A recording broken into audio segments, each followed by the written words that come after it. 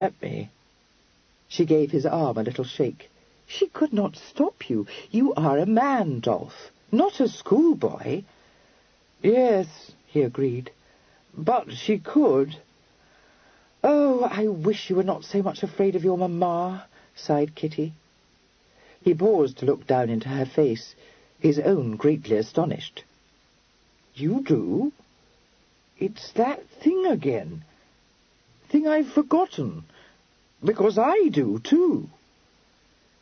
She perceived that it would be fruitless to pursue this subject. She said instead, "Why did your mother urge you to bring me for this drive?" A deep sigh shook him.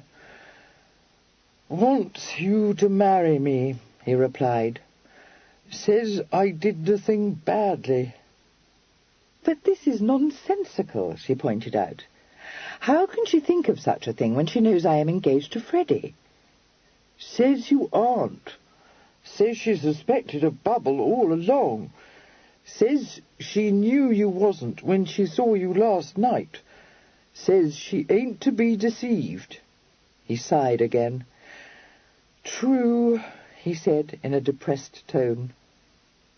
Miss Charing's arm had stiffened. She said carefully, "She is quite out this time, however. Of course I am engaged to Freddie. Why should she suppose it is a bubble?" Dolphinton wrinkled his brow in an effort of memory. "Something to do with Jack," he produced. "It don't make sense, which is why I can't remember it. I remember things very well in general, but not when I don't understand them." "Well, it is a very good thing that you don't remember foolish things," said Kitty warmly.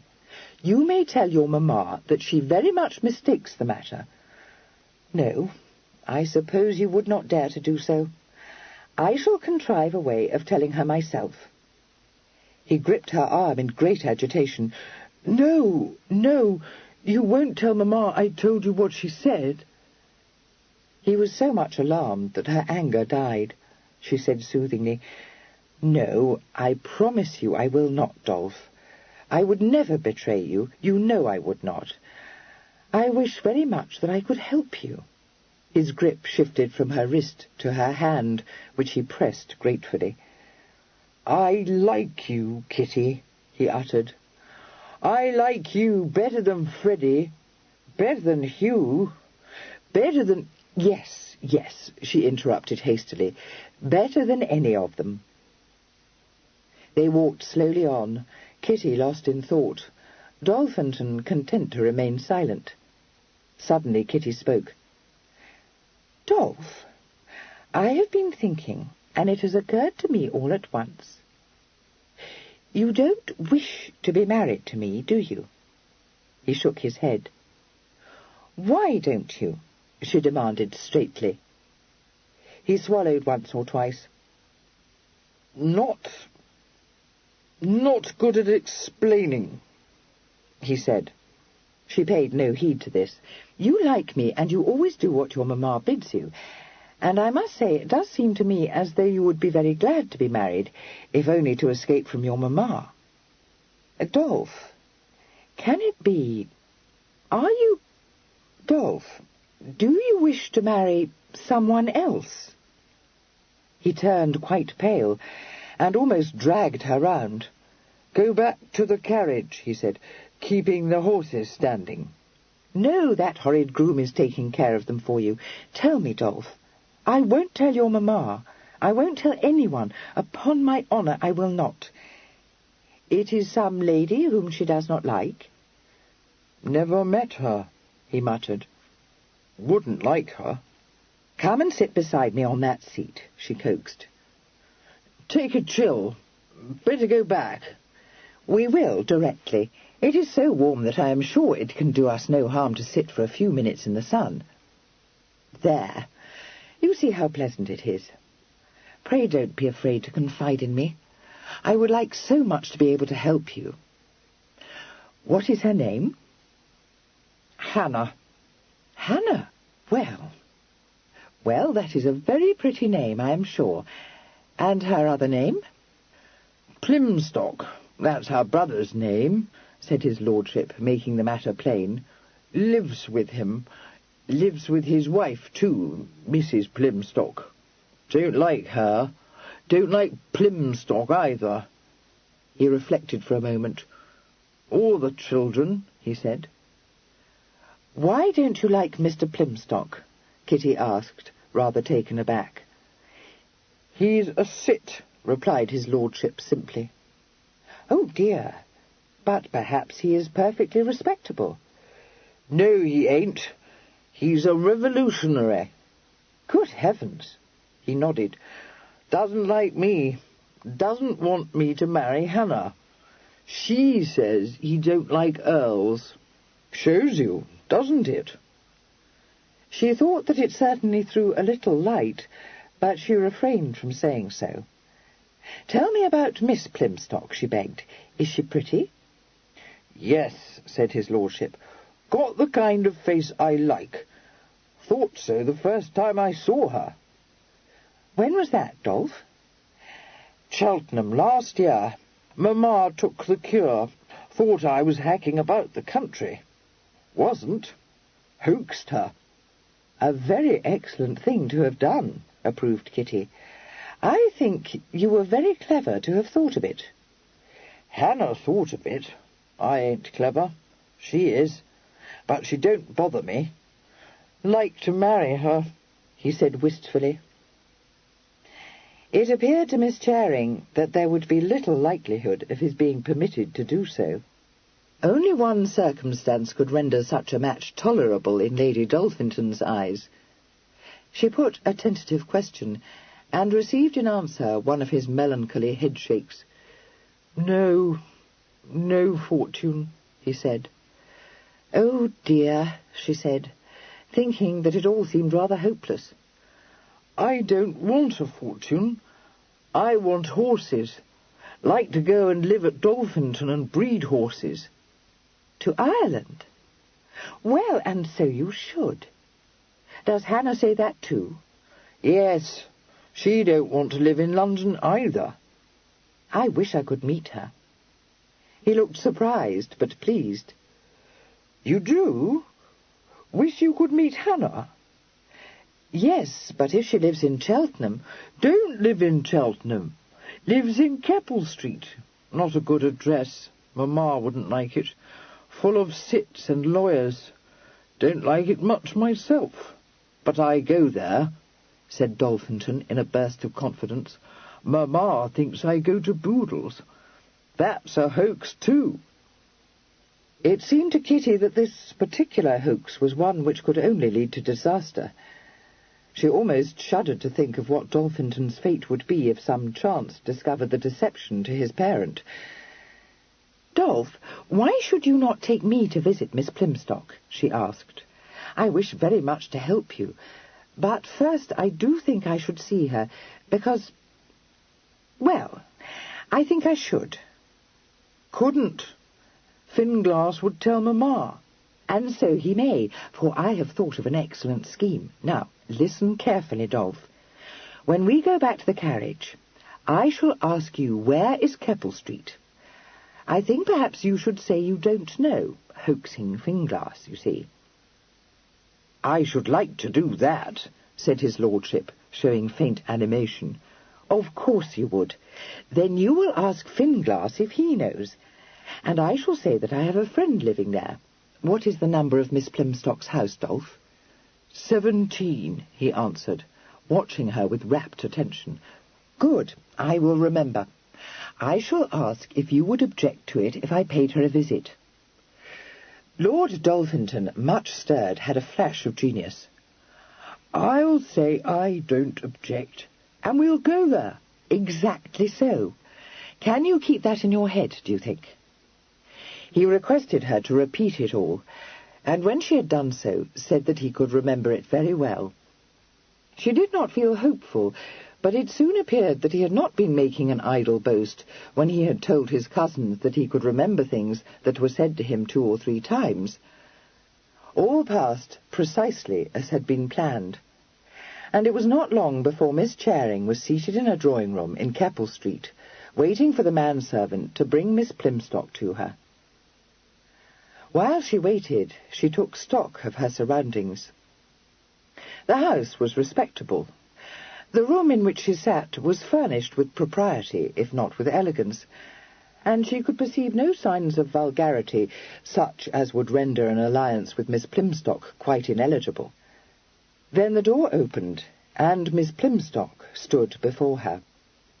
Miss Charing suffered a severe shock, and as she put out her hand, realized that Dolphinton must have formed a greater passion than she had supposed to be at all possible.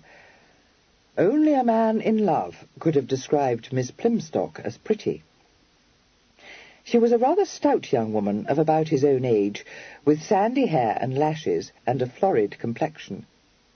While there was nothing repulsive in her appearance, few persons would have gone so far as to have said that she was even passably good-looking. Upon Dolphinton's performing the introduction, which he did as soon as he had been prodded by Kitty, she shook Kitty's hand heartily and said in a blunt, but by no means ungenteel voice, "How do you do? I'm very happy to make your acquaintance, for I know of you from Foster here, and I can tell he likes you." She then kissed his lordship's cheek, and patted him in a motherly way, told him to sit down and be comfortable, and turned again to Kitty.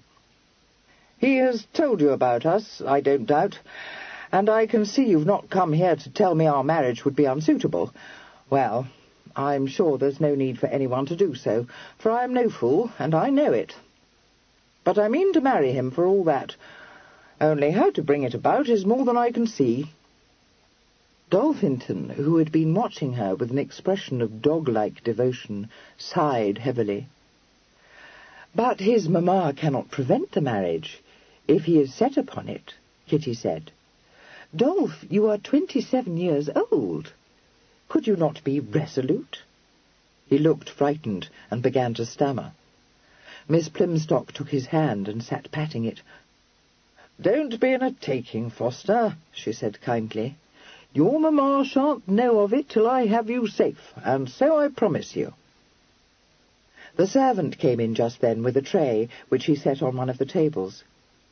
Miss Plymstock rose and said, "Now you shall have a glass of the Madeira wine you like and sit drinking it by the fire, while I take Miss Charing to my bedchamber. Sister's out, so no one will come in to disturb you, and if your mamma should ask you about your visit here, you may say that Miss Charing and I went off together and left you alone, and she will be satisfied."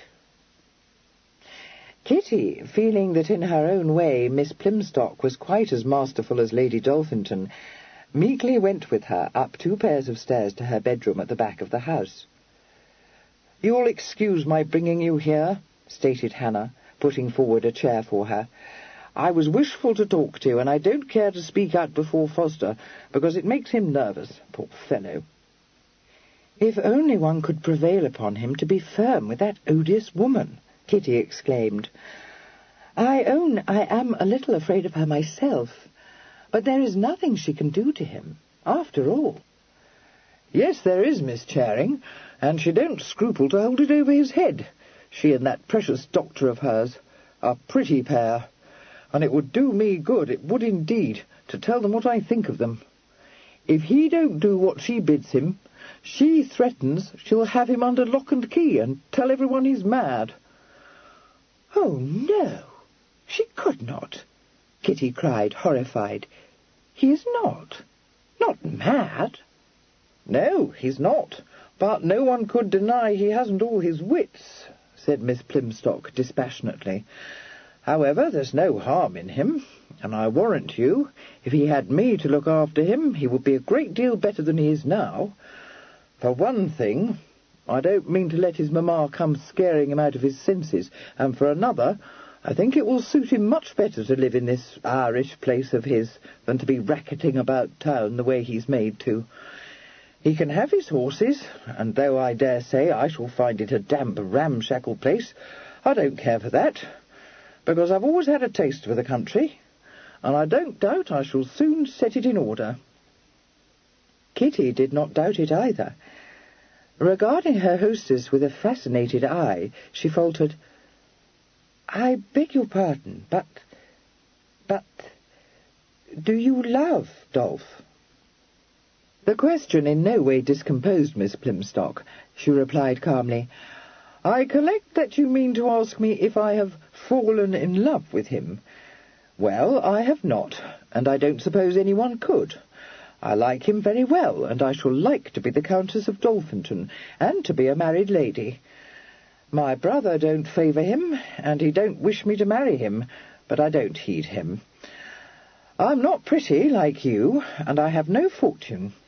It isn't likely I shall receive another offer." She met Kitty's eyes squarely, and said in her forthright way, "I am not his equal in station, and I don't pretend I am. But you might say he wasn't fit to marry anyone. I promise you this. I mean to take good care of him, and to make him happy. Poor Foster." Kitty stared at her, her brain working swiftly. Secluded though her life had been, she was well aware that there was perhaps no one amongst Dolphinton's relations who would not be shocked by such an alliance as this. Even Freddie, good-natured though he was, would frown upon it, she thought, recalling his disparaging remarks about the late Mr. Yelding. In the eyes of society, Dolphinton's peculiarities were outweighed by his birth. The enjoyment of a substantial fortune was the only thing that could render Miss Plimstock eligible, and she had no fortune at all. But Kitty, looking at that homely countenance, could see poor bewildered Dolphinton happily ambling round his Irish bog, ruled, certainly, but kindly, and as certainly protected from his mother's disturbing influence. She drew a breath and said, "I'll help you." Miss Plimstock's already high colour deepened to a rich beetroot. "You're very obliging. I'm not one to wrap things up in clean linen, so I'll tell you I know how he was made to offer for you, and what you said when you rejected him, and it made me think you was a nice girl, and one I'd be glad to meet. Once his ring's on my finger I shall know what to do, for I'm not afraid of any of them, but the thing is how to get it there. You must know, Miss Charing, that he's got a set of spies round him that carry tales to his mamma. I don't doubt she's told them he's a trifle queer in his head. Well, if Sam, that's my brother, would lend me his aid, I could maybe do the thing, but he won't, for he don't like Foster, and he would be glad to match me with a friend of his own, if he could do it. What he says is, an earl's all very well if he's affluent, but one like Foster, with a weak head and no fortune, is a bad bargain. But to my way of thinking, he's a better bargain than a tea merchant with snuff all over his waistcoat and 1 foot in the grave, even if Mr. Muthill was to offer for me, which I'll lay my life he don't mean to do." "Exactly so," said Kitty faintly. "I've thought of Gretna Green," pursued Miss Plimstock, "because banns won't serve. If her ladyship didn't discover we had put 'em up, Sam would, for he keeps a close watch on me. I know it ain't the thing to be married across the border—" "No, pray do not do that," Kitty interrupted, much shocked. "I can't do it, because it would cost a deal of money, and her ladyship don't allow Foster more than a pittance. And it wouldn't be good for Foster to be chasing to Scotland for as much as 3 days, I dare say, thinking all the time his mamma was on his heels," replied Miss Plimstock, with unshaken calm. "Oh, I am persuaded it would be very bad for him. We must think of a better scheme than that." "But can you?" asked Miss Plimstock. "Yes. Between us we must be able to do so. I own I do not immediately perceive how it is to be contrived, but I mean to think very particularly about it. It will be best if Lady Dolphinton believes him to be obedient, I think. She is the most absurd creature. I dare say you are aware that she has compelled him still to angle for me. Should we not turn this to account? Recollect, if she knows him to be in my company, she will be satisfied. Something may suggest itself. It must do so. If you do not object, I will encourage him to be a great deal in my company, and though it will go sorely against the grain with me, I'll let her think I am not wholly averse from his suit. I'm agreeable, said Miss Plimstock, but maybe this cousin Freddie of Foster's won't like it. Freddie? It has nothing... I mean, Kitty corrected herself hastily, he will have not the least objection, I assure you.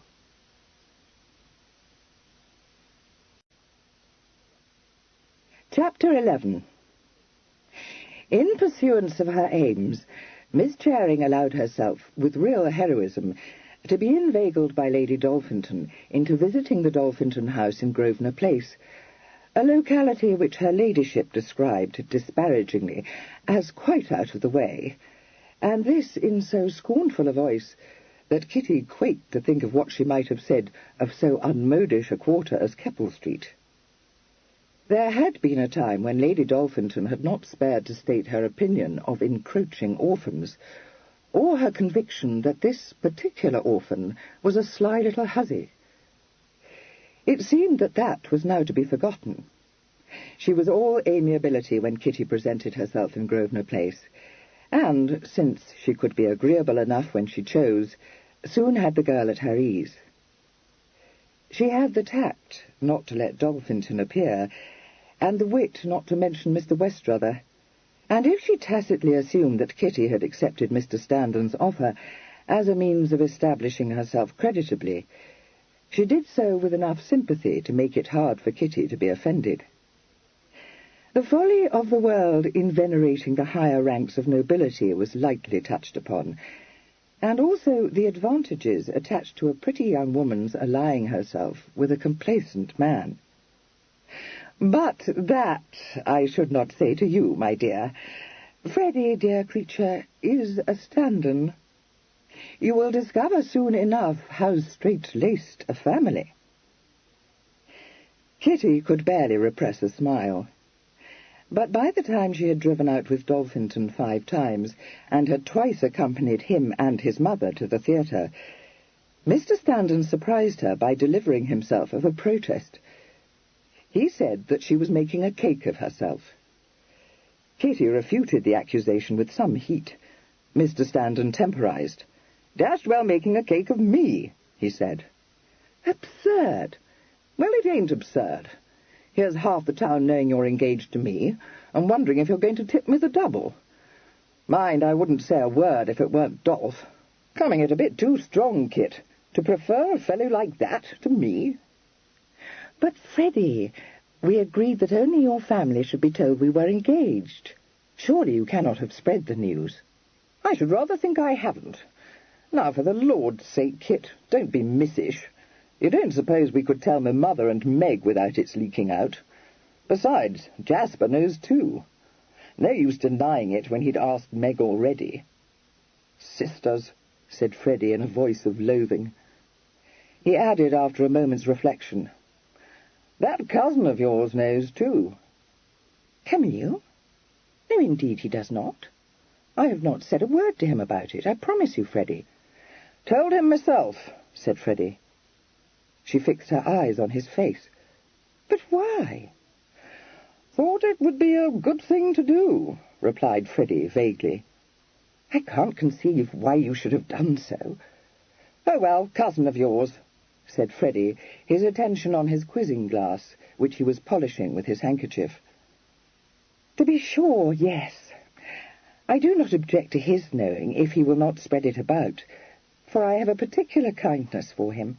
He is a delightful man, don't you think, Freddie?"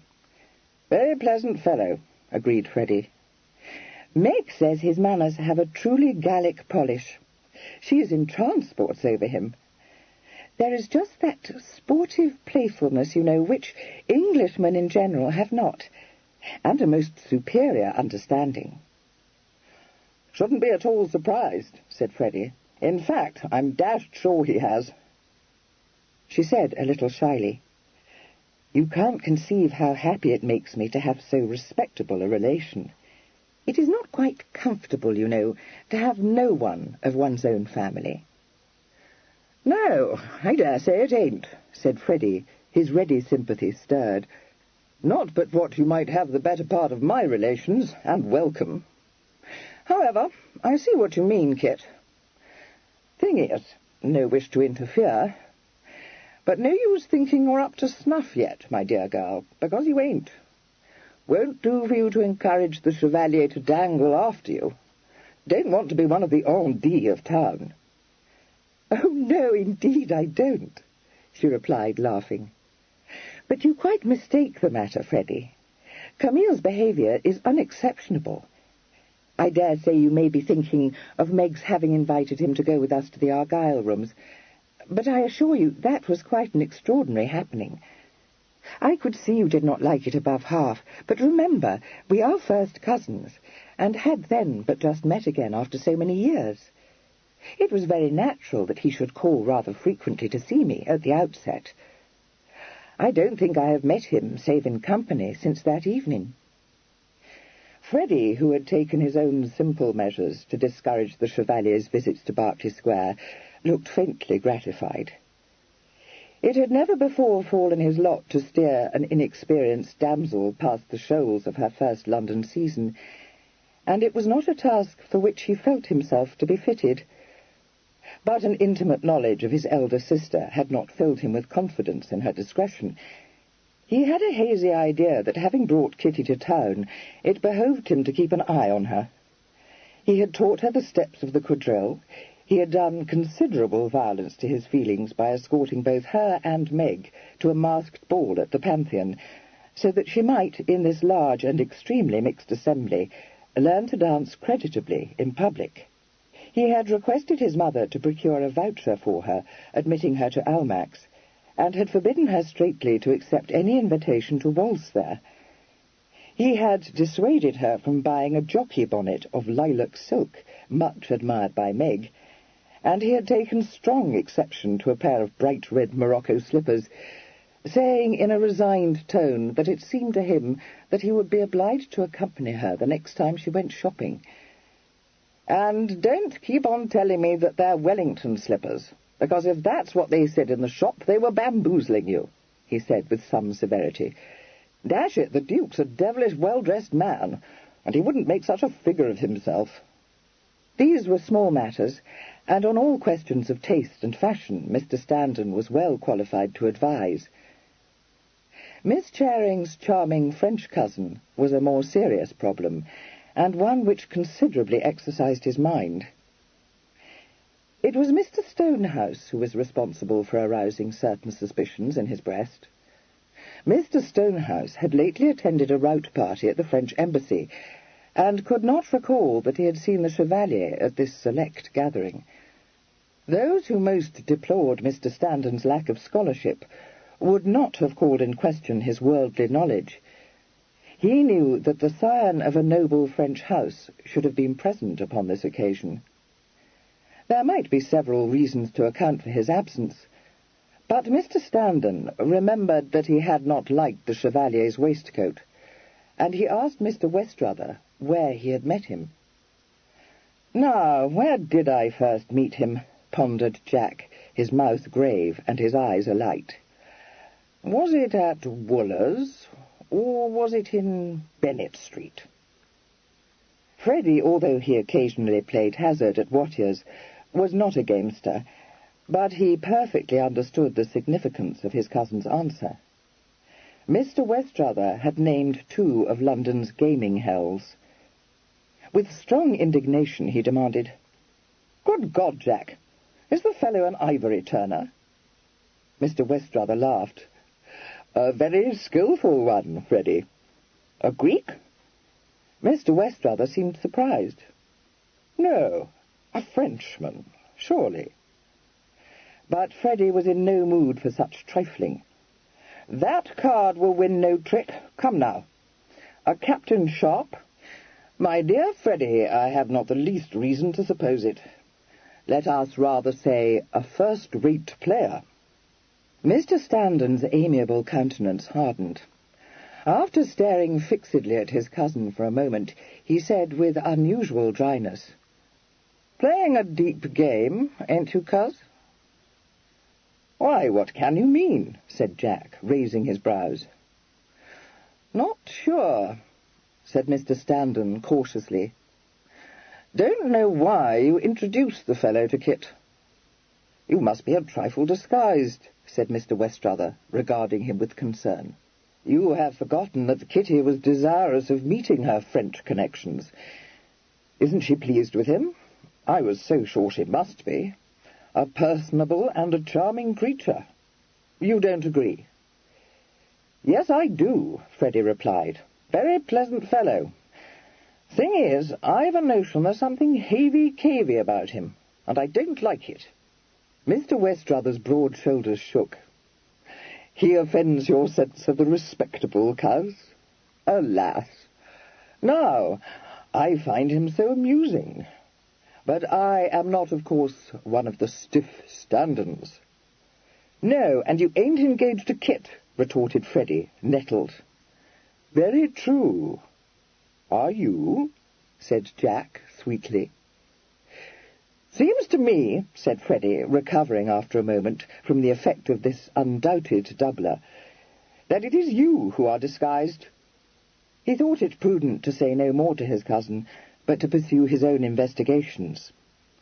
These led him in due course to seek counsel of his father, whom he met one day in St. James's Street, and who exhibited great surprise at seeing him, saying that he had supposed him to have gone out of town again. But this shaft went wide. Freddie eyed his satirical parent in mild bewilderment, and said reasonably, "Can't have thought that, sir. Dash it, met you at Meg's 2 nights ago." Lord Ledgerwood sighed. "You have your own armour, have you not, Frederick? Of course, I should have known better." "Offended you, sir?" asked Freddie intelligently. "Not at all. How came such an idea as that into your head?" "Notice more than you think," said Freddie with simple pride. "Never call me Frederick except when I've vexed you." "Almost you encourage me to look forward to a brilliant career for you," said his lordship, impressed. "Shouldn't think so at all," said Freddie decidedly. "Wouldn't suit me. Besides, we don't need 2 clever coves in the family. Mean to leave that sort of thing to Charlie." "You going anywhere, sir?" "Merely to White's." "Come with you," said Freddie. "Been thinking lately I'd like a word with you." "Surely not," countered Lord Ledgerwood gently. "I do not live in the Antipodes." Freddie puzzled over this, and said after a moment, "Dashed if I see what that has to do with it, sir. You roasting me? I wish you won't, for I ain't in a funning humour." "Children going on well? Dare say you might not have noticed it, but I haven't been in Mount Street this age. Never seem to have any time to do anything but look after Kit. If it ain't seeing to it that Meg don't persuade her into buying a shocking bonnet, it's driving with her all over London and showing her a lot of tombs and broken-down statues I wouldn't think anyone would want to look at, let alone pay to look at." Fascinated, his father said, "Is that what you have been doing?" "I should rather think it is. Yes, and that's put me in mind of another thing I wanted to say to you. This British Museum they talk so much about. You know what, sir? It's a dashed take-in. Ought to do something about it. Why, if Kit hadn't happened to have a deuced good book with her, we should have been bit like a couple of green 'uns." "My dear Freddie," said Lord Ledgerwood, tucking a hand in his arm, "come into the club and tell me about it." "Well, I will," Freddie replied, "though that ain't what I chiefly want to say to you. Find myself in a bit of a fix, at least. Shouldn't wonder at it if I do find myself in one. Had a notion I might do worse than consult you." "You might. Much worse," said his lordship. "But first I must and will hear about the British Museum." He then led his son into the club, found a quiet corner in the morning-room, and bade him unburden his soul.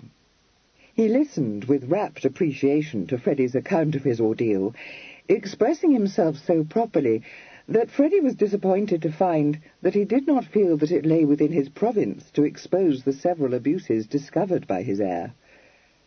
When he further disclosed, apologetically, that the question of the acquisition by the nation of the Elgin marbles was to come up before both houses that very session, Freddie was shocked and incredulous, and for several minutes forgot the real purpose of this interview. It was not until he had been soothed by a glass of very dry sherry that he remembered it, and then he said, without the smallest preamble, "You know the Chevalier Devereux, sir?" "I have not that pleasure," responded Lord Ledgerwood. "Thought as much," nodded Freddie. "It don't prove anything, of course, because he's a young man, and I dare say you might not know him. Ever hear of the family?" "No." "Smoky," said Freddie gloomily. Lord Ledgerwood presently interrupted his meditations. "Who is this gentleman, Freddie?" "Cousin of Kit's. She likes him. Mended a doll for her once, or some such stuff. Claude chopped its head off. Sort of thing he would do, come to think of it." "Am I to infer that you don't share Kitty's liking for the Chevalier?" "Wouldn't say that," replied Freddie, rubbing his nose. "Very pleasant fellow. But you know how it is. Can't be on the town without learning to know a flat from a leg." "I am happy to hear you say so. Tell me more of this leg." No, he ain't a leg. At least, I don't know that he is. Shouldn't think it's as bad as that. Jack's too downy to play cards with the leg, but he ain't a flat either. Dare say you might not have noticed him, but he was at Meg's party t'other evening." "Are you talking of a handsome young exquisite in a coat of pronounced cut and an over-large tie-pin?" "That's the fellow," said Freddie. "Good air, good address.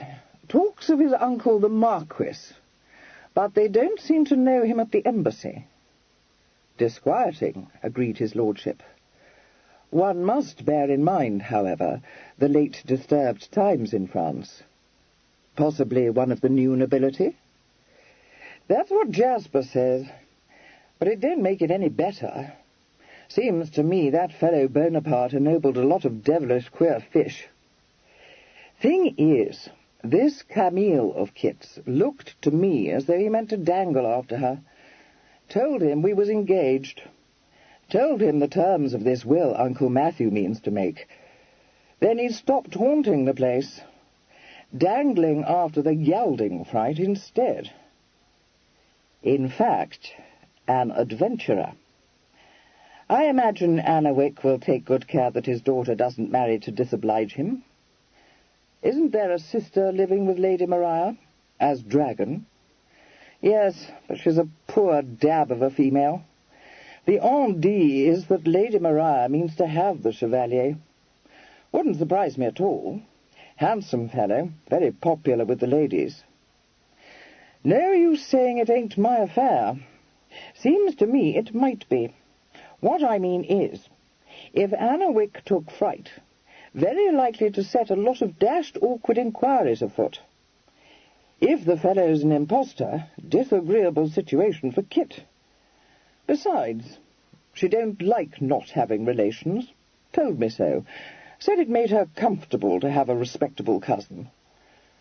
Ought to do something about it." Lord Ledgerwood, who had been listening to him with much more interest than he was wont to accord him, said, "I expect you ought, Freddie, but precisely what you should do, I confess I don't immediately perceive." Freddie looked surprised. "Don't see any difficulty about that, sir. If he's a loose fish, nothing for it but to get rid of him." Lord Ledgerwood's eyes widened a little. "I trust you are not proposing to fight a duel, Freddie?" "Lord, no. Cork-brained thing to do. Pack him off to France again. That's the dandy." "An excellent scheme, if you can bring it about." "Dare say I shall think of a way," said Freddie. He observed a curious expression on his father's countenance, and said with slight concern, "Anything amiss, sir?" "No. "Oh, no," replied Lord Ledgerwood, recovering himself. "I almost believe that you will think of a way, for I perceive that you have depths hitherto unsuspected by me, my dear boy. Tell me, if you please, if I am correct in assuming that my part in this is to discover for you, if I can, who and what is your chevalier." "That's it," said Freddie, gratified by such ready understanding. "Very much obliged to you, if you would, sir." "I will do my poor best," bowed his lordship. "Meanwhile, permit me to congratulate you upon the change you have wrought in Kitty's appearance. I collect that yours has been the guiding hand. Alas, I knew when I saw her the other evening that my poor Meg could have had little to say in the choice of her apparel." Freddie looked pleased. "Elegant little thing, ain't she?" His brow clouded. "Shouldn't have worn those topazes, though. Wouldn't let me give her a set of garnets. Pity."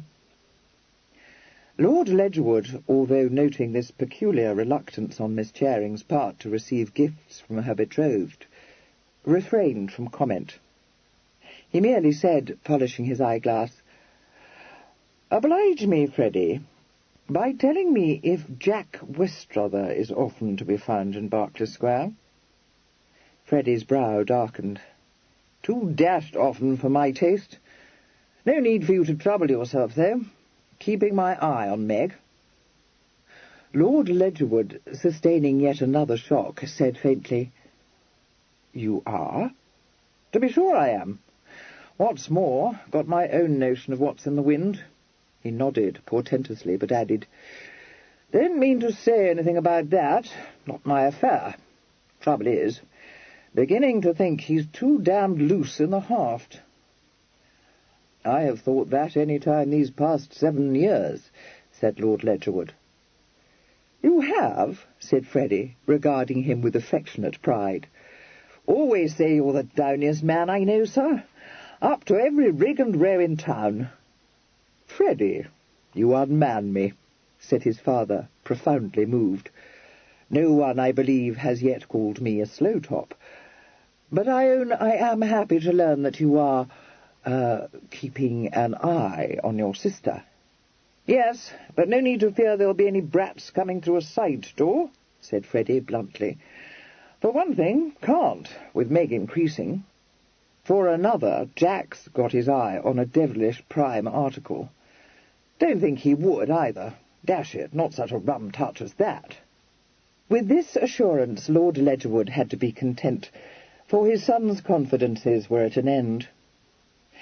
Freddie saw no reason to inform his parent that he had been thunderstruck to discover that Miss Charing had, by means unknown to him, become acquainted with the damsel whom he had no hesitation in designating a prime article.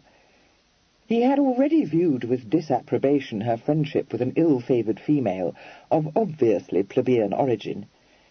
His feelings when he called in Berkeley Square and found his affianced bride entertaining Miss Broughty held him spellbound upon the threshold, his jaw dropping and his eyes starting from his head. When Miss Broughty presently took her leave, he nerved himself to expostulate with Kitty, representing to her that to be striking up an acquaintanceship with the daughter of a lady whom he did not scruple to call an abbess, if ever he saw one, could in no way add to her consequence. "It won't do, Kit. Take it from me." To his intense discomfiture, he came under the beam of Miss Charing's wide-eyed, inquiring gaze. "What does an abbess signify, Freddie?" she asked. He was thrown into disorder and replied hastily, "Never mind that. Wouldn't understand if I told you. Thing is, the woman's putting that girl up to the highest bidder. Oughtn't to say such things to you, but there it is." "I know she is," responded Kitty calmly. "She is quite the most odious woman imaginable. I'm so sorry for poor Olivia. Indeed, Freddie, you would pity her if you knew the whole." "Yes, I dare say I should. No harm in being sorry for her, but it won't do to be making a friend of her." "But, Freddie, surely there can be no objection. Though we may dislike Mrs. Broughty, Olivia's birth is respectable. for she is related to Lady Batterstown, and she, I know, is a friend of your mamma's." Freddie sighed. "Trouble is, Kit, you ain't been on the town long enough to know the ins and the outs. Oliver Broughty was a dashed loose screw, by all I've ever heard, and it don't make a ha'porth of odds if he was some kind of a third cousin to Lady Batterstown, or if he wasn't. In fact, he was. But it's what I was telling you t'other day. Every family has its scaff and raff. We have. Thing is, don't foist 'em on the ton." Kitty wrinkled her brow. "It is true that Lady Batterstown seems not to have been very kind to the Broughtys. One cannot but feel that had she but befriended Olivia, the poor girl might have achieved a very creditable alliance, for you cannot deny, Freddie, that she is most beautiful." "That ain't enough," said the worldly wise Mr. Standen. "Well, but it seems as though sometimes it is," argued Kitty. "Olivia has been telling me about the beautiful Miss Gunnings, who were no better connected than she is, and yet, when their mamma brought them to London, they took the town by storm, and one of them married 2 dukes. "No, really, Kit," protested Mr. Standen, "doing it too brown. Couldn't have." "But indeed she did. First she was married to the Duke of Hamilton, and when he died, she married the Duke of Argyll." "Oh, when he died," said Freddie, glad to have this point elucidated. "No reason why she shouldn't. Not but what this little ladybird won't marry a duke, let alone a couple of them.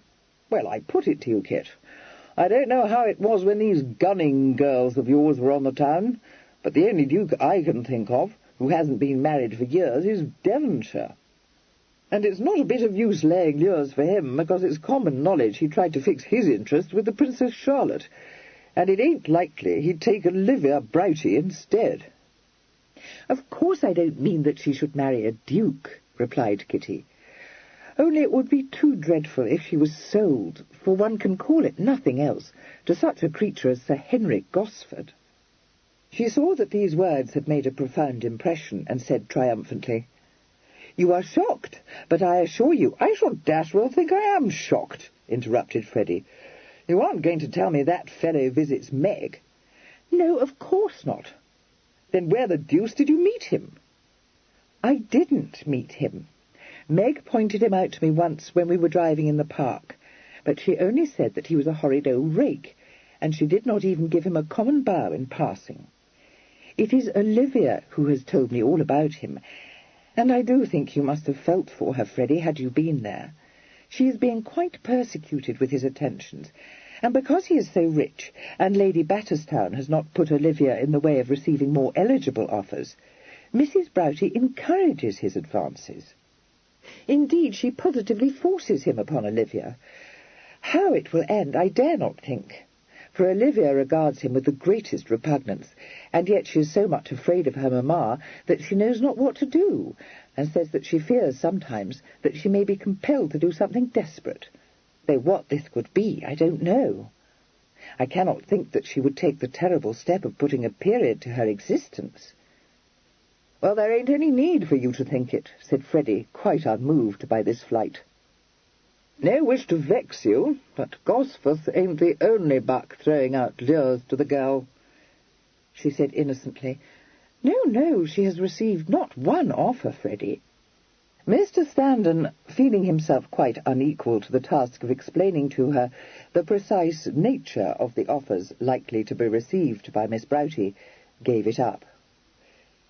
He might have pointed out that dazzling beauties, unaccepted by the ton, and permitted to appear in public, accompanied only by a cousin of unmistakable vulgarity, who showed only too ready a disposition to efface herself if a modish buck ogled her charge, did not commonly achieve brilliant alliances, but on the contrary were more in the habit of being offered carte blanche by such connoisseurs as Mr. Westrother.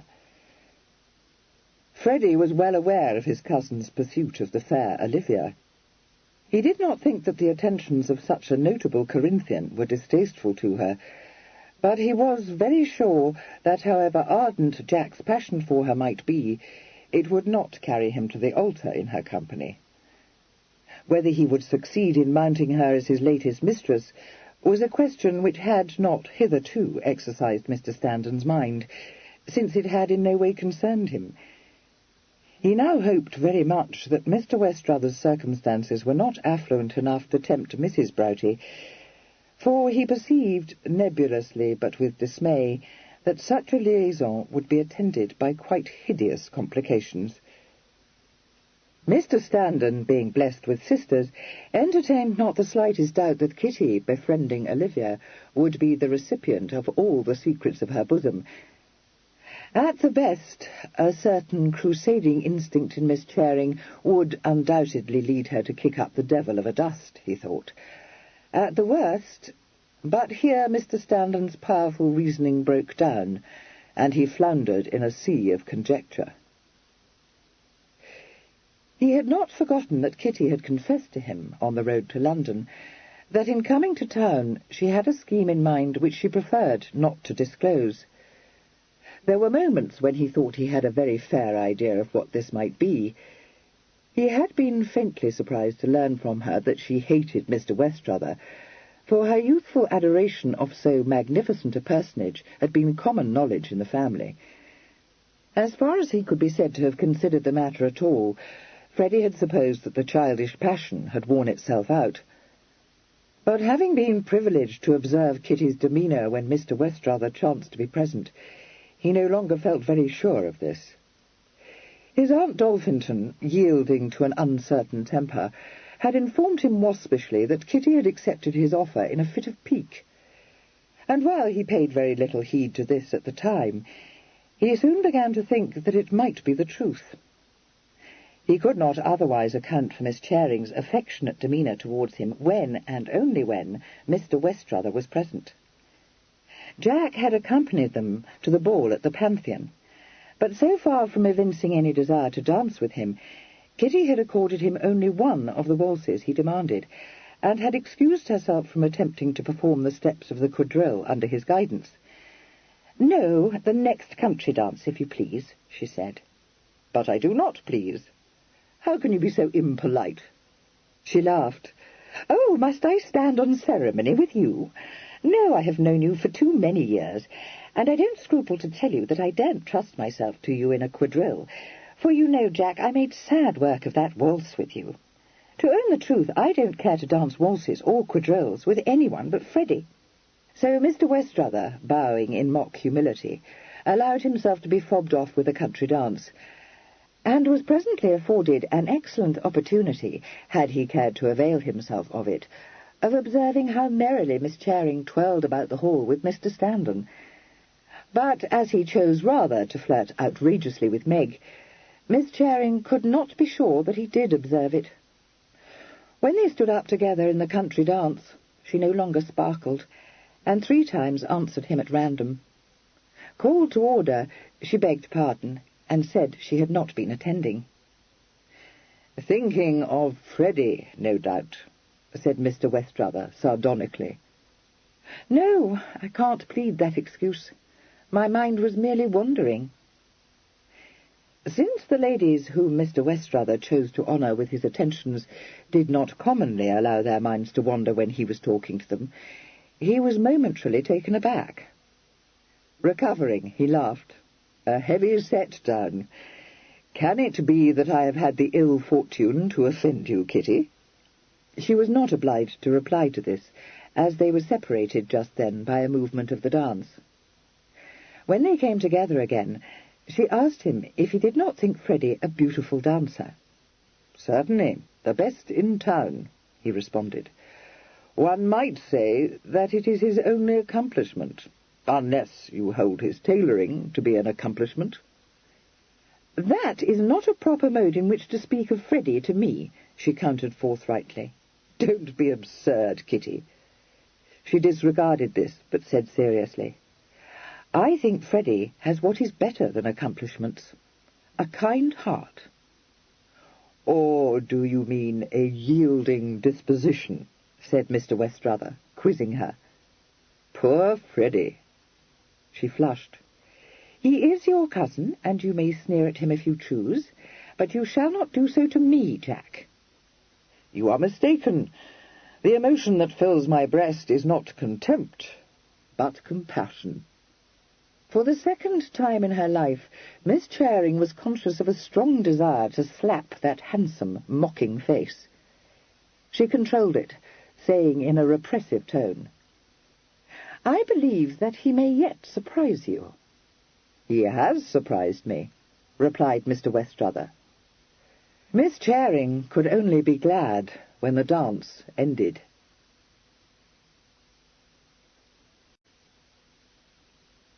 Chapter 12. Kitty, however much Mr. Westrother might disconcert her, was not ill-pleased by the results of her strategy. She had certainly arrested his attention. If he disbelieved the story of the engagement, and he gave every sign of disbelieving it, the tacit refusal of both parties to it to own the truth, coupled with Kitty's apparent lack of interest in his activities, compelled him to alter his tactics. He did not doubt his ability to put an end to the comedy at any moment of his own choosing, for he was well aware that she had adored him for years. But he did not mean to let her or his great-uncle Matthew dictate terms or force his hand. Nothing in his life had annoyed him more than Mr. Pennycook's ultimatum. He certainly meant to marry one day. He as certainly meant country-bred, innocent Kitty to be his wife, believing that either to him or to her would Mr. Pennycook's fortune be bequeathed. But he was not a pawn on any chessboard of Mr. Pennycook's making, and, for he was a gamester, he would have foregone every penny of that considerable fortune rather than have obeyed such a summons as he had received. Moreover, he was betting upon a certainty. Kitty was his for the lifting of a finger. He feared no competition from any one of his cousins, and if he had been surprised to learn of her engagement to Freddie, it had been momentarily. An instant's reflection showed him what must have been her reason. He was amused by it. He could even appreciate it. And although he meant to punish her a little, he bore her no ill will for such a flash of spirit. But however negligible a rival Freddie might be, Mr. Westrother was not so lost in self-esteem that he did not recognize the danger of Kitty's succumbing to the flattery of other and more personable suitors. A pretty girl, and Mr. Westrother had been surprised to discover how very pretty Kitty could be when she was tricked out in all the elegancies of fashion, presented to society by the Standards, carrying with her the aura of large expectations, would not lack admirers. However much Mr. Pennycook might pride himself on abiding by his pledged word, Jack would not have wagered any considerable sum on the chance of his abiding by it, were Kitty to present herself at Arnside on the arm of a really brilliant suitor. Mr. Westrother, introducing the Chevalier d'Evron to her in a spirit of pure mischief, had his own reasons for discounting danger from that quarter. Her encouragement of Dolphinton's absurd attentions he did not understand, but was able to shrug away. There were other bachelors, by far more eligible, whom it would be unwise to despise. One in particular, a youthful peer, had shown unmistakable signs of developing a tendre for so lively and unaffected a damsel, and a noted connoisseur, not indeed in the first blush of his youth, but none the less attractive for that, had not only solicited her to dance upon the occasion of her debut at Almack's, but had followed up this mark of his approval by sending her flowers upon the next day. It was time for Mr. Westrother to move, even though he had no intention of dancing so easily to the tune of Miss Charing's impertinent piping. It was one thing to be amused by the schemes of a child he had known from her cradle days, quite another to yield to them. He could sympathize with her desire to visit London, but he would have been better pleased had she remained, rather like a sleeping beauty, at Arnside. Marriage in the immediate future he wished to avoid, but if Kitty doubted his intention to make her ultimately his wife, it would be as well to fix his interest securely with her. None knew better than he how to charm and to tantalize until his victim had no eyes for another than himself. His conquests were many, and if no lady had actually died of unrequited love, One at least, but it was generally acknowledged that her sensibility was immoderate, had suffered a decline on his account. The appearance on her horizon of an even more captivating admirer had happily arrested the fell disease, but anxious parents took inordinate pains to shield their susceptible daughters from the fleeting attentions of a most destructive flirt. Sustaining 2 set-downs from Miss Charing, who twice found excuses for refusing invitations to drive out with him in the curricle drawn by his famous chestnuts, Mr. Westrother sent her, by the hand of his groom, a ravishing fan of ivory, pierced, gilded, and painted with delicate medallions by the hand of Angelica Kaufmann. Accompanying this gift was a letter so adroitly phrased that Kitty knew not how to refuse the fan.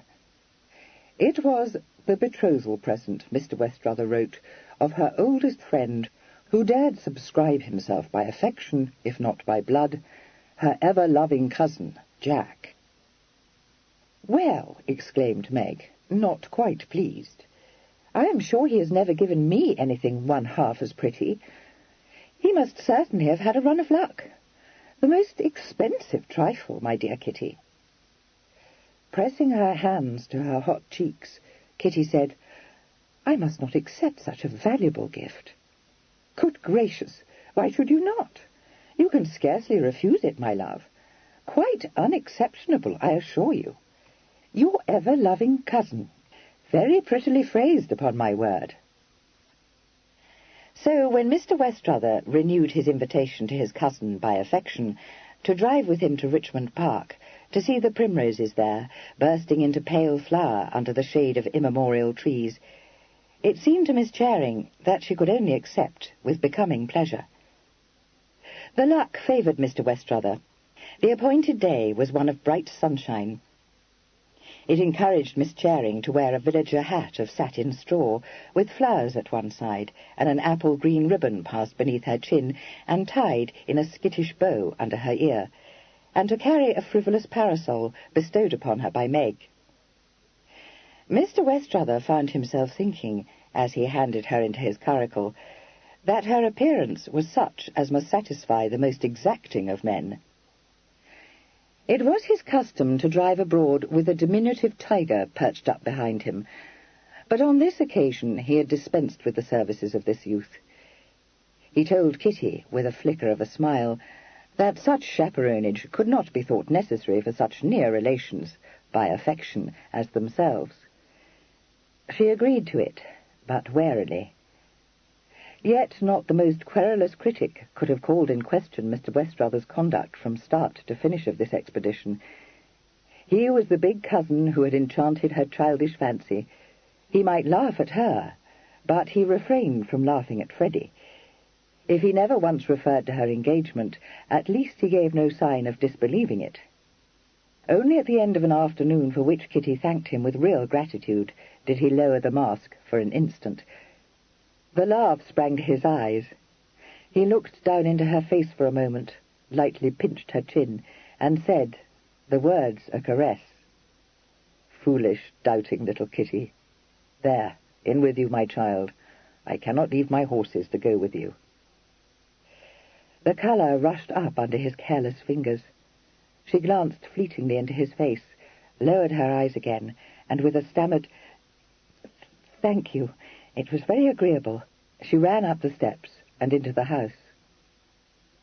He drove away very well satisfied, thinking, too, that the country cousin was unfurling new and charming petals. He let 2 days pass, and then called one morning in Berkeley Square to invite both ladies to go with him to Sadler's Wells on the following evening, so that Kitty might see the great Grimaldi in a revival of his very successful pantomime, Mother Goose. Though Meg might cry out against so unsophisticated an entertainment, Mr. Westrother knew Kitty well enough to be sure that she would revel in it. Had it been possible, he would unhesitatingly have taken her to Astley's amphitheatre, and would himself have derived a good deal of amusement, he thought, from watching her awe and delight at grand spectacles and equestrian displays. But the amphitheatre, like its rival, the Royal Circus, never opened until Easter Monday, by which time, Mr. Westrather trusted, Kitty would have returned to Aunt's side. Meg's butler, admitting him into the house, informed him that her ladyship had driven out, but that Miss Charing, though about to take the air with a friend, was in the small saloon. He then escorted Mr. Westrather to this apartment, and, all unwitting, subjected him to a severe shock. "Mr. Westrather," he announced, and went away, leaving Mr. Westrather on the threshold, a little rigid, the lazy smile frozen on his lips. There were 3 people in the room. There was Kitty in a mulberry bonnet and pelisse, engaged in working her fingers into a pair of new gloves. There was Freddie, standing with his back to the fire. And there was Miss Broughty, radiant in pale blue merino with swansdown trimming and a swansdown muff. It was only for an instant that Mr. Westrather was shocked into immobility. Before Kitty, turning to greet him, had time to observe his stupefaction, he had recovered himself and had moved forward, saying with perfect sang-froid, "I collect that I have not chosen my moment well. You are going out. Never mind. My errand is soon discharged." "Yes, Miss Broughty is so kind as to give me her company," she replied, shaking hands with him. "We mean to walk in the park and see how the daffodils and the crocuses come on. Olivia, pray allow me to introduce Mr. Westrather to you." "Unnecessary," he said coolly, advancing towards Olivia and holding out his hand. "I already have the honour of being acquainted with Miss Broughty. How do you do?" This announcement was productive of only the mildest surprise in Miss Charing. But when she glanced towards her friend, she was astonished to see her face suffused with blushes. Miss Broughty looked up and looked down, stammered something inaudible, and barely permitted Mr. Westrather to touch her hand before tucking it away again in her muff. Such conduct, even in a girl unused to society, seemed strange. Kitty wondered if Jack could, in some way, have offended Olivia. She knew him to be occasionally arrogant, and had just decided that he must have wounded Olivia's susceptibilities with some slighting look or remark, when she chanced to catch sight of Freddie. The elegant Mr. Standen bore all the appearance of one who has been stuffed. His gaze being so glassy, his face so totally devoid of expression, that one glance in his direction was enough to convince Kitty that she had stumbled upon a mystery he would have been very glad to have kept hidden from her. Only a short time earlier she would certainly have demanded an explanation, but her little stay in London had already taught her to command her tongue. Seeming not to notice Olivia's confusion, she said, "And what is your errand, Jack?" It was soon disclosed. She could not answer for Meg's willingness to go to Sadler's Wells, but she said that for herself she would be all happiness to accept. She then shook hands with both gentlemen, unmistakably dismissing them, and swept Olivia off for their proposed walk in the park. Alone with Mr. Standen, Mr. Westrather said sweetly, "Would you care to explain to me, my very dear coz, how I come to find that charming ladybird on terms of intimacy with Kitty?" "Yes, I didn't fancy you'd like it overmuch," replied Freddie. "Nothing to do with me. Don't imagine I introduced her to Kit, do you?" "The notion, I own, had presented itself to me," said Mr. Westrather. "Well, I didn't," said Freddie. "Dashed bacon-brained notion to take into your cockloft. For one thing, not acquainted with the girl myself. For another, not the sort of girl I would introduce to Kitty." He thought this over for a moment, and then said scrupulously, "What I mean is, won't be, if she pays any heed to the lures you've been throwing out to her this age past. Look to me as though she well might. Pretty little bit of muslin, but hen-witted." "I thank you," Mr. Westrather said sardonically. "If not to you, Freddie, to whom are my thanks due for this clever touch?" He perceived that he had bewildered his cousin, and added impatiently, "Well, Who made Kitty known to the girl her perfidious cousin Jack has made the object of his attentions?"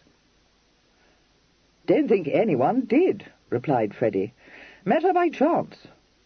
Know what I think?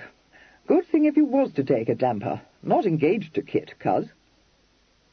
Those very blue eyes glinted at him. "I might make the obvious retort, Freddie, but I won't." The two ladies in question, meanwhile, were treading briskly down one of the paths in the park, their hands tucked in their muffs, and their pelisses fastened tightly up to their throats. For although the sun shone, encouraging daffodils to burst from their sheaths, an east wind blew strongly. "Dear Miss Charing, if you knew the solace it is to me to be in your company," Olivia said, "I should not repine. I know that Mamma has made many, many sacrifices to make this visit to the metropolis possible. But, oh, I was happier by far at home with my sisters." Kitty was already aware of the existence of Amelia and Jane and Selina, and she uttered a murmur of sympathy. She was not of an age fully to comprehend the anxieties of a mother indifferently blessed with 4 daughters, but she understood from Olivia that these were acute. Dear Papa, it seemed, had not left his family in affluent circumstances, but he had certainly endowed them with good looks, a commodity in which they had been bred from earliest youth to trade to the best advantage. Only Jane, they feared, was bookish, and Amelia showed a dreadful tendency to freckles.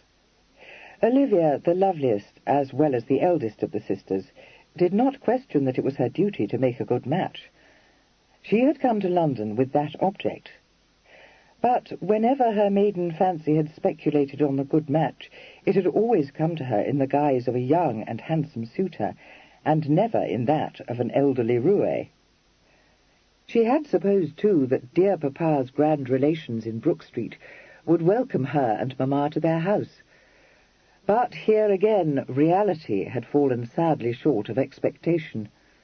Repulsed by the Batterstons, Mamma had been obliged to accept the hospitality of her sister, living in Hans Crescent, and however good-natured Mrs. Scorton might be, she had no entree into the world of fashion, and was undeniably vulgar. Not for Miss Broughty the select gatherings at Almack's, the ton parties, the box, when the season began, at the Italian Opera. Mamma, skirmishing round the fringes of society, had achieved 1 or 2 genteel invitations for her daughter, but none of them led to the triumphs she had so confidently predicted. As for taking the town by storm, as the beautiful Gunning sisters had done 65 years earlier, either times had changed, or there was some peculiar virtue attached to pairs. "But Amelia is not yet 16, Olivia explained seriously, "and the expense, besides, could not have been met." It seemed to Kitty a pity that her new friend's mind was set so irrevocably upon marriage, but her suggestion that Olivia might seek an eligible situation as a governess met with no favour at all. Olivia stared at her with dismay in her big eyes, and unequivocally stated her preference for death. Upon reflection, Kitty was obliged to own that she was scarcely fitted for such a post. Her intellect was not superior, and her education was scanty. She had great sweetness of temper, a biddable disposition, and sufficient refinement to shrink from the machinations of her mamma and her cheerful, loud-voiced cousins. But the more Kitty saw of her, the less she was able to believe that that lovely exterior hid the slightest strength of character.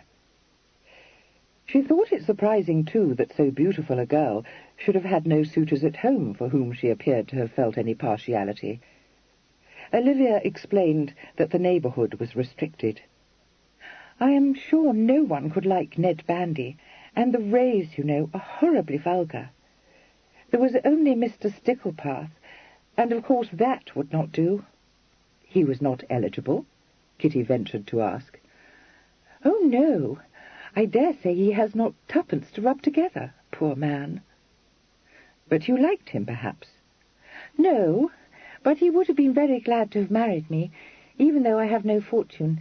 Because his housekeeper is lately dead, and he does not know how to go on, and I can dress meat neatly and cheaply, besides being able to sew and to iron better than the washerwoman." The vision of an impoverished but romantic young lover died stillborn. Daunted, Kitty said, "And there was no one else, no one at all. I declare it must be as dull as my own home, and I had thought that nothing could be." "Only young Mr. Drakemire," said Olivia. "He is rather stout, but very genteel. He stood up twice with me at the assembly, but the Drakemires, you must know, live at the big house, and Lady Drakemire did not at all like his seeming to admire me, so he did not take me out driving as he said he would. Mamma scolded, but indeed it was not my fault. I said everything she told me to, but it wouldn't serve."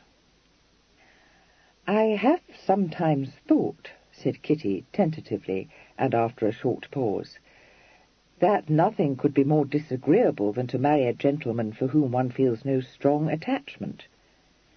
"No, indeed," Olivia sighed. "I could not do it. In fact, I would liefer by far die unwed." "Would you?" said Olivia wistfully. "But then, dear Miss Charing, our circumstances are so different. You have all the comfort and consequence of fortune." "No, I assure you I have not. I am wholly dependent upon the generosity of my guardian. I do not exaggerate when I say I have not a penny in the world."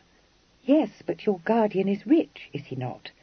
Mamma, you see, is not rich at all, and I have 3 sisters," said Olivia unanswerably. "I must be married. Oh, how vexed Mamma would be if she was obliged to take me home again, and all the money she saved for this visit spent to no purpose." She looked so really frightened that Kitty said quickly, "Of course you will be married, and to a man you can esteem too. Good gracious, don't tell me you have not a great many admirers already, for I shall certainly not believe you. Indeed, I think everyone who sees you must admire you, for you are by far the prettiest girl in London." Olivia coloured and averted her face. "Don't, pray. Gentlemen do sometimes admire me, but they do not offer to marry me. Situated as I am, the manners of my cousins so very free, I have met with a want of propriety in some whom I believe to be so very gentlemanly." "I know what you mean, I dare say," said Kitty wisely, but in blissful ignorance of Miss Broughty's meaning. "You are now and then judged by your company, and you find yourself treated with that kind of high-bred insolence which I have frequently noticed in London, and which I do not consider high-bred at all, but, on the contrary, excessively ill-bred," she added frankly. "Forgive me, but I could not but notice that you were not quite pleased to see Mr. Westrother in Berkeley Square. If you should have thought that he was not civil to you when you met him previously, I assure you he does not mean to offend. He has sometimes a little height in his manner. Lady Buckhaven rallies him on it, saying he sets up people's backs. He is never formal, you know. Indeed, I fancy he treats no one with particular distinction." "Oh, no," breathed Olivia. "I did not mean... I should not have mentioned... Such a very distinguished man.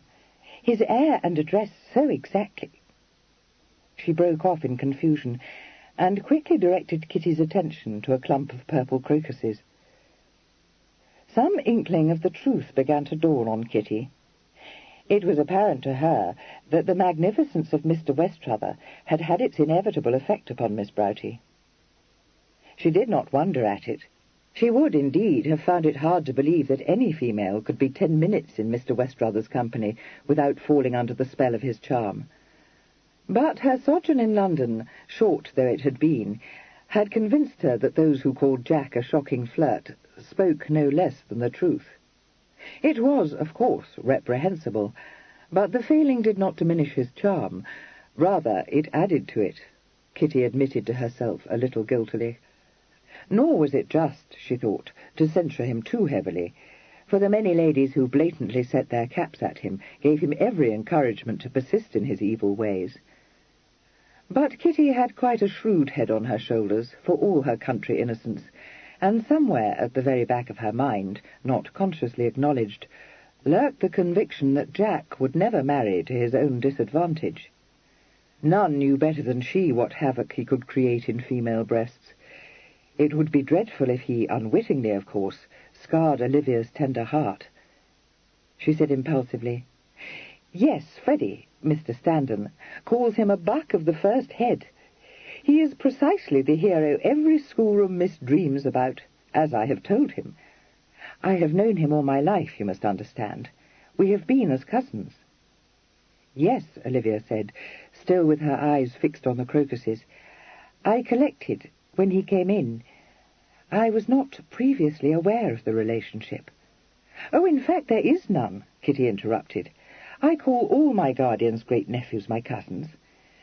"Yes, what a splendid patch of colour, to be sure. Another day will see them in full bloom. But we shall take cold if we stand still in this sharp wind." They walked on, the path soon leading them onto the promenade flanking the carriageway. It was not long before a most unwelcome sight assailed Miss Broughty's eyes. She said under her breath, "Sir Henry Gosford, I implore you, dear Miss Charing, do not desert me." Kitty had not the smallest intention of deserting her, being wholly unacquainted with the tactics adopted by her cousins, the Miss Scortons, but had no time to reassure her. That time-worn beau, Sir Henry Gosford, had already swept off his hat and was executing a bow before them. "Venus with attendant nymph," he uttered. An involuntary gurgle of mirth drew his eyes towards the attendant nymph. He raised his quizzing-glass with an air of hauteur, but speedily allowed it to fall again. No quizzing-glass, however magnifying its lens, could avail against Miss Charing's clear, unwavering gaze. From the crown of his jauntily poised beaver to the toes of his polished boots, Miss Charing surveyed him, critically, but with indulgence.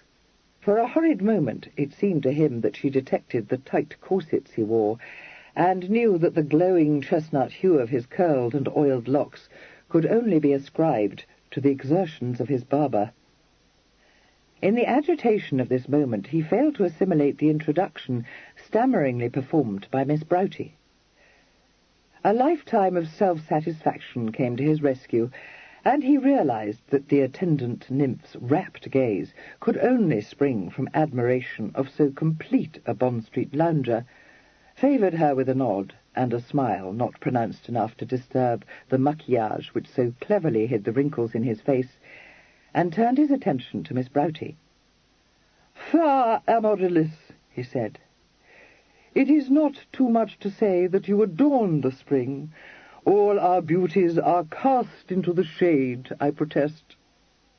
"No, that's not right, sir," said the well-read Miss Charing, painstakingly helpful.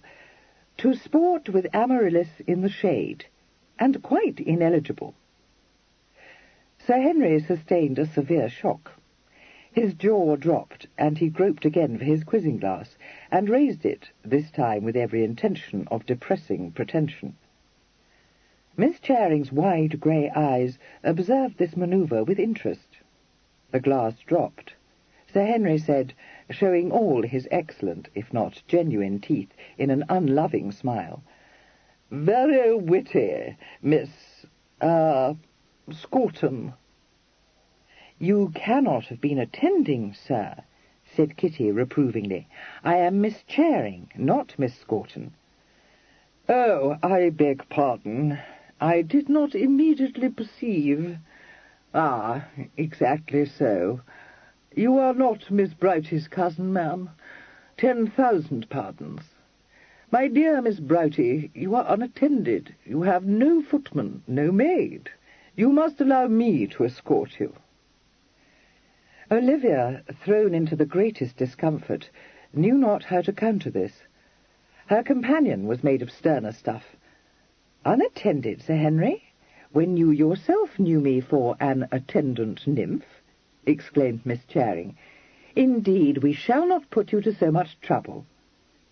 He protested that he could know no greater pleasure talked archly of the distinction of having a lovely lady on either arm, and interspersed these compliments with broad hints to Kitty to take herself off, so that there seemed to be no possibility of getting rid of him. But when they had walked a few hundred yards, salvation appeared in equestrian guise. Kitty, idly looking at the carriages and the horsemen, suddenly perceived her French cousin trotting towards them on a brown hack. She waved, he saw her, and at once drew up, sweeping off his hat and bowing. "My cousin, but what a coup de bonheur! They tell me that to be a Jean du Monde in England I must ride in the park, so behold me, mounted à grands frais upon a slug. I have my reward, cependant quoi qu'il en soit." He laughed down into Kitty's eyes, saw in them an unmistakable message, glanced at Sir Henry, and at once swung himself lightly out of the saddle, twitching his bridle over the hired hack's head, and saying, "You will permit me to go with you, cousin?" Much pleased with this swift Gallic comprehension, Kitty said, "Oh, we shall be delighted to have your escort, Camus. Sir Henry here, let me make you known to my cousin, the Chevalier d'Evron, Sir Henry, has been so obliging as to turn his steps aside to accompany us, but now that you are come, we need no longer trespass upon his good nature." She then turned and held out her hand to Sir Henry, adding brightly, "Good-bye, it was so kind in you." There was nothing for him to do but to take his dismissal with what grace he could muster. The Chevalier, having discovered Miss Broughty, averted his eyes from her countenance with an effort, and bowed again, saying with mechanical civility, "Au plaisir de vous revoir, monsieur." Sir Henry executed a bow, glared for a moment at the handsome young Frenchman, and walked away, jauntily twirling his cane. Kitty, observing that the Chevalier's gaze had returned to her blushing friend's face, hastily repaired an omission. "My dear Miss Broughty, you must allow me to present you to my cousin, the Chevalier d'Evron." "How do you do?" whispered Olivia, putting out her hand and blushing more furiously than ever. "Mademoiselle," breathed the Chevalier, taking the little hand reverently in his, and holding it as a man might hold a rare bird.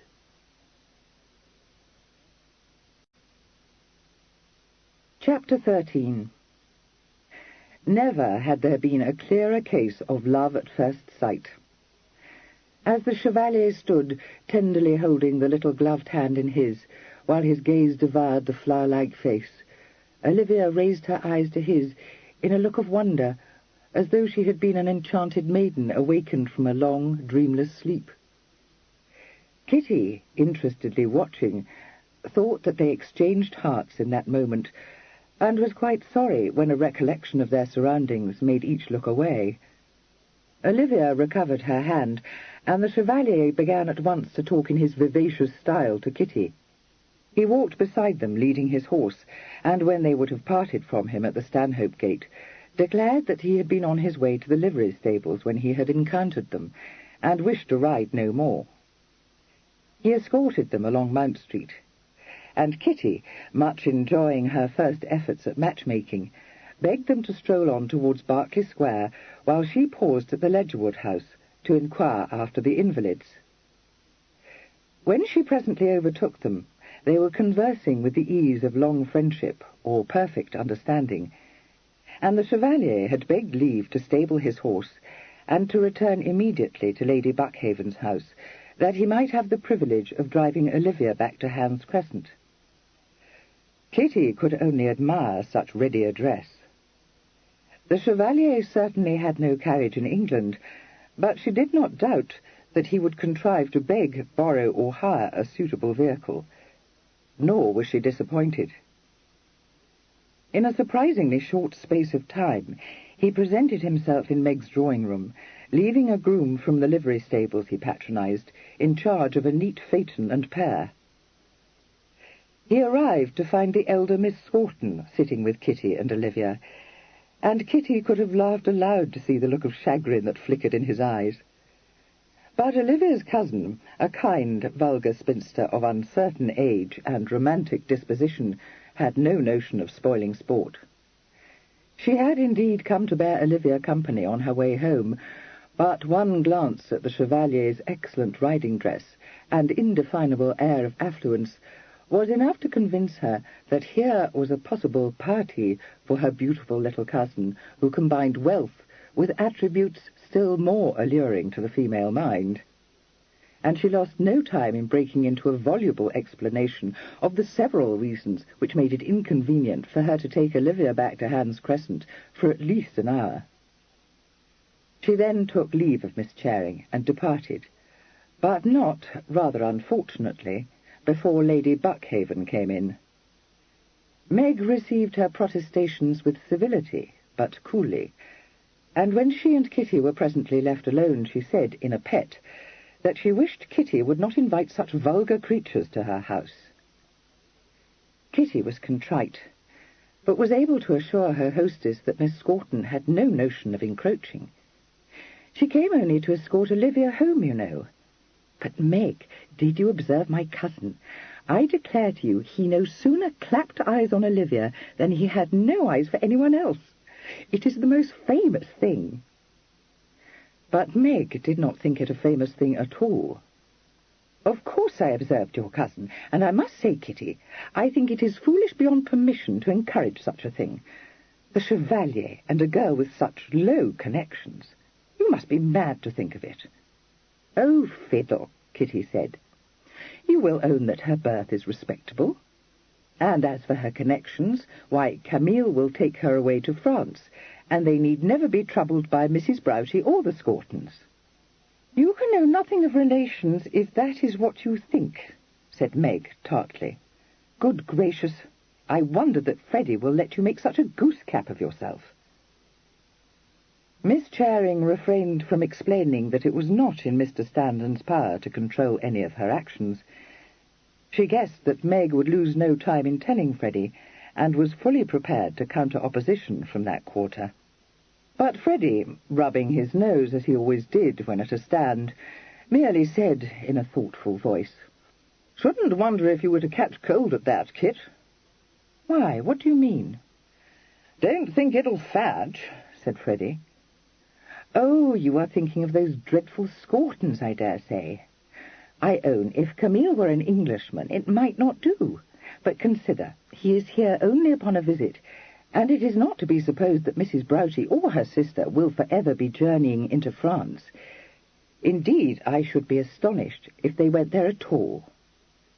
To Olivia herself, there can be not the least objection." "Got a notion Mrs. Broughty won't like it," said Freddie. She stared at him. "But why should she not? Besides, I have learnt that Camille was received by her when he drove Olivia to Hans Crescent that day, and nothing could have exceeded her affability."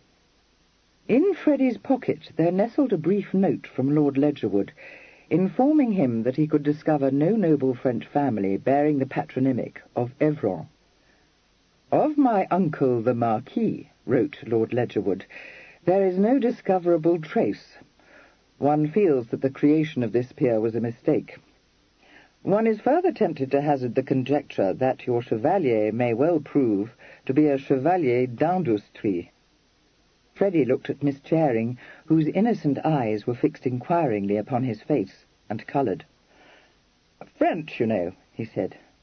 "Been at war with the frog so long." Miss Charing was satisfied and laughed away such doubts.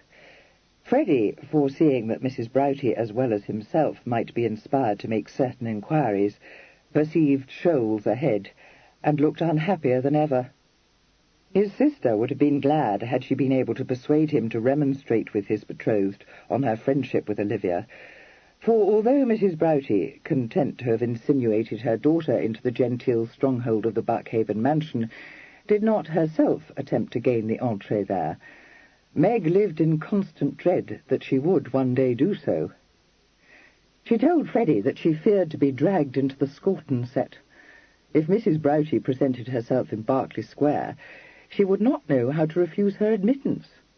Freddie replied, in a practical spirit, that such knowledge was unnecessary. "Only have to tell Skelton you ain't at home. He'll do the rest. Dash it, that's what butlers are for." "Oh, well, if you don't care for me," said Meg crossly, "I wonder you should not care for Kitty's getting herself into a scrape, as she very likely will." "Don't see why she should," responded Freddie obstinately.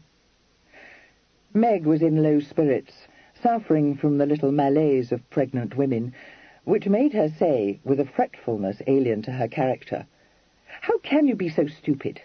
That sort of thing always leads to trouble. It is all kindness, and I am quite as sorry for Miss Broughty as anyone, but one cannot make a friend of everybody in distressing circumstances. Only Kitty has been about the world so little she does not understand, and you do not make the least push to set her right."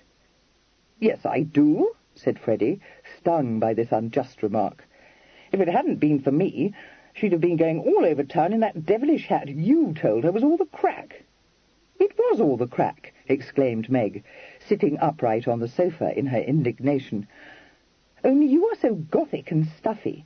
You would not let her purchase it just because you had never seen one of the new jockey bonnets before. So I did, and it has been very much admired, let me tell you." "What?" ejaculated Freddie, roused to real dismay. "Good God, Meg, you aren't such a sapskull as to put a lilac coal scuttle on that yalla head of yours." "A great many persons of exquisite taste," his sister informed him in trembling accents, "have told me that I look excessively becoming in it." "A great many gape-seeds," said Freddie witheringly. "It's time my mother left the young uns to nurse to look after, and stopped you making a figure of yourself. No, really, Meg. Might consider me, you know. Might consider Mamma, too. Do us credit." "Like Kitty, permitting you to tell her what she may wear and what she may not. I wonder she will listen to you." "Sensible little thing, Kit," said Freddie. "Does do me credit. My father was saying so only the other day." "Well, she does look remarkably well, I own," said Meg. "But in one way, Freddie, and I don't say it out of spite, for I love her dearly, she doesn't do you any credit at all. And Mamma has heard of it, for she is not still looking after the children, and she asked me if it were true, and what could be the meaning of it. Of course I turned it off, and indeed I don't believe a word of it. But why does she let Dolph attach himself to her so particularly?" But here Freddie felt himself to be upon acutely assailable ground, and he beat a retreat. A visit to Mount Street the following day did nothing to heal the wound to his amour-propre, for although Lord Ledgerwood made no reference whatever to the intrusion of Dolphinton, Lady Ledgerwood was not similarly reticent. In deep concern she informed him that the few particular friends to whom she had confided the news of his engagement were quite in a puzzle to know what to think of Miss Charing's predilection for Lord Dolphinton's society. It was not, therefore, surprising that when, a few days later, Mr. Standen, bowling along Piccadilly in his Tilbury, reached the bottom of Old Bond Street, in time to see Miss Charing, accompanied by Lord Dolphinton, enter the portals of the Egyptian Hall upon the south side of the street, he should have been moved to pull up abruptly, to consign his carriage to the care of his groom, and to cross Piccadilly in a purposeful manner. The Egyptian Hall, which had been erected 4 years previously, was otherwise known as Bullock's Museum, and contained curiosities from the South Seas, from North and South America, a collection of armoury and works of art, and had lately received, as an additional attraction, the Emperor Napoleon's travelling carriage. Its cognomen was derived from the style of its architecture, which included inclined pilasters ornamented with hieroglyphics. It was an imposing edifice, but it had not previously tempted Mr. Standen to inspect its many marvels, nor, when he had penetrated beyond the vestibule, did he waste time in studying the exhibits tastefully arranged around the walls. The only object in which he was interested was found seated primly upon a chair, a catalogue in her gloved hands, and her gaze fixed thoughtfully upon a model of a Red Indian chief in full panoply of war. Of Lord Dolphinton there was no sign. a circumstance which caused Mr. Standen to exclaim, quite contrary to his intention, "Well, if this don't beat the Dutch! First the fellow brings you to a devilish place like this, and then he dashed well leaves you here." "Freddie!" cried Miss Charing, jumping almost out of her skin. "And don't you say Freddie to me," added Mr. Standen severely. "I told you I wouldn't have it, Kit, and I dashed well meant it. Have the whole town talking." Kitty looked very much bewildered, but as it was plain that Mr. Standen was filled with righteous wrath, she refrained from protest, merely saying in a small, doubtful voice, "Frederick, should I, in public, call you Mr. Standen?" "Call me Mr. Standen?" said Freddie, thrown quite out of his stride. "No, of course you should not. Never heard such a silly question in my life. And it ain't a bit of use trying to turn the subject. Not one to take a pet for no reason, but this is the outside of enough, Kit." "I wasn't trying to turn the subject. You said I must not call you Freddie." Mr. Standen stared at her. "Said you wasn't to call me Freddie? Nonsense." "But you did," replied Kitty indignantly. "Just this moment past. I must own I think it was very unkind in you, for I had no notion it was wrong." "It's my belief," said Mr. Standen with austerity, "that you're trying to fob me off, Kit. Well, it won't fadge. I saw you walk into this place on Dolph's arm. Seems to me there's something deuced havey-cavey going on between the pair of you. Time I had a word with Dolph. Where the devil is he?" Enlightenment dawned on Miss Charing. She gave an irrepressible gurgle of mirth. "Oh, Freddie, is that what brings you here?" "Yes, it is, and it ain't anything to laugh at," said Freddie. "Good God, you don't suppose I'd come to a place like this for no reason, do you? I'd as lief visit Westminster Abbey again." He levelled his glass and swept a condemnatory glance round the room. "In fact, liefer," he added. "I don't say those effigies weren't pretty devilish, but they weren't as devilish as this freak you were staring at when I came in. You know what? You'll start having nightmares if you don't take care. Lord, if it ain't just like Dolph to choose a place like this for his dashed flirtations. Shows you he's queer in his attic." "He did not bring me here to flirt with me." "Now, don't you tell me he wanted to look at curiosities from the South Seas," said Freddie warningly. "I ain't a big enough bleater to swallow that one. Just a trifle too loud, Kit." "No, of course he did not. Oh, dear, how awkward this is. I wonder what I should do." "Well, I can tell you that," said Freddie. "You can stop making a cake of me. What's more, if you let Dolph go on hanging round you forever, I'll tell everyone that our betrothal is a hum." "Freddie, you would not!" exclaimed Miss Charing, turning pale. "What can it signify to you, after all?" "Does signify. Here's my mother wanting to know what I'm about, to let you all over town with Dolph. Never felt such a flat in my life." "Oh, I am so very sorry," said Kitty contritely. "Yes, I dare say. But I'm dashed if I see what your lay is. If you wanted Dolph, why the deuce didn't you accept his offer? No need to have dragged me into the business at all." Kitty laid an impulsive hand on his arm. "Freddie, you could not think that I would ever marry poor Dolph." "Well, no," admitted Freddie. "In fact, I'll take dashed good care you don't." "I don't want to. Though I must say, Freddie, it is not in the least your affair." "That's just what it is," said Freddie bitterly. "No good saying I ain't responsible for you, because I am. Mind, I didn't think I should have to be, at the outset. Well, stands to reason I didn't. Wouldn't have let you talk me into this. But the more I think of it, the more I see that if you go and do something cork-brained, there ain't a soul who won't say it was my fault for not taking better care of you." "Oh, no, Freddie," she cried, shocked. "How could people say such a thing?" "Well, they would. What's more, quite true. Dare say I'd say it myself. Can't bring a girl to town like this and then let her do something bird-witted. Not the thing." "I promise you I won't do anything bird-witted," Kitty said earnestly, clasping his hand. "Indeed, Freddie, I don't mean to tease you, for I am so very much obliged to you, and I never, never meant to be a charge on you." Much discomposed, Freddie made inarticulate noises. Miss Charing, still holding his hand, thought profoundly. Recovering himself, Freddie said, "No need to talk like that, Kit. Happy to be of service. Fond of you. Proud of you, too." She turned her eyes towards him, astonished. "Proud of me? Oh, no. How could you be? You're hoaxing me." "No, I ain't. You've got taste, Kit. Always look just the thing. Credit to me." He paused and added, his brow creasing, "At least, except when you wear the wrong jewels. Ought to let me give you that garnet set.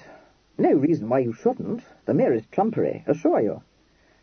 "There is every reason," she responded, pressing his hand tightly, her eyes swimming. "Oh, Freddie, you are so very good to me, and I see what a wretch I am to have put you in this fix." "No, no," he said, horrified to see tears in her eyes. "Now, for the Lord's sake, Kit, nothing to cry about. Besides, can't cry here. Have all the fools gaping at us. I ain't in a fix.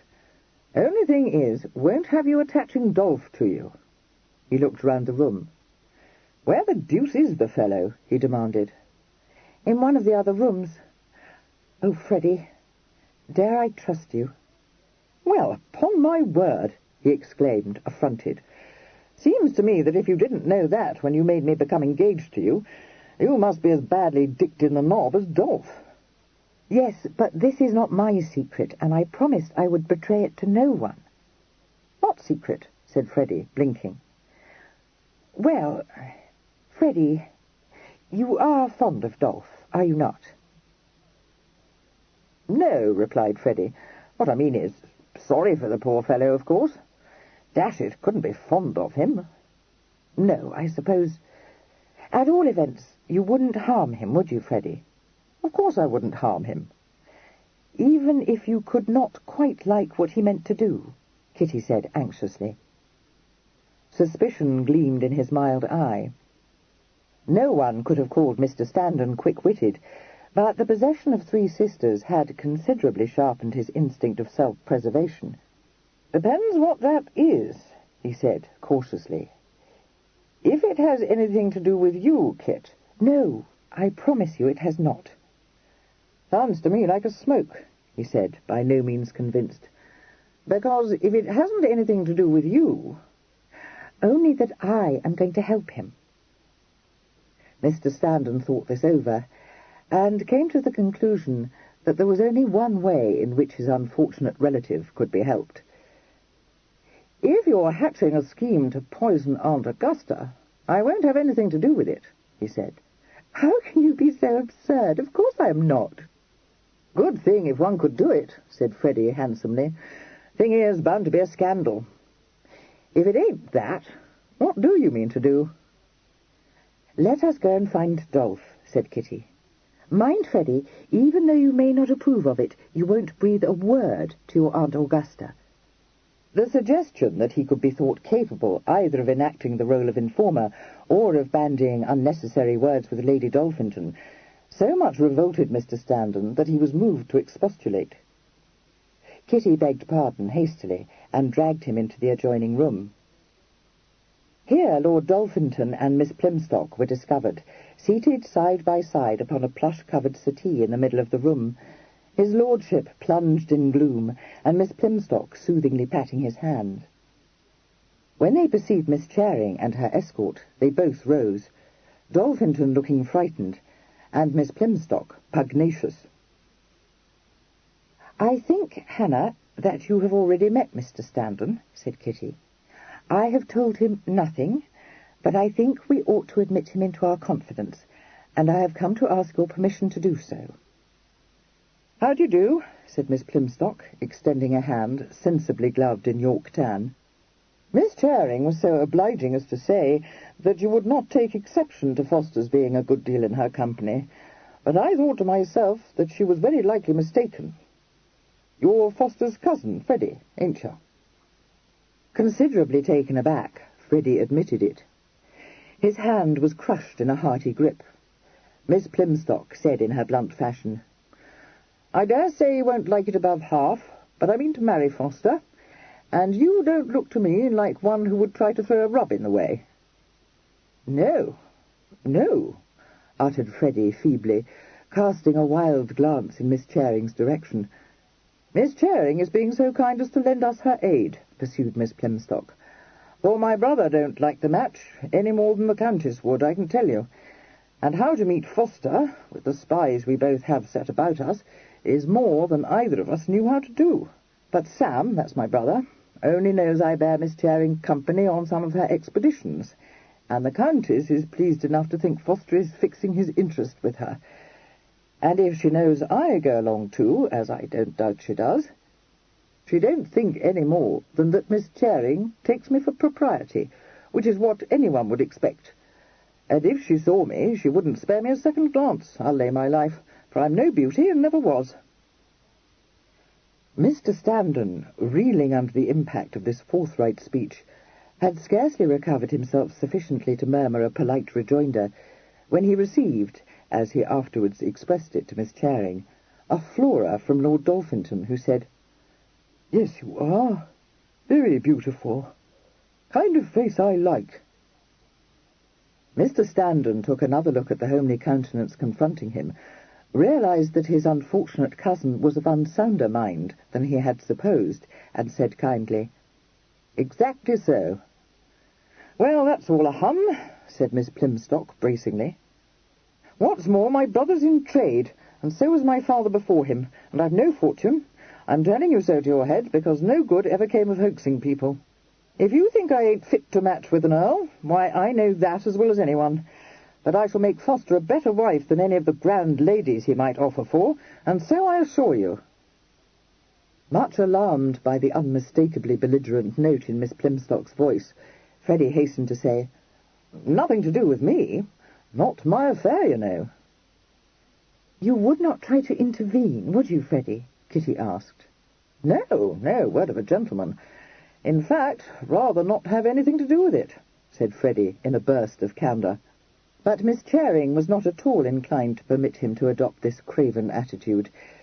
She obliged him to sit down between herself and Hannah upon the settee, while she poured into his unwilling ear the full tale of his cousin's difficulties. Miss Plymstock punctuated the recital with corroborations and occasional emendations, and Lord Dolphinton stood before the group, watching Freddie with very much the look of an anxious spaniel, doubtful whether he was to receive a pat or a kick. Freddie found his intent gaze unnerving, and several times begged him to sit down. Lord Dolphinton shook his head. "Mean to marry Hannah?" he said. "That's right, old fellow," responded Freddie. "No need to stand there staring at me, even if you do." "Keep an eye on you," said his lordship. "See what you're thinking. Hannah says you won't like it. I don't think you won't like it. Been watching you. Don't look to be in a miff. You ain't in a miff, are you, Freddie?" Reassured on this head, he regarded his cousin with fond gratitude and said, "You know what, Freddie? I like you. Always did. I like you better than Hugh. Like you better than Jack. Better than Biddenden. Don't like him at all. Don't like Claude much either." "Yes, well, much obliged to you, Dolph," said Freddie patiently. "But it ain't a bit of use thinking I can help you in this fix, because I dashed well can't." "Kitty's going to help us," said Dolphinton with simple faith. "That's as may be," interposed Miss Plymstock. "There is no need for you to tease yourself, Foster, for we shall contrive in some way or another. But it seems to me it's for Mr. Standen to say whether Miss Charing may stand our friend or not. And if you don't choose she should, sir, there's no one could blame you, for I don't doubt that Foster's mamma will kick up a rare dust and behave mighty unpleasantly to her."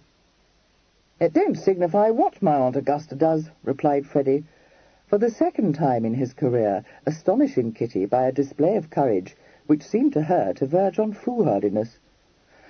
"Can't do Kit a mischief. Shouldn't let her. Dare say she'll set up a screech. Thing is, Kit don't live with her, nor do I.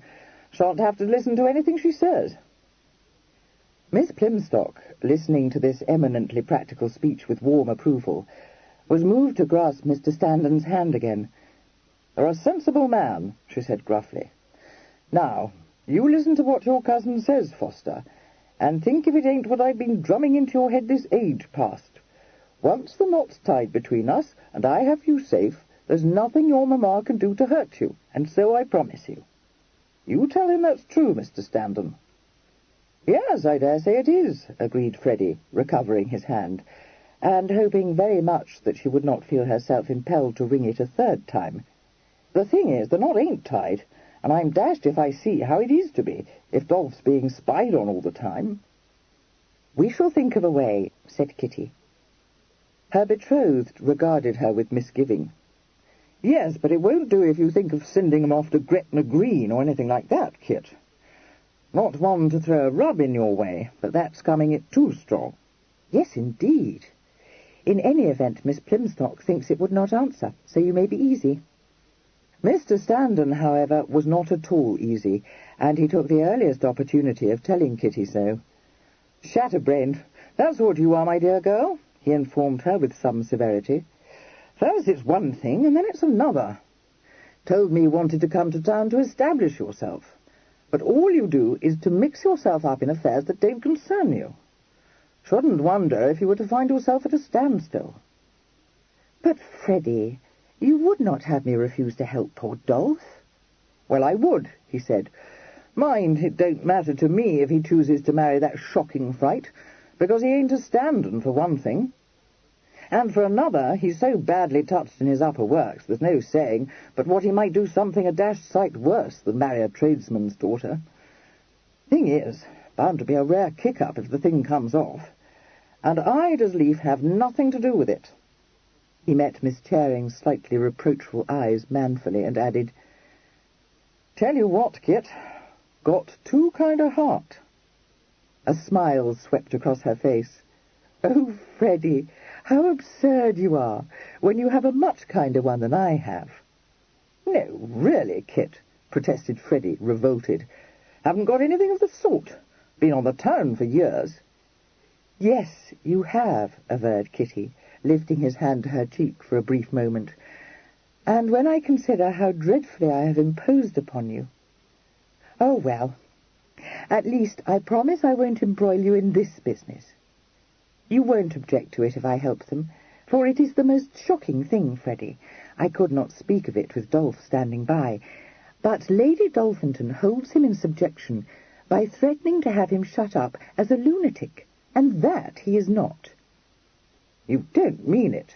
exclaimed Freddie, much struck. "Of course he ain't a lunatic. Got no brains, that's all. Well, I ain't got any either, but you wouldn't say I was a lunatic, would you?" "No, and you have got brains, Freddie," said Kitty indignantly. Mr. Standen, already shaken by having his hand rubbed worshipfully against a lady's cheek, goggled at her. "You think I've got brains?" he said, awed. "Not confusing me with Charlie." "Charlie?" uttered Miss Charing contemptuously. "I dare say he has book learning, but you have address, Freddie." "Well, by Jove," said Mr. Standen, dazzled by this new vision of himself.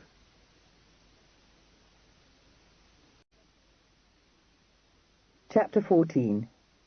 Meanwhile, that noted Corinthian, Mr. Jack Westrother, was rapidly passing from a state of amused tolerance to one of slightly puzzled exasperation.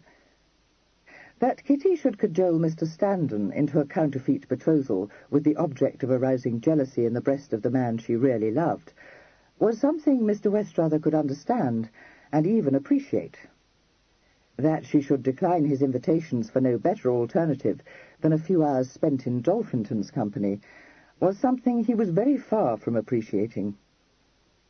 She could not, he was persuaded, hope to awaken one spark of jealousy in him by such absurd tactics. He did not think so poorly of her as to suppose she might seriously be encouraging his lordship's advances, for he held Dolphinton in utter contempt.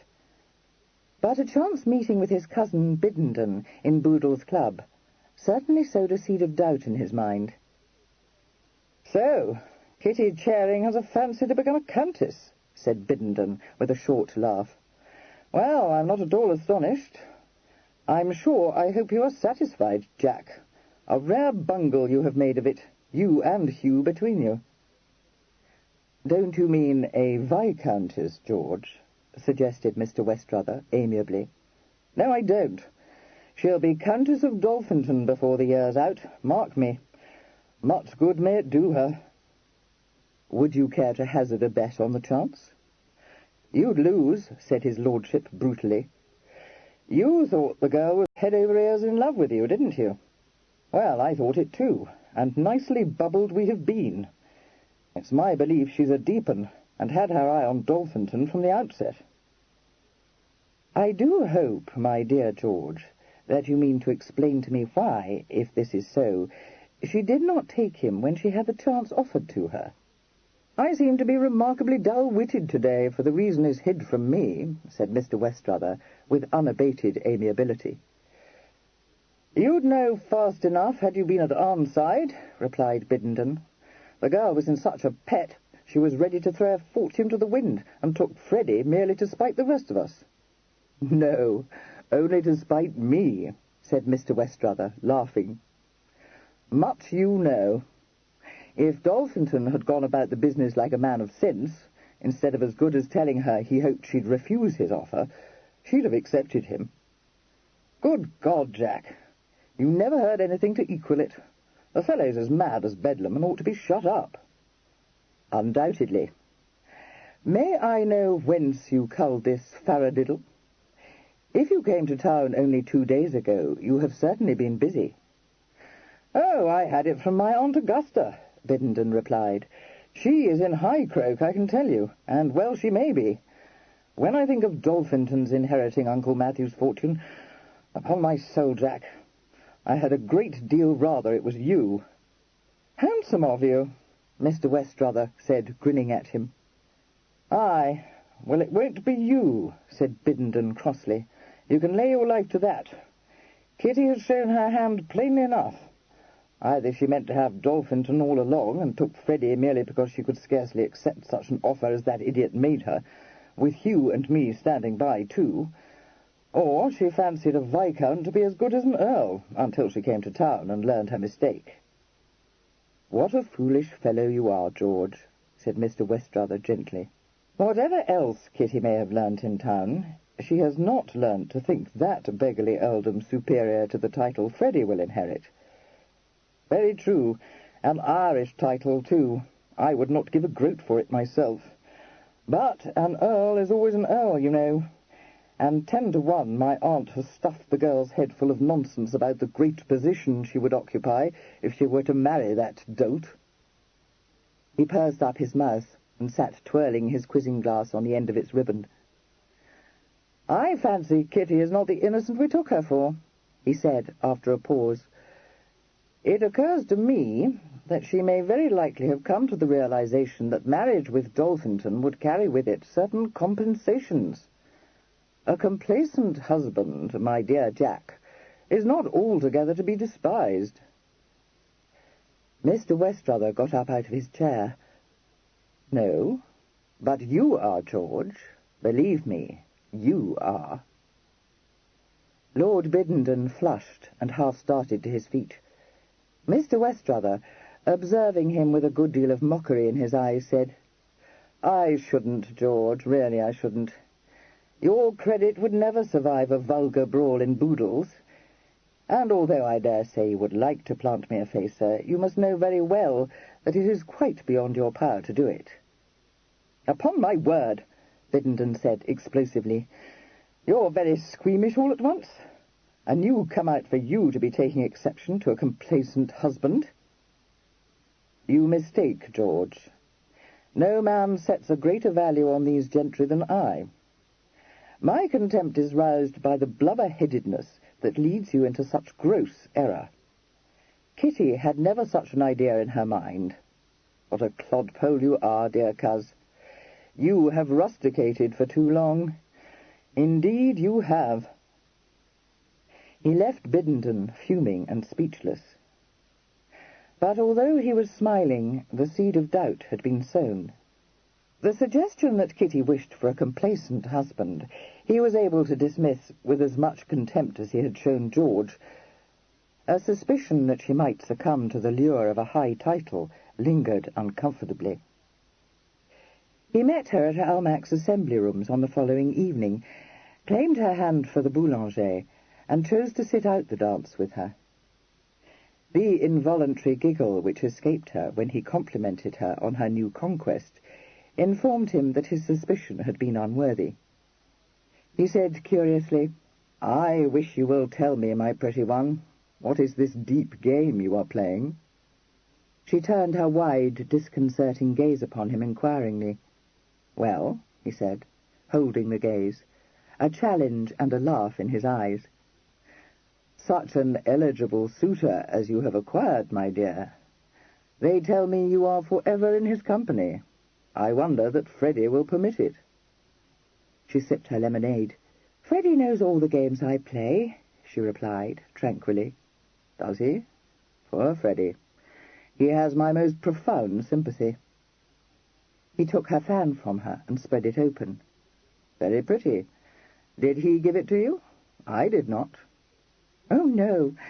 The one you gave me would not do with this dress, though it is very pretty too, and I frequently carry it," said Kitty in a kind voice. "I am honoured." He bowed, giving it back to her. He spoke smoothly, but there was a spark of anger in his eye. The little girl who adored him was learning too many town tricks and needed a lesson. If she imagined that he could be brought to heel by such tactics as these, it would be well for her to discover her mistake. For a cynical moment he found himself thinking that it would really have been better for him to have swallowed his annoyance at Mr. Pennycook's arbitrary conduct, to have gone to Arnside, and to have become formally betrothed to the heiress. He knew well that Mr. Pennycook, concerned first and last with his own comfort, would not have pressed for a speedy marriage, but would have been glad to have kept Kitty with him, safely engaged, but free to wait upon him while he had need of her services. Mr. Westrother, who never tried to deceive himself, was forced to acknowledge that Kitty's riposte had taken him by surprise. He had been amused at first, but the more sophisticated she became, the less he was pleased. Nor was her visit to London well timed. Mr. Westrother, pursuing another quarry, found her presence at first tiresome, and, when she became acquainted with the lovely Miss Broughty, disastrous. He had done what he could to bring that friendship to an end. But although he had been easily able to inspire Meg to protest against it, he could not feel that Kitty was very likely to pay much heed to her feather-brained hostess. It was plain that such a friendship must lead to undesirable complications. Olivia seemed not to have admitted Kitty into her confidence. She would certainly do so if the acquaintance were allowed to ripen, and although Mr. Westrother had conferred no right on Kitty to censure his morals or his conduct, and was by no means averse from allowing her to see that she was not the only woman in his life, this was not the moment he would have chosen for such a disclosure as Olivia might make. When he had found Olivia in Berkeley Square, he had been conscious of a feeling of unaccustomed annoyance. He was a man of even temper, regarding his world with an amused and a cynical eye, able nearly always to shrug away irritations with a laugh. But the discovery that Kitty had made a friend of the pretty creature on whom he was prepared to bestow everything but his name aroused real anger in his breast. He thought savagely that it was just like her, and remembered with unaffectionate clarity the many occasions when she had seemed to him to be an extremely tiresome little girl. He could almost have believed that she had done it to vex him. But that would have involved Freddie in the affair, who must have told her the truth, and although, in momentary exasperation, he had accused Freddie of this treachery, he knew that he had done his amiable cousin an injustice. He might mock at Freddie, but he was carelessly fond of him, and he knew him to be wholly incapable of making so unhandsome a gesture. The acquaintanceship had indeed sprung from a chance meeting, and for one of its unfortunate repercussions he had no one but himself to blame. It had been he who had introduced her fascinating French cousin to Kitty. Nothing, he ruefully acknowledged, could have been more natural than Kitty's subsequent presentation of the Chevalier to her new friend. Calling in Hans Crescent, with every intention of taking Olivia out in his curricle to Richmond, he had found the Chevalier very much at home in the drawing-room, captivating Mrs. Broughty as much as her daughter. This circumstance was easily explained. Everything about the Chevalier bespoke the man of birth and fortune. If his handsome face and sweetness of manner attracted Olivia, it was his air of affluence which made him acceptable to Mrs. Broughty. No one could have accused him of boasting of his aristocratic connections, but in his conversation he betrayed an intimate knowledge of the French world of fashion, while a passing careless reference to his uncle, the Marquis, and another to a chateau in Auvergne, had the effect of impressing Mrs. Broughty strongly in his favour. A young Frenchman visiting England for his pleasure, and related to the lady who was betrothed to Lord Ledgerwood's eldest son, bore all the outward appearance of a desirable parti. And if he was not perhaps as wealthy as Sir Henry Gosford, he was, no doubt, quite wealthy enough to come to agreeable terms with Olivia's mamma. But Mr. Westrother, ushered into the drawing-room, and dominating the company with his height and his air of easy assurance, received a sufficiently warm welcome from Mrs. Broughty. She stood a little in awe of him. She was flattered by his attentions to her daughter, for although she might be in some doubt of the Chevalier's position, she had no doubt at all of Mr. Westrother's. He was an acknowledged leader of fashion. He belonged to that select world which haughtily refused to admit her into its ranks, and he was so much petted and courted that to have won his favour was a triumph for any lady. She was uncertain of only two circumstances: the size of his fortune and the precise nature of his intentions. Mr. Westrother, well aware of this, made no effort to enlighten her on either point. The first of which, he guessed, was the one of paramount importance. Mr. Westrother had his own notion of the circumstances under which the enterprising lady had induced the late Oliver Broughty to marry her, and he did not suppose that she would scruple to sell any of her daughters into elegant prostitution, provided that the price offered were high enough. Probably she would prefer to marry Olivia to the aged Sir Henry Gosford, but if Olivia were to prove intractable, it was not likely that her mamma would repulse other, less respectable offers. Not that Mr. Westrother had the smallest intention of negotiating any kind of bargain with a woman whom he comprehensively despised. He found Olivia enchanting, but he wanted no unwilling mistress. He was not the only man casting out lures to the lovely creature, but until he found the Chevalier ensconced in the drawing-room in Hans Crescent, he knew himself to be without serious rival. He paused for a moment on the threshold, raising his quizzing glass, smiling at Olivia, raising an eyebrow at the Chevalier, sweeping Mrs. Broughty with the indulgent, mocking glance which both enraged and impressed her. "Ma'am?" He made his bow to Mrs. Broughty. "You're very obedient. Miss Broughty, your slave. Chevalier?" A nod sufficed for the Chevalier, but when Olivia held out her hand, he took it, and held it, saying laughingly, "Most radiant, exquisite, and unmatchable beauty. Can I persuade you to drive out with me?" Miss Charing, had she been present, would undoubtedly have been able to have supplied Olivia with the context of these mock heroics. Olivia, by far less well read, was cast into adorable confusion, looking at once flattered and frightened, and murmured, "Oh, pray, how foolish of you! It is so very obliging of you, but it is not in my power to accept. We are in the expectation of receiving friends." "Alas," he said lightly, "my luck is quite out. Shall I go away at once, or may I sit with you for a few minutes?" Mrs. Broughty, crying out against the suggestion that he should depart, pressed him to take refreshment. He declined it, but sat down, stayed talking lazily for a quarter of an hour, and then rose, saying that he must no longer keep his horses standing. "How came you here, Devron? Can I offer you a seat in my curricle? You have not set up your own carriage, I fancy."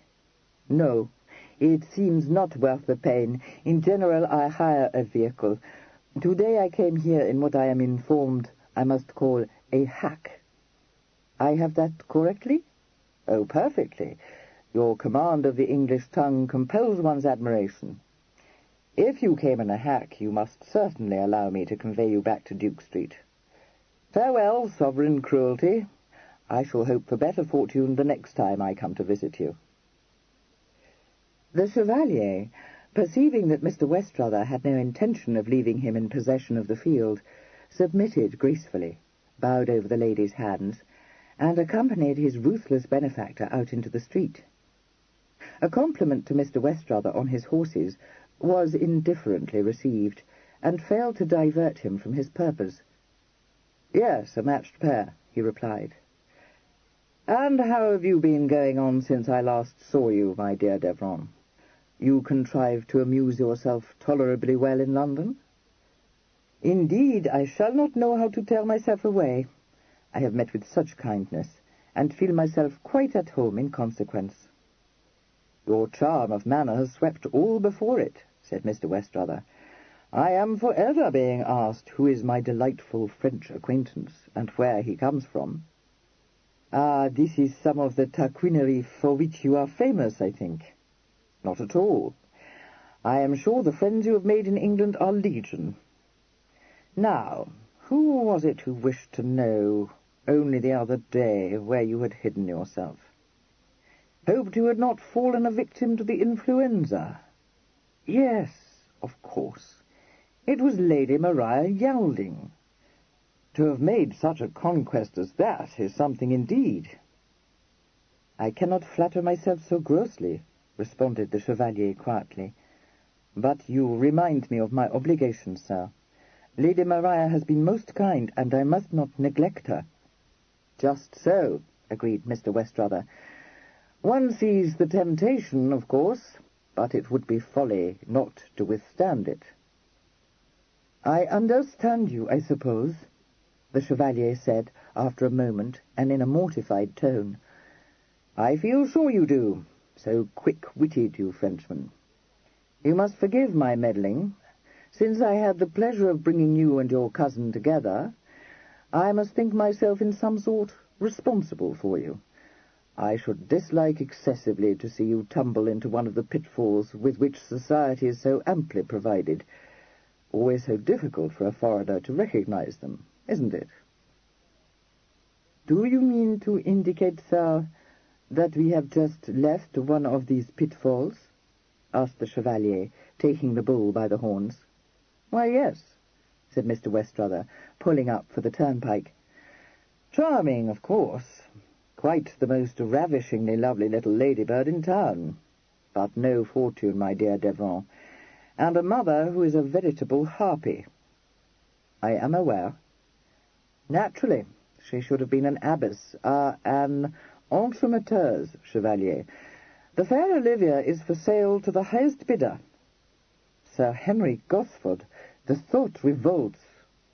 The pike was open, and Mr. Westrother set his pair in motion again, keeping them rigidly to a sedate pace, unusual in him. "Gosford, if Olivia will have him," he agreed. "He is wealthy, a matter of primary importance to Mrs. Broughty, and he is besotted enough to offer marriage, not, I fancy, so important, but still desirable." "You appall me," the Chevalier exclaimed.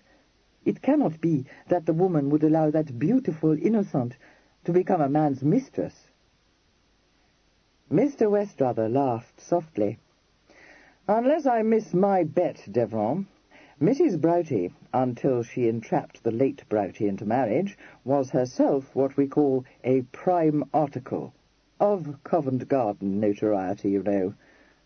I should suppose that that way of life may not appear to her so undesirable as it seems to appear to you. Horrible, it is horrible to think of such a thing in connection with that girl, the Chevalier said vehemently. My dear young friend, are you picturing the fair Olivia in the Magdalen? Said Mr. Westrother with a touch of impatience. There is not the least reason to suppose that she would not enjoy a varied and luxurious career, and, in all probability, end her days in a state of considerable affluence. We do not all of us cast our mistresses naked upon the world, you know. Sir, said the Chevalier, trying to control his agitation, you have been frank. I shall ask you to pardon me if I, too, speak without restraint. Is it thus that you desire mademoiselle? It is certainly not as my wife, replied Mr. Westrother rather haughtily. I would do all within my power to prevent it. A slight smile crossed Mr. Westrother's face. But then there is really so little within your power, is there? If I were you, and this is the friendliest advice I can give you, I would strive to forget Olivia and continue to besiege Lady Maria's citadel. I wish you very well at that, and will engage not to cast the least rub in your way. But you must not trespass upon my ground, you know. Not the smallest good can come of it, I do assure you. I am persuaded you did not come to London with the intention of marrying a penniless girl, nor do I think you have sufficiently appreciated the determination of Mrs. Broughty. Perhaps you have no objection to the inquiries she will certainly make into your precise circumstances. But do, my dear Devereux, consider what might be the consequences if some malicious person were to breathe into the lady's ear a doubt. Just a doubt. The Frenchman stiffened, and paused for a moment before replying. In effect, you are offensive, sir. Oh, no, no, Mr. Westrother said gently. You mistake. I must believe you to be my enemy. Again you mistake. I am sufficiently, how shall I put it, an âme debout, to derive considerable enjoyment from watching your progress, Chevalier. It commands my admiration. Indeed, I should be sorry to see it blighted, and I wish you all success with the gelding. There will be certain difficulties, of course, but she is both headstrong and obstinate, while you are adroit, and I am persuaded you will overcome them, carrying her off, as it were, in Anahuic's teeth. That will afford quite a number of persons enjoyment. You are not acquainted with Lady Maria's papa. You are to be felicitated. An unlovable man. And here we are, at Duke Street. I must thank you, sir, for bringing me here, said the Chevalier formally, preparing to alight. A pleasure, believe me, smiled Mr. Westrother. Au revoir, my dear sir. 2 days later, when driving Kitty in the park at the fashionable hour, he was able to observe the fruits of his encounter with her cousin. London was still a little thin of company, but the unusually clement weather, which had brought the hunting season to an early close, had tempted many to return to town. Quite a number of notabilities were to be seen riding or driving in the park, and Kitty was kept very well entertained by Mr. Westrother's pithy descriptions of their identities, their manners, and their foibles. It was when they were approaching the riding-house on their second circuit that they met Lady Maria Gelding's barouche. A press of vehicles had brought both the barouche and the curricle momentarily to a standstill, and they stood alongside each other for long enough for the occupants of each to have time for recognition and greetings. Beside Lady Maria's buxom form, splendidly attired in purple, above which her high-coloured face rose triumphant, sat the Chevalier, listening with an air of absorbed interest to what she was saying. Upon the lady's hailing Mr. Westrother in her bluff, rather loud-voiced way, he glanced up quickly, met Mr. Westrother's eyes, and at once turned his attention to Kitty, saying, as he took off his hat and sketched a bow, "Ah, well met, my dear cousin. I do not know, Lady Maria, if you are acquainted with Miss Charing?" The protuberant eyes stared at Kitty. Lady Maria said, "Oh, yes, met you somewhere, I believe, Miss Charing. Staying with Lady Buckhaven, aren't you? Lovely weather, isn't it? I say, Westrother, do you see the Angleseys are back in town? Just met Anglesey with his girls. My dear Camille, what is holding us up for so long? Some fool trying to lionize, I dare say, with a badly broke horse. Oh, now we are off. Goodbye. Happy to meet you again some day, Miss... can't remember names." Mr. Westrother allowed his pair to have their heads a little, and as they were on the fret, Kitty was whisked off before she could reply to this brusque speech. She said, in a tone of strong displeasure, "What very odd manners, to be sure." "You need not regard her. All the Annawicks are famed for their rudeness," responded Mr. Westrother. "They are convinced, you see, that they are vastly superior to the rest of mankind, and so have no need to waste civility." "I am astonished that Camille should be so often in her company," Kitty remarked, wrinkling her brow. "He escorted her to the play last night, you know. I saw him, for I was there with Freddie and the Ledgerwoods. It is quite impossible that he should like her. But they must be upon excessively friendly terms for her to call him Camille in that odious way. It doesn't seem to me at all the thing." "It should, perhaps, be explained to you that Lady Maria is a very rich woman." "That is what Freddie said, but I will not allow it to be true that Camille is a fortune-hunter." He was amused. "What a high flight!" "It is odious, Jack. Surely you must perceive that." "Not at all. Think of the offers you yourself received when it became known you were an heiress." She coloured. "Indeed, I thought them odious too." "Dear me. Even Freddie's?" She knew not how to reply to this, and after a moment said rather lamely, "He did not offer for that reason." "Or at all?" suggested Mr. Westrother. She put up her chin. "Of course. You may ask George and Hugh if you don't believe me. They were both present. Besides, what an absurd thing to say. Pray, how could I be engaged to him if he had not offered for me?" "Well, you might have offered for him," said Mr. Westrother thoughtfully. She was now very much flushed, and answered with some difficulty, "I wish you will not talk such nonsense." "And I wish that you would stop behaving so nonsensically. Foolish child. Freddie, indeed. As well ask me to believe that you mean to marry Dolphinton." Her eyes flashed. "How dare you say such a thing, Jack, to compare Freddie with poor Dolph? It is the most infamous thing, and I won't endure it." His brows rose. "But what heat! It does you the greatest credit, my dear, but it is quite uncalled for. I intended no comparison. Merely the one is as unlikely a suitor as the other. Am I forgiven?" "I am sure it is of no consequence," she said stiffly. "Oh, there is Miss Broughty, walking with her cousins. Pray, will you pull up for a moment?" "No," he said. "I have no wish to talk to Miss Broughty or her deplorable cousins, and I would advise you, my love, to be a little more careful what friends you make in London. This connection cannot add to your credit, believe me." "I have no patience with such stupid pride," she said. "It is all folly and self-consequence." He glanced down at her, a glint in his eye. "You are becoming remarkably hot at hand, my child, are you not? No, Freddie is decidedly not the man to control your spurts.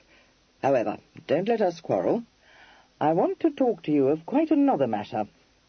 Have you had any news lately from Arnside?" She turned her head, surprised.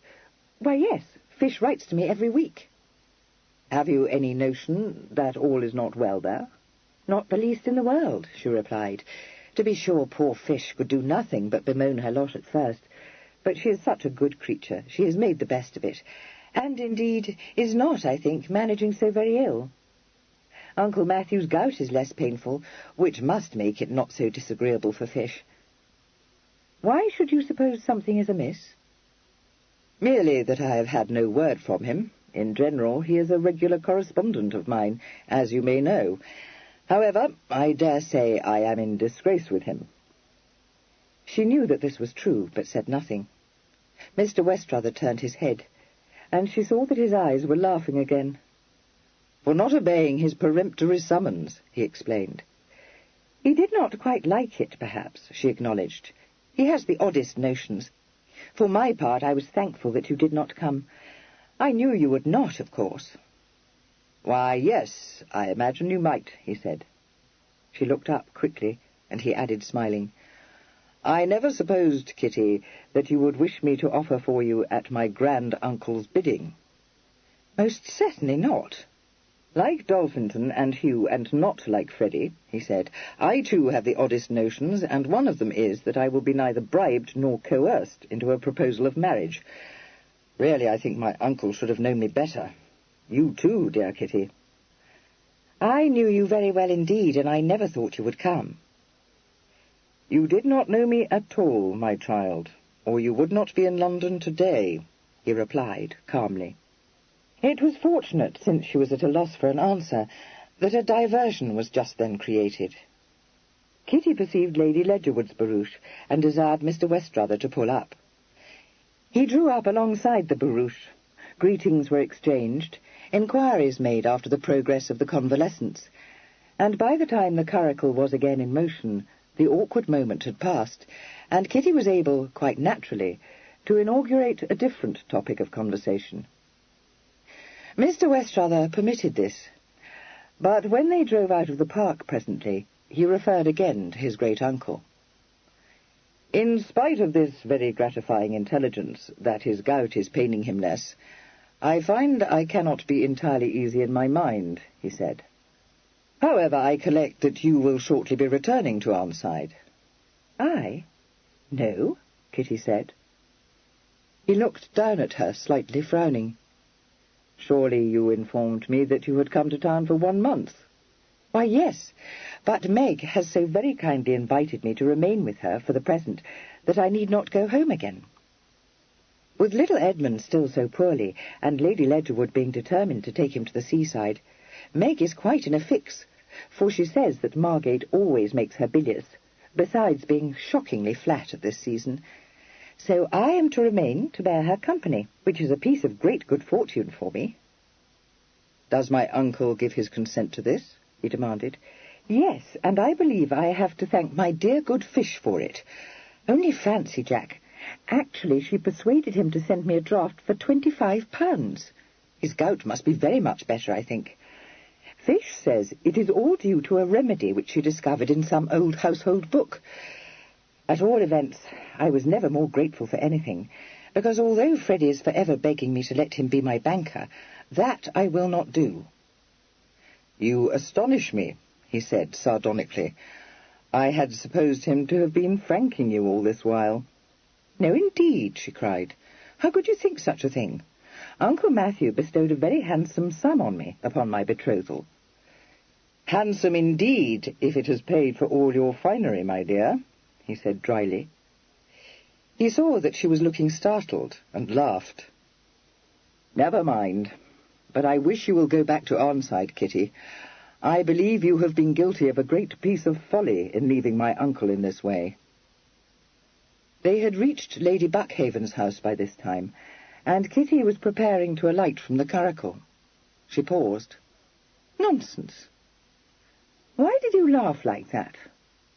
It is true that Freddie has paid all my bills, but he has done it with the money Uncle Matthew gave me for the purpose." "Oh, is that how it has been?" said Mr. Westrother gravely. "I begin to think I have underrated Freddie." Chapter 15. Since Freddie, accompanied by his stammering friend, Mr. Stonehouse, was dining in Berkeley Square that evening, before escorting both ladies to Almack's, Miss Charing was easily able to find an opportunity of taking him apart, for the purpose of probing to its depths Mr. Westrother's strange remark. But Freddie, who had long foreseen that he would, sooner or later, be called upon to render an account of his stewardship, was prepared, and instantly confounded her by assuming all the air of one unjustly accused of dishonesty. He said that he had faithfully discharged, through his sister's agency, all milliners' and mantua-makers' bills, that a small sum still remained in his possession, and that perhaps Kitty would wish him to hand this over to her. In her anxiety to disabuse his mind of its quite dreadful misapprehension, Kitty lost sight of the real purpose of her inquiry. She did once try to explain to him what this was, but as he only said severely that she was doing it rather too brown, and added, with awful irony, an assurance that his circumstances made it unnecessary for him to rob her, she was obliged to devote her energies to the task of smoothing his apparently ruffled sensibilities. In fact, Freddie told his sister later in the evening, brushed through the thing tolerably well. That is, as long as you don't make a muff of it, Meg. Dare say she'll ask you for a side of the bills. Better say you gave them to me. Why should I have done that? She asked, willing but puzzled. Dash it, you must be able to think of some reason, said Freddie with asperity. Seems to me no one but me can think of anything in this family. Getting to be devilish fatiguing. Even my father said he didn't know how to... Well, never mind that. You tell Kit I'm keeping the bills to show to the old gentleman. Come to think of it, shouldn't be at all surprised if he asked to see 'em. Sort of thing he would do. Well, it is to be hoped he does not, observed Meg practically. Depend upon it, he would be as mad as fire. When do you mean to make your engagement known, Freddie? It seems so odd of you not to put an announcement in the Gazette. I'm sure at least a dozen people must know of it. Can't announce it till my mother comes home from Margate, replied Freddie firmly. Must give a dress party. Season not begun. No one in town yet. You are the strangest creature. I declare you will be well served if Kitty takes Dolph instead of you. Well, she won't. Much you know, my dear brother. Dolph veritably haunts us. It is occasioning a good deal of remark, let me tell you. Know all about that. You let Kit alone, said Freddie. Oh, very well. But if you don't take care, she will fall into a scrape, Meg said, shrugging her pretty shoulders. However, when Freddie demanded what kind of a scrape Kitty could fall into, she was unable to think of one, and was obliged to refer in a mysterious manner to the unfortunate friendship with Miss Broughty and her relatives, hinting at dire, if unexplained, consequences. Freddie said in a fair-minded way that he thought the Broughtys a dashed nuisance. What I mean is, encroaching. No saying where it will end. You remember that female my mother was kind to in Bath? Rum touch that used to come and cry all over the lodging my father took in Laura Place. Took my mother the better part of a year to be rid of her. Good gracious, yes. Depend upon it, that is just what will happen with this Olivia. She will impose upon Kitty's good nature in precisely the same way. But will Kitty listen to what I tell her? No. Oh, Freddie, that odious Mrs. Scorton has invited her to dine in Hans Crescent, and she says she shall go, because she cannot bear to be thought proud. Lord, Meg, I should have thought you might have prevented her, exclaimed Freddie, quite disgusted. Easy enough to have hatched up an engagement, and said you depended on her to be at home that evening. I'll tell you what it is, you've a deal more hair than wit. Oh, well, Meg said, looking a little conscious, I could not do that, as it chances, for I am going out myself that evening, one of Buckhaven's old aunts. I would not subject Kitty to her odious quizzing ways for the world. Freddie looked suspiciously at her, but she was rearranging her scarf and did not meet his eyes. Sounds to me like a hum, he said. Good gracious, why should it be? Don't know. Thing is, know you. Well, stands to reason, bound to. However, Kit ain't likely to get into a scrape dining in Hans Crescent. Come to think of it, might serve pretty well. You ever see those Scortons, Meg? Well, I have. Nothing but a parcel of vulgar dowds. Very likely to give Kit a distaste for the whole business. Don't you go kicking up a dust. So, on the appointed day, the Buckhaven town coach conveyed Miss Charing to Hans Crescent, and when the coachman asked her at what hour she would wish him to call for her again, Mr. Thomas Scorton, the son of the house, informed him that he would charge himself with the agreeable duty of conveying Miss Charing to Berkeley Square. She demurred a little, but was overborne, Mr. Scorton telling her, with a wink, that they had a famous scheme arranged for the evening. She was obliged to acquiesce, therefore, and to allow herself to be ushered into the house. Here she was met by Olivia, who led her upstairs to take off her cloak, chattering all the way. Kitty knew already that Mrs. Broughty was spending a night at her own home, but she was scarcely prepared for the rest of Olivia's news. Olivia, whose eyes were shining like stars, told her that her cousin Tom had been so obliging as to hire a box at the Opera House for the masquerade, and that her dear, dear Aunt Mattie had said that if they were all determined to enjoy a frolic, she would escort them. For she knew what it was to be young, and in her day she had hugely loved a frisk of this nature.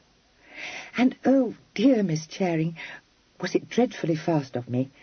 I wrote to your cousin the Chevalier, telling him that we hoped for the honour of your company, and asking him if he would go with us. And he is even now talking to my aunt in the drawing-room. Oh, have I done amiss?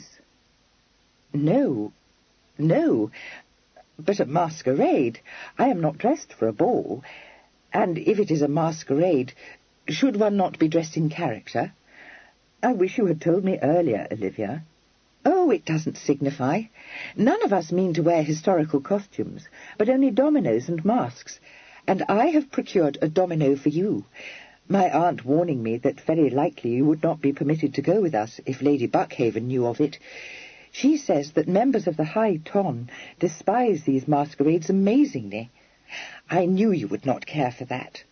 We shall be masked, of course, and no one will know us. Kitty recollected that a mask and a domino had been her only disguise at the Pantheon masquerade, and was satisfied. She would have preferred not to have gone to a large ball under Mrs. Scorton's chaperonage, but she felt that she was perhaps refining too much upon trifles. A refusal on her part to go to the Opera House must necessarily break up the party and spoil Olivia's pleasure. She schooled her countenance to an expression of gratification, and secretly hoped that she would not be obliged to dance very frequently with Tom Scorton. As the two ladies descended the stairs to the drawing-room on the first floor, Olivia said shyly, but as though sudden happiness made it impossible for her to resist a little gush of confidence, "Do you know, Miss Charing, it is the most absurd thing, but I fancied, that is, I had an apprehension, that something had occurred to vex the Chevalier. He had not visited us for such an age. At least, it was only 10 days, of course, but I supposed... I was in the expectation... But it was all nonsense, for he was very glad to come tonight. You will say I am a goose." Kitty, who was preceding her down the stairs, looked back, saw her blushing, and said laughingly, "No, but do pray tell me, have you fallen in love with Camille? I could see upon his first setting eyes on you that he was very much struck, I assure you. When must I wish you happy?" Discomposed, Olivia turned away her face, faltering, "Do not. It would be so very unbecoming in me. He has not spoken, and if I thought that he might do so, lately I have been afraid, when there seemed to be no continued observance, that I had imagined the whole, or perhaps that he felt I was not grand enough." "If he is such a coxcomb as that, you would be very well rid of him," Kitty replied. "No, no, how can you say such a thing? So perfectly the gentleman. Indeed, I am fully conscious of the difference in our stations. Scarcely dared to entertain the hope that his affection was animated towards me, as mine, my dear Miss Charing, was animated towards him." They had by this time reached the landing, and there was no opportunity for further discussion. Kitty, with the uncomfortable recollection in her mind of having on a number of occasions observed her cousin dancing attendance on Lady Maria Yalding, could not but be glad of it. Olivia opened the door into the drawing-room. A babel of voices smote their ears, and Kitty entered to find the rest of the party already assembled.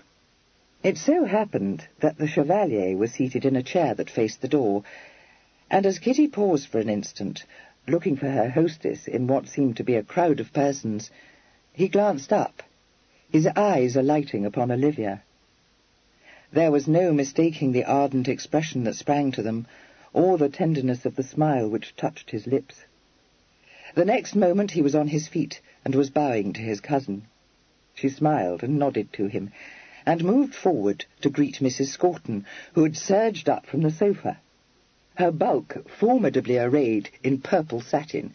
No one could have doubted Mrs. Scorton's good nature, and very few would have denied her vulgarity. She shook Kitty warmly by the hand, embarrassed her by thanking her for her condescension in coming to Hans Crescent, and said, with a jolly laugh, "Olivia would have it I should not invite you, but nonsense, my dear," I said. "I warrant Miss Charing is not so high in the instep she won't enjoy a frolic as well as anyone. I dare say Almack's may be very well, though I don't know, for I was never there in my life. But what I say is it sounds mighty stiff and dull to me, and I was always one for a little fun out of the ordinary, as I'll be bound you are too. Now, I must introduce everyone to you, and we can be comfortable. Not that I need to introduce my gals, and I hope I'm not such a simpleton as to present your own cousin to you. But this is Mr. Malum, my dear. That's promised to Suki here, as you may have heard. A fine thing to have Suki going off before her sister, ain't it? Not that I want to lose my Lizzie, as well she knows, but we all roast her about it, just funning, of course. And this is Mr. Bottlesford. We call him Bottles." Kitty knew that she was not going to enjoy the party. As she curtsied slightly to both gentlemen, Mrs. Scorton outlined for her benefit the plan for the evening. After dinner, she said, they would play at lottery tickets or some other jolly noisy game for an hour, and then drive to the opera house. "And Tom shall escort you home in good time, I promise you, for I don't mean to let any of you girls stay much after midnight, and so I warn you. For although I'm as fond as you are of a masquerade, it don't do to be lingering on when things get a trifle too free, as very likely they will." After this, she begged Kitty to take a chair near the fire, and Miss Scorton, who had been much impressed by as much of Lady Buckhaven's house as she had been privileged to see upon her one and only visit to it, began to ply her astonished guests with questions which were as artless as they were impertinent. She wanted to know how many saloons there were in the house, how many beds her ladyship could make up, how many covers could be laid in her dining-room, how many footmen she employed, and whether she gave grand parties every night, and had a French maid to wait upon her. There seemed to be no end to her interrogation, but after about 20 minutes she was interrupted by the dinner bell, and the company trooped downstairs to the dining-room. Here they were joined by the master of the house, of whose existence Kitty had previously been unaware. He was quite as stout as his wife, but by no means as good-natured. When he shook hands with Kitty, he grunted something which she might, if she chose, understand to be a welcome, and his wife explained, as though it were a very good joke, that he disliked parties, and never joined them except to eat his dinner. With these encouraging words, she directed Kitty to the chair at his right hand, disposed her own ample form at the foot of the table, beckoned to the Chevalier to sit beside her, and said that she hoped all her guests had brought good appetites with them. They were certainly needed. Mrs. Scorton was a lavish housewife, and prided herself upon the table she kept. When the soup was removed, the manservant, assisted by a page and 2 female servants, set a boiled leg of lamb with spinach before his master, a roast sirloin of beef before his mistress, and filled up all the remaining space on the board with dishes of baked fish, white collops, fricassee of chicken, 2 different vegetables, and several sauce-boats. Everyone but Mr. Scorton, who applied his energies to the tasks of carving and of eating, talked a great deal. And Tom Scorton, who was seated beside Kitty, entertained her with a long and boring story of a horse he had bought, and subsequently sold at a very good price, and without a warranty, upon the discovery that the animal was forever throwing out a splint. When Mrs. Scorton had unavailingly pressed everyone to take another helping, The dishes were removed, and the second course was laid on the table. This consisted of a roast chicken, some pigeons, a large apple pie, an omelette, and a chafing dish piled high with pancakes. After that, a dessert was set out, which included, besides what seemed to Kitty every imaginable variety of cake and sweetmeat, a large assortment of preserved fruits, and 2 dishes full of roasted chestnuts. Observing that Miss Charing seemed to fancy nothing but a French olive, Mrs. Scorton begged her to take a meringue or a slice of Savoy cake, and Eliza asked her how many courses Lady Buckhaven in general sat down to. When she learned that her ladyship contented herself with a very much lighter diet, she exclaimed at it, and Mrs. Scorton blessed herself to think that she should keep a better table than a baroness. After this passage, the company returned to the drawing-room, where a card table had already been set out, and as soon as the box containing all the fish had been found, everyone but Mr. Scorton, who had retired to some fastness of his own, settled down to a game of lottery tickets. Since the consumption of dinner had occupied nearly 2 hours, the excitements of the game had scarcely had time to pall before it was decided that it was time to leave for the opera house. Kitty was provided with a loo mask and a cherry-red domino, and accorded the seat of honour in her hostess's carriage. As 9 persons had to be conveyed into town in 2 carriages, she was uncomfortably crowded, but this disadvantage was more than compensated for by the reflection that she had not been condemned to travel in the landaulet with Eliza and Mr. Bottlesford, both of whom enjoyed local reputations as wits of the first order, and were consequently embarrassing companions. Having been seated at dinner on the opposite side of the table to her cousin, she had had ample opportunity of observing him during the interminable meal, and it had struck her forcibly that he was ill at ease. His gaiety seemed mechanical, and an indefinable air of trouble hung about him. She determined that by hook or by crook she would contrive to engage him in a tete-a-tete before the evening was out. The suspicion that he had come to London with the intention of winning a rich bride insensibly grew upon her, and she hardly knew whether most to blame her own imprudence in having introduced him to Olivia Broughty, or his mercenary ambitions, which made it possible for him to pursue Lady Maria when his heart was plainly lost to Olivia. Upon her first entrance to the opera house, which she happened never to have visited before, Kitty was quite dazzled by its magnificence. It was adorned with a painted ceiling and lit by clusters of candles in crystal chandeliers. Besides a gallery and a roomy pit, there were 4 tiers of boxes hung with crimson draperies, and their fronts tastefully decorated in white and gold. The stage, where the ball was already in full swing, was large, extending past the first 6 boxes, and, to add to the festivity of the scene, a fanciful backcloth had been let down, so that English country dances, Viennese waltzes, French quadrilles, and cotillions were all danced against a rich Eastern background.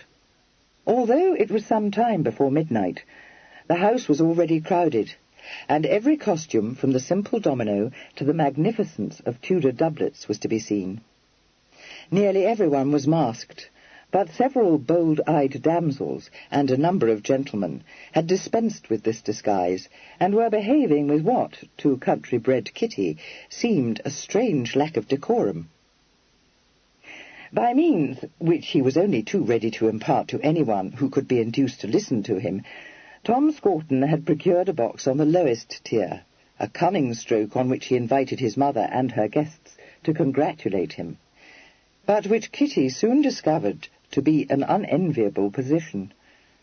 They were much exposed to the advances of beaux on the lookout for trim figures that gave promise of youth and beauty behind the masks, and as a number of these gentlemen were slightly foxed, they were difficult to repulse.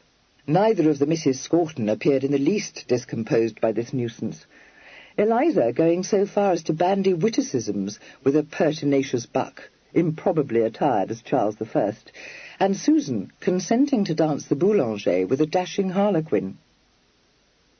The Chevalier soon detached Olivia from the rest of the party and led her onto the floor, and Kitty was obliged to bestow her hand upon Tom for a set of quadrilles, which was just then forming. When they presently returned to the box, they found it deserted, and Tom said cheerfully that they might depend upon it that his mother had gone off to the saloon in search of refreshment. To be left unchaperoned at a gathering of this nature was not at all what Kitty had bargained for, and she began to feel uncomfortable, and to wish that she had had the resolution to decline the evening's treat. However, Susan and Mr. Mallam soon joined them, which made her feel less conspicuous, and she tried her best to join in their ecstasies over the ball. It was indeed an experience she thought she might have enjoyed very well under such protection as Freddie or Jack would have afforded her, for she had never seen anything comparable to it before, and could have sat happily enough watching the glittering, shifting throng, had she been assured that no questing buck would dare to accost her. But, however innocent she might be, she was no fool, and a very little time sufficed to convince her that the opera-house masquerades were not commonly frequented by ladies of quality. Conscience-stricken, she reflected that Freddie had been quite right when he had said that intimacy with Olivia's relations would lead to undesirable results. This was one of them, and, although she was far too warm-hearted to regret having befriended Olivia, she did regret that she had allowed herself to be drawn into the Scortons set. She was aware, for the first time, of the cogency of Meg's arguments, and was much inclined to think that she owed her shatterbrained hostess an apology. It was some time before anything more was seen of Olivia and the Chevalier, and when they did reappear, it at once struck Kitty that they did not look as though they were enjoying the masquerade. Where the mask ended, Olivia's cheek was seen to be very pale, and the Chevalier's smiling mouth was oddly tight-lipped. Olivia at once sank into a chair at the back of the box, saying in a disjointed way that the heat was insufferable, and the Chevalier, after a moment's hesitation, solicited Kitty's hand for the next waltz. But when he presently led her towards the dancing floor, his air of gaiety was so forced that she said impulsively, "Should you dislike it, Camille, if we strolled in the corridor instead of dancing? I have had no opportunity to speak to you all the evening, and Olivia is quite right. It is dreadfully hot here." He said mechanically, "À volonté," and took her out of the crowded auditorium into the comparative coolness of the corridor. Here they found 2 chairs placed against the wall, and, for the moment, unoccupied. As she seated herself, Kitty said, "I wish you will tell me, Camille. Has anything happened to vex you?" He dropped his head in his hands for an instant and replied, as though the words were wrenched from him, "I was mad to have come, but the temptation of a mastering, I desired, à corps perdu, to yield to it. Madness, sans effet de moi." Startled, she exclaimed, "Good God, what can you mean?" He stripped off his mask with an impatient movement and ran a hand across his brow, saying with a shaken laugh, "I must suppose that you, my little cousin, know the truth. It is not possible that I should win the hand of that angel. I am a villain to have permitted the affair to march so far. For me it is adieu panier." "You know, Camille, it is true that I am half a Frenchwoman," said Kitty, quite bewildered, "but I never learned to speak the language with the least fluency, and I must own that I don't perfectly understand what that may signify." "Farewell, hope," uttered the Chevalier. Kitty found this dramatic phrase so strongly reminiscent of Miss Fishguard in her more sentimental moments that she was nearly betrayed into a giggle. After a short struggle with herself, she asked bluntly, "Why?" He replied with a hopeless gesture, "I have been permitted a glimpse of paradise. It is not for me." "I do wish, Camille, that you will speak more plainly," said Kitty, rather exasperated. "If you mean that Olivia is paradise, and that it is she who is not for you, pray why should you say such a thing? Have you quarrelled with her?" "1,000 times no," he declared vehemently. "Would I quarrel with an angel from heaven? The very thought is a blasphemy." "Yes, very true, but Olivia is not an angel from heaven," Kitty pointed out. Is it that her lack of fortune makes her ineligible, or that you fear she would not be acceptable to your family? I own that Mrs. Broughty is a dreadful woman, but—" "It is I who cannot be acceptable to Mrs. Broughty," he interrupted. A suspicion that he had been drinking crossed her mind. She looked anxiously at him and said, "Come, you are talking nonsense, cousin. Perhaps you are not as wealthy as that odious Sir Henry Gosford, but I am persuaded, from what Olivia has told me, that Mrs. Broughty is inclined to look upon you with the utmost complacence." He gave a short laugh. "Without doubt, c'est hors de propos, ma chère cousine. It is the Chevalier she looks upon with complacence. You, of all people, must know that there is no Chevalier." She was now more than ever convinced that he had been drinking deeply, and said in some concern, "Camille, I think you don't know what you are saying. No Chevalier? But are you not the Chevalier d'Evran?" He looked intently at her, and made a fatalistic gesture. "I am in your hands, in effect. But you are my cousin. I thought it did not seem to me possible that you should not know the truth. I have been very grateful to you for your silence.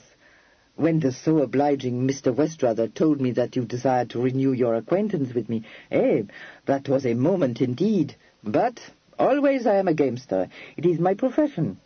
Impossible to refuse the offered introduction. I came to Madame la Baronne's house, risking all upon one throw of the dice." A hint of his dancing smile appeared in his face. He said ruefully, "I will be frank, my dear cousin. Trusting in mes agréments, you were silent. I believed I had once more succeeded. Quelle fa! You did not know the truth." "My guardian has never talked to me of my mother's family," she faltered. "I thought when Mr. Westrother brought you to Berkeley Square, that is, I did not question my credentials. But had you known that our family is not a noble one, would you have betrayed me?" "Oh, no," she said quickly. "How could I do such a thing? But why, Camille? What can it signify? Jack, Mr. Westrother, has no title, but he is at the very top of the ton, I assure you." "Ah, he has birth, ma petite. For me, a title is a necessity. I shall not deceive you. I am, as well Mr. Westrother knows, an adventurer. I have said, I am in your hands." This dramatic finish to his speech went wide of the mark. Ignoring it, Kitty said, "Jack knows." "Be sure. He is no fool, that one. Also, he is dangerous. I have had the effrontery to love the object of his desire, you must understand. With my rich widow, he wishes me all success. Ah, bah, what do I care when I've seen that angel? I shall love her à jamais. But I know well she is not for me." He sank his head in his hands as he spoke, and so did not perceive the effect of his remarks upon Miss Charing. Much that she had not previously understood now became plain to her. Opening and shutting her fan, and staring with unseeing eyes at the medallions painted on its leaf, she wondered in a curiously detached way how it came about that her most pronounced emotion was a feeling of disgust. "Jack wishes to marry Olivia," she said slowly. "Marry? No," he returned. "Pardon, you know him well. You have perhaps a kindness for him. I should not have allowed myself to speak." She remembered remarks made by Olivia which had puzzled her. Drawing an audible breath, she said, "It does not signify. I understand you, I suppose. Jack wishes her to be his mistress, and you, loving her as you say you do, will permit this?" He raised his head, saying hotly, "What can I do? Do you imagine that Madame, her mother, would for one little instant entertain my suit if she knew the truth? That I have neither title nor fortune? That my father is the proprietor of a maison de jeu? What you call a gaming house?" "Good God," said Kitty rather faintly. "Does Olivia know this?" She knows all. Could you believe me capable of deceiving one whom I worship, of stealing her from her mother à la dérobée? No, I am not so infamous. I do not conceal from you that I came to England an adventurer. It is known that if one is of bonne tenue, bien né, riche, and above all French, c'est drôle ça, one may be bienvenu in London. To be French, that bestows upon one a cachet. It is known then that with these qualities one may do very well in England. He spread out his hands.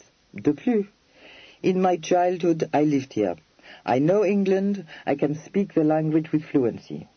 Perhaps I have not always the right idiom or the accent, but that, chère Kitty, is regarded by the English as fort attrayant. Yes, but I don't understand. Did you come to England to marry an heiress? Asked Kitty wonderingly. To seek my fortune, let us say. Lady Maria? Camille, was it to pay your addresses to her that you came? Ah, no. My meeting with Lady Maria was a coup de bonheur. Naturally, I am interested in ladies of large fortune, but of her existence I did not know until I was presented to her. This frank exposition of his aims very much shocked Miss Charing. She uttered a protest. Oh, pray do not. Surely you cannot mean to offer for Lady Maria. How could you bear to be married to her? I cannot believe it of you. Marriage, he said, smiling. My dear little cousin, do you think that that would be permitted? If she would consent, eh bien, one must resign oneself.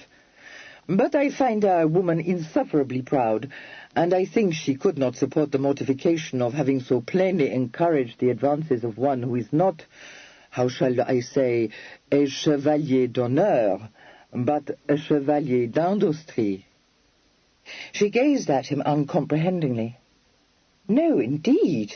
I think she would die of shame, but she would wish the so fascinating chevalier to depart from England without scandal. Is it not so? Well, that could be arranged. She was by this time so much shocked and distressed that she could only find voice enough to say, Olivia knows this. You have told her? I have told her, he said with a groan. But just now it was necessary. I could not continue. You must understand that I have for her a passion, a devotion, which makes it impossible that I should deceive her. Oh, I wish to heaven I had never made you known to her, Kitty exclaimed. This is dreadful. I perceived when she came back to the box that she was suffering from some agitation, but that it could be as bad as this I had not the least apprehension. Believe me, he said earnestly, it was not à dessein that I engaged her affection. When first I saw her, I was carried beyond myself. I did not consider. I had never imagined to myself that I could ever meet one who so exactly fulfilled the dreams a man of sensibility must make for himself. Because I should have acted with resolution. I allowed myself to be transported. When I tore myself away, I believed I was the only sufferer. But when, after so many days of misery, I received her billet and yielded to the temptation of seeing her again, it was made plain to me that I had wounded her. She asked me, as you did, if I was troubled. What would you? I told her that I was not what she thought me to be, but a gamester, one on whom she would never be permitted to bestow her hand. She saw that there could be no hope for either of us. You may say that we have received our death blows. She was easily able to refrain from making any such remark. In a tone of considerable censure, she said, Good God, Camille, how could you distress her so? Surely you would have done better to have held your tongue, to have made up your mind not to see her again. I could not, he replied. Would you have had me allow her think she had bestowed her heart upon a mere coquet? Yes, indeed I would, said Kitty. I dare say she would very soon have forgotten all about you. But now... Oh, what a shocking tangle it is. I don't know what to say. I wish you will take me back to the box." He rose at once. "I will do so. And you?" "I am at your mercy," she said crossly. "If you mean, shall I tell the world that you are an impostor? No, I shall not. You must perceive how reluctant I must be to see my own cousin exposed in such a way. In fact, I expect you were very well aware of that when you disclosed the truth to me." He replied with a faint smile, "C'est ce qui saute aux yeux, enfin." "You are quite abominable," she told him. He began to walk with her down the corridor. "I know it, alas." She was too much mortified to make any reply. They proceeded in silence for a moment or two, and might have exchanged no further remarks, had not a most unwelcome sight suddenly presented itself. Strolling towards them, a masked lady in a black domino on his arm, his own mask dangling by its strings from his hand, was Mr. Westrother. "Oh, good God!" Kitty exclaimed involuntarily. "Put your mask on, for heaven's sake, Camille." "It is too late. He has seen me," he responded quietly. "It is no matter. He will not recognize you. Do not speak." The advancing couple halted before them. "My very dear friend, the Chevalier," said Mr. Westrother. "Now, what an agreeable surprise." His penetrating eyes ran over Kitty's form and remained fixed on her face. His brows lifted a little, and to her annoyance she knew herself to be blushing. "Dear me," he said, a note of amusement in his voice. "May I hazard a guess, or would that be indiscreet?" The Chevalier returned a light answer, but Kitty was staring at the lady on Mr. Westrother's arm. She had untied the strings of her black domino, and it fell apart to reveal a gown of lilac silk and gauze, which Kitty knew well. The discovery that Mr. Westrother had brought his cousin Meg clandestinely to the masquerade seemed to her to set the crowning touch to an evening of unalleviated mortification. She lost her temper. "Indiscreet? No, how should it be?" she said with unusual asperity. "To be sure, it is quite a family party. For goodness' sake, Meg, keep your domino closely tied if you don't wish to be recognized. I dare say half London must know that dreadful lilac dress, for nothing that Freddie or Mallow or I can say to you serves to convince you that it is not at all becoming to you." "Kitty," gasped Meg, clutching Mr. Westrother's arm. "Good God! What can have possessed you to come to this place? It is most improper in you." "I am sure that if you feel no scruple in coming, I need not," returned Kitty swiftly. "I, after all, came under the protection of Mrs. Scorton." "Fine protection," said Meg, with a little angry titter. "Very true, but better than none," flashed Kitty. "Nor did I tell lies about dining with aunts." "You did? You said you were dining in Hans Crescent." "It was the truth. I did dine there, and I hadn't the least notion this was intended."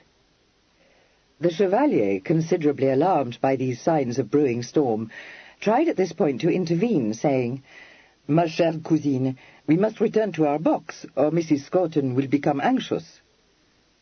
Neither lady paid any heed to this foolish interruption. Meg said, "Let me tell you that I am under the protection of my own cousin." "Fine protection," instantly replied Kitty. Mr. Westrother began to laugh. "End of round 1, he said. "Largely cross and jostle work, though both opponents appeared full of gaiety, ready to sport their canvases. We shall see some flush hips in the next round, Chevalier." "How dare you!" exclaimed Meg furiously. "I think of all the odious people—" "No, no, my love. You must not start sparring with me. I am your second," said Mr. Westrother. "I beg of you, my cousin, only consider," said the Chevalier. "Already we attract notice." "I am perfectly ready to return to Mrs. Scorton, I assure you." "What a spoiled sport you are, Chevalier," drawled Mr. Westrother. "Mere flourishing so far. We have not yet arrived at the lilac gown, which I take to be the crux of the matter. Come now, Meg, rattle in." But this mocking encouragement had the effect of turning his principal into a stiff figure of outraged propriety. "Pray take me back to our own box," said Meg in freezing accents. "We are keeping dear Kitty from what I am persuaded must be a most agreeable party. I am myself returning to Berkeley Square in a very few minutes, but no doubt Mrs. Scorton will convey you there when the masquerade is over, Kitty." She then swept a dignified curtsy, took Mr. Weststrother's arm again, and walked away with him down the corridor. A good deal concerned, the Chevalier began to express his contrition at having been imprudent enough to have removed his mask. Kitty cut him short, saying that it did not signify, and in silence they went back to Mrs. Scorton's box. The next half-hour passed for Kitty like a species of nightmare. She was obliged, for civility's sake, to dance several times, but the masquerade was fast developing into a romp, and, as though to make matters even more disagreeable, 2 total strangers had been added to the party, and were contributing their mites to its success by flirting in an inebriated and very ungenteel way with the Misses Scorton. Their sallies were received with shrieks of mirth and playful raps across the knuckles from furled fans, and the only person besides Kitty herself who seemed to deprecate their inclusion in the party was Mr. Mallum, who several times informed Kitty that he had a very good mind to call that fellow in a Spanish costume to book.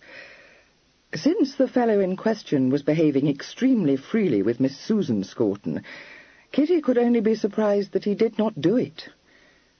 She was, herself, subjected to a good deal of annoyance, and since her cousin had once more spirited Olivia away from the box, and Mrs. Scorton, much flushed and refreshing herself with sips of champagne, took it all as a very good joke, she felt herself to be wholly unprotected.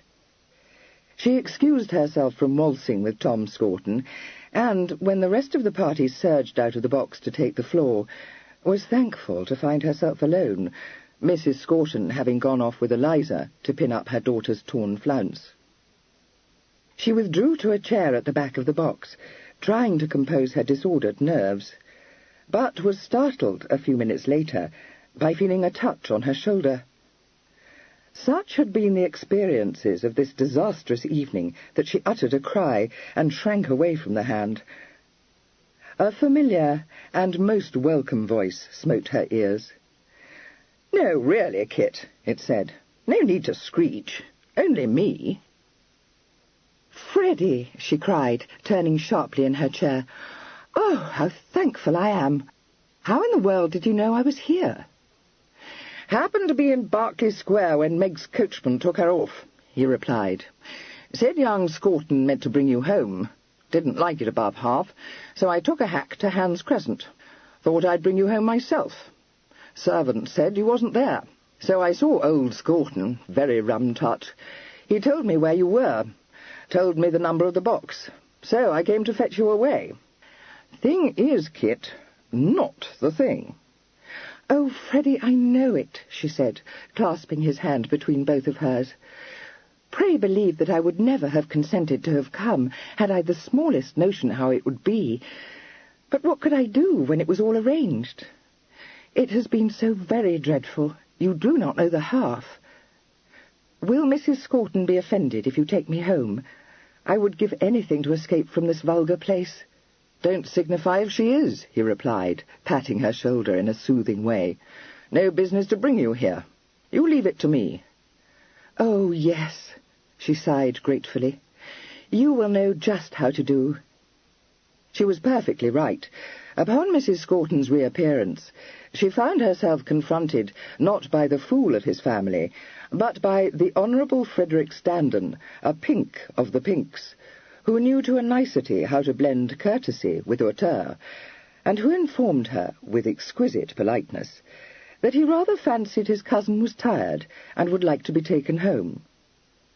One of the uninvited guests, entering the box in Eliza's wake, ventured on a warm sally, found himself being inspected from head to foot through a quizzing glass, and stammered an apology.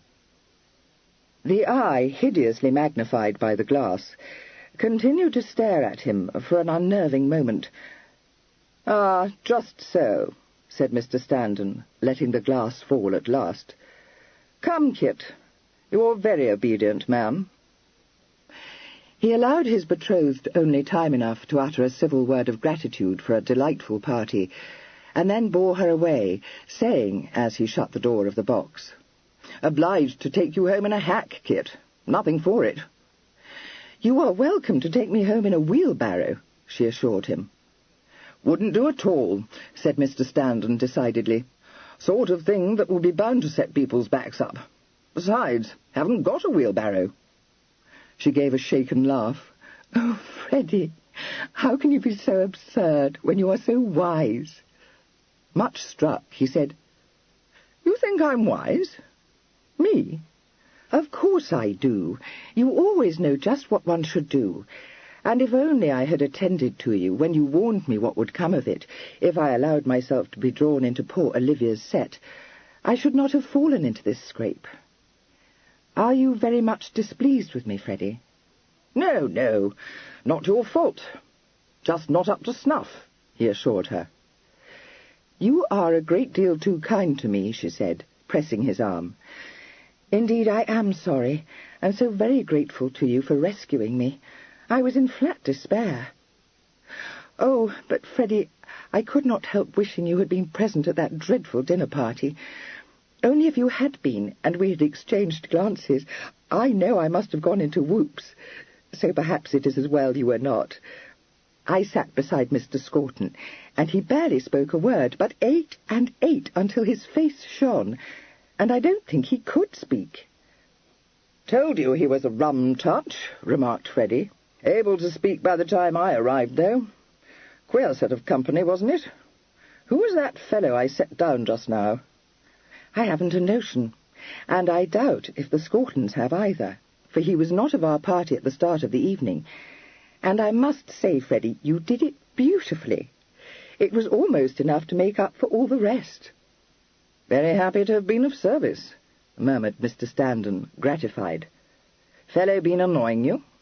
"He was quite odious, but no, it wasn't that." "Something else?" said Mr. Standen encouragingly. Kitty nodded, biting her lip. "Yes, but I think perhaps I should not speak of it, even to you. I am in such a fix, and I don't know what to do." "Don't do anything until we've got a hack," recommended Freddie. "Tell me then." Kitty was glad to follow the first part of this eminently sensible advice, but when she sat beside Freddie in the darkness and mustiness of the hackney coach, and he bade her tell him the whole, she hesitated. "Much better do so," he said. "Might be able to help you." "Freddie, it is most secret." "Well, dash it, Kit. You don't suppose I'm going to blab it out to anyone, do you?" She sighed. "No, of course you would not. The thing is, my cousin Camille was there tonight." "Thought very likely he would be." "Yes, but, Freddie, what do you know of him?" "Don't know anything," replied Freddie firmly. "Seems a very pleasant fellow." "Has Jack said anything to you about him?" "Said he was your cousin. Told us so one evening at Meg's place. Must remember that, Kit." "Is that all Jack knows?" "Lord, how should I—" "Dash it, Kit. I'm not going to answer a lot of questions when I don't know what the deuce you've got in your head. Silly thing to do. Bound to land myself in the basket. What's Jack been saying to you?" "Nothing. It was Camille himself who made a shocking disclosure to me this evening. Freddie, it seems that he is not a chevalier at all, but I must say, an adventurer." "Is he, though?" said Freddie. "Thought he was an ivory turner myself. Comes to the same thing." "Good God! Did you know this?" she exclaimed. "Didn't know it. Just a notion I took into my head. Fact is, asked my father to discover who he was. No wish to distress you, Kit, but he ain't known at the embassy, and this precious uncle of his don't seem to exist. At least, very likely, he may have a dozen uncles, but there ain't a marquis amongst 'em. No need to get into a taking over that. Don't have to have marquises in the family. Quite respectable not to. Well, what I mean is, think of us. We haven't any. But I cannot think that Camille is at all respectable, said Kitty in a small voice. I very much fear, Freddie, that he is a gamester. He is, said Freddie, rather pleased. Just what I said. Tell you so? Yes. He said also that his father runs a hell. No, does he? Shouldn't wonder if it was in the Palais Royal, said Freddie knowledgeably. Find all the best ones there, so my father tells me. Taken aback, Kitty said, But, Freddie, is it not very shocking? Well, it ain't precisely what one wants in the family, admitted Freddie. Dashed awkward if your uncle ran a hell in London, of course, but he ain't at all likely to. And if only we can hit on a scheme to get rid of this Camille of yours. Not that I've anything against the fellow, except that it's as plain as a pikestaff he might easily become a deuced nuisance. We shall be all right and tight. I have the greatest apprehension that there will be some dreadful scandal, said Kitty. I see I must tell you the whole. Freddie, it appears that he has fallen desperately in love with Olivia. No harm in that, said Freddie. In fact, good thing. Don't mind telling you, Kit, that it's his dangling after the Yalding widow that made me take fright. Bound to lead to trouble.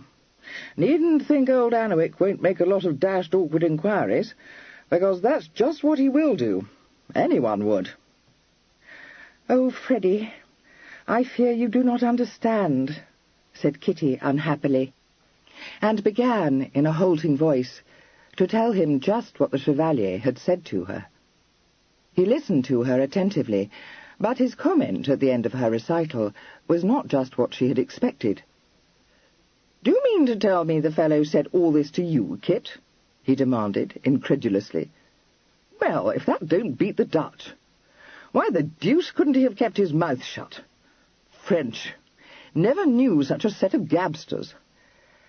"I must own I did rather think that myself," she confessed.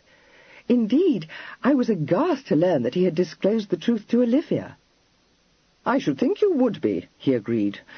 "No doing anything with such a gudgeon. Think she'll spread the tale?" "Oh, no, I am persuaded she would not.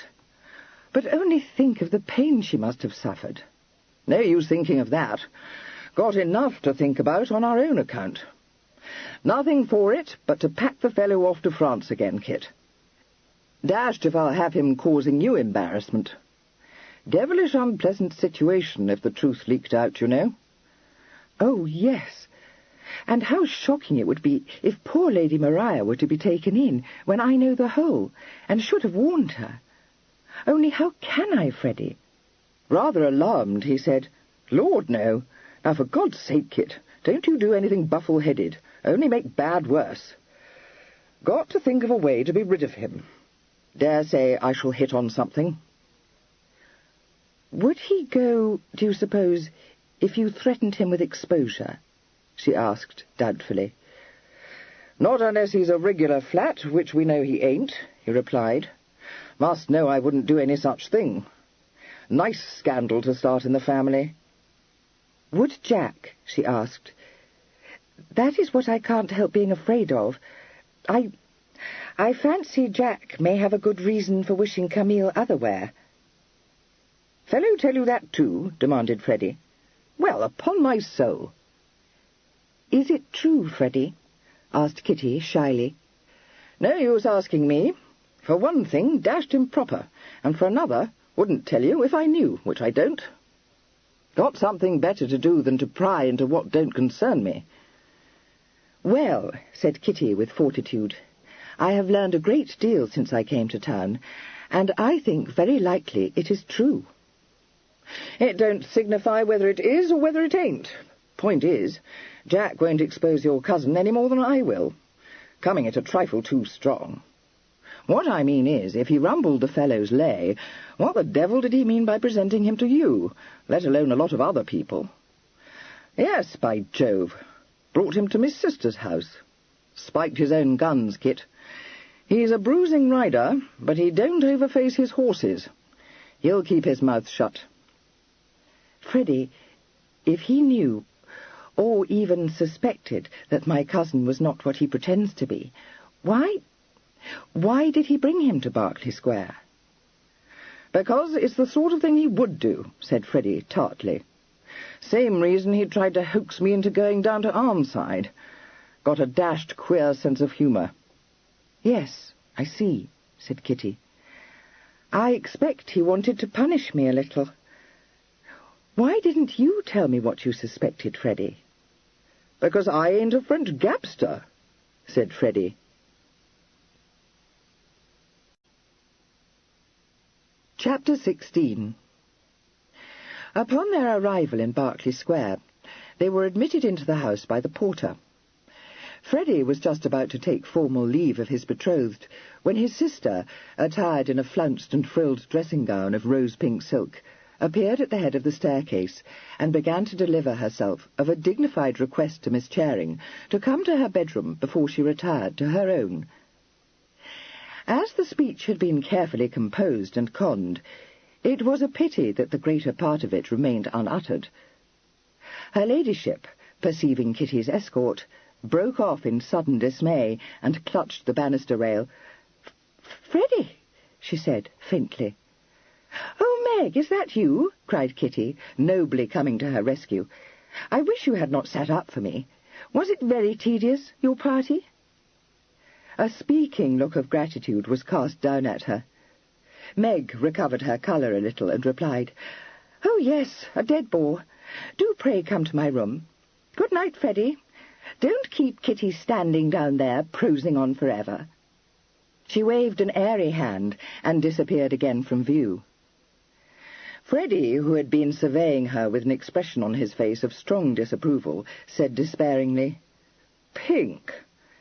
Dashed if I know why it is, but a female's only got to have a yaller head, and nothing will do for her but to wear pink. Can't be surprised poor Buckhaven's gone to China, can you? Now mind, Kit, not a word to her about your cousin."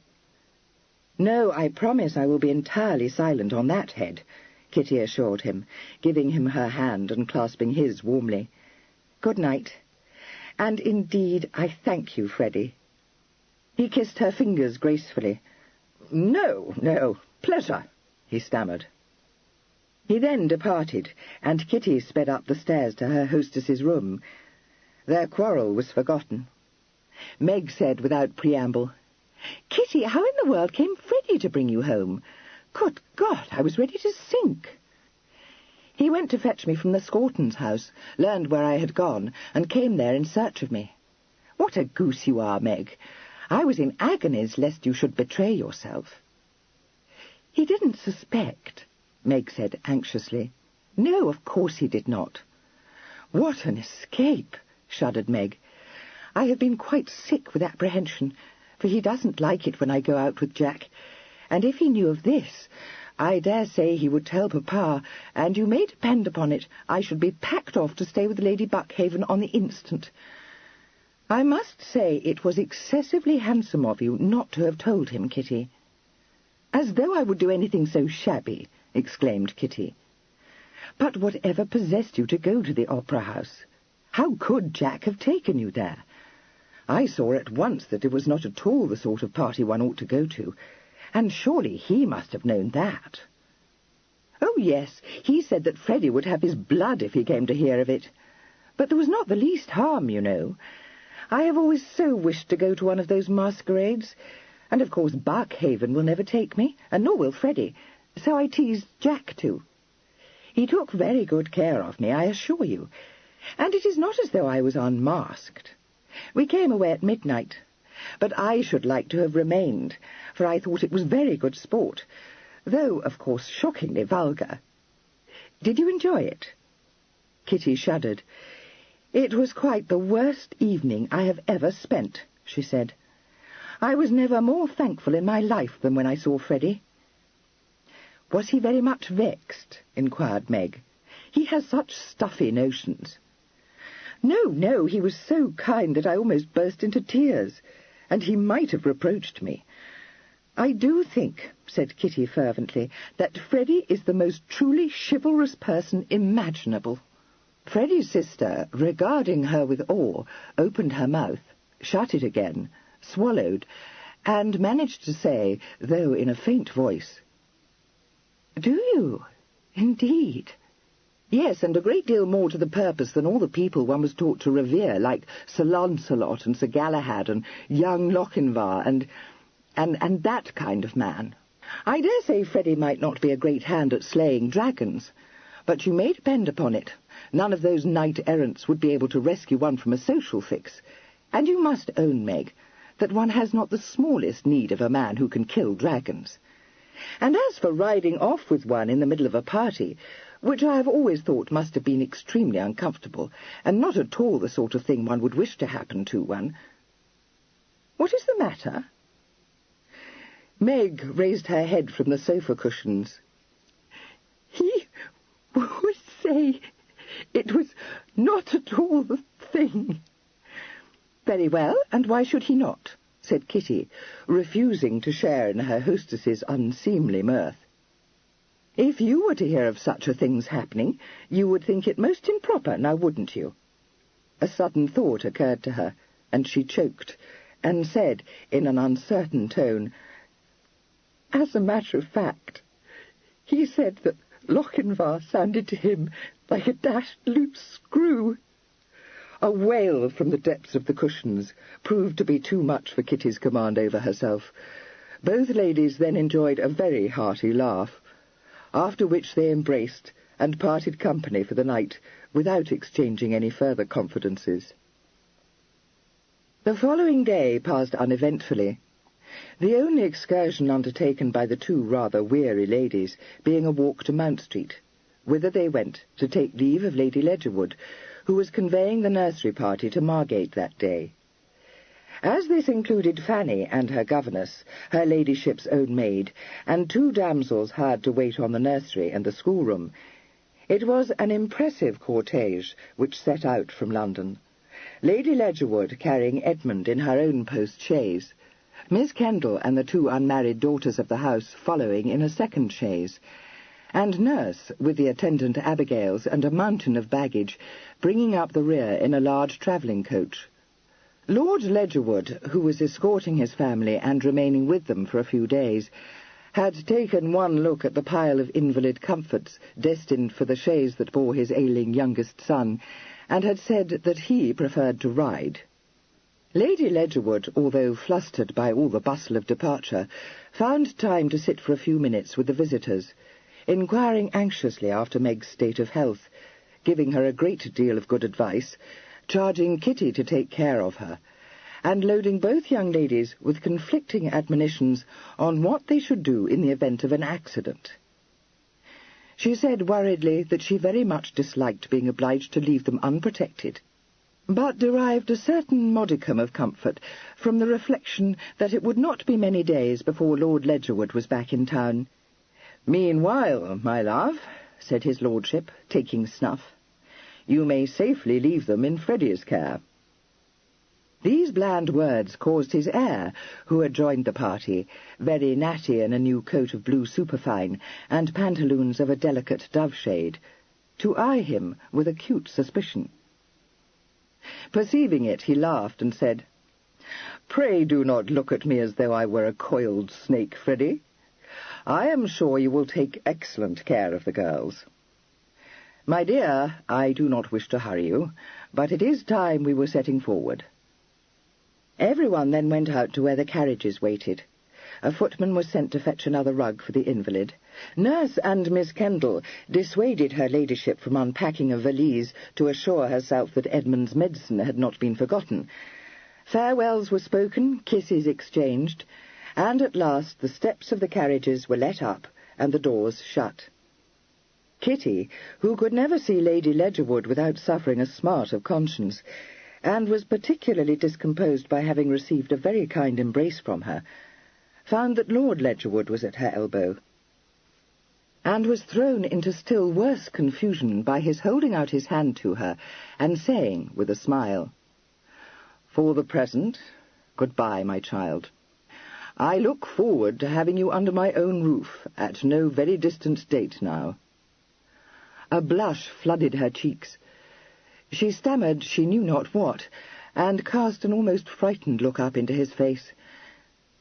"Don't run away, will you?" he said quizzically. "I like Freddie's engagement very well, you know. It has done him a great deal of good." "Sir, Lord Ledgerwood," she said desperately, "I cannot—" "You cannot talk to me in the open street. Very true. You shall tell me all about it next week, when I return to town. I must go now." He gave her hand a pat and released it, bade farewell to his son and daughter, mounted his horse, and rode off in the wake of the carriages. "What can Papa have meant?" wondered Meg. "What are you to tell him, Kitty? Why do you look so oddly?" "I don't think I have anything I need tell him," replied Kitty in a hollow tone. "Do you, Freddie?" "No," said Freddie. "But there's something he might have told me. Dash it, I ought to have thought of it before. When does term end?" He saw that he had mystified his audience, and added impatiently, "Oxford." "Good gracious, I don't know," said Meg. "What does it signify?" "It may not signify anything to you, but it dashed well does to me," said Freddie with feeling. "Because if my father's gone junketing off to Margate, and I've to take care of Charlie, it's the outside of enough.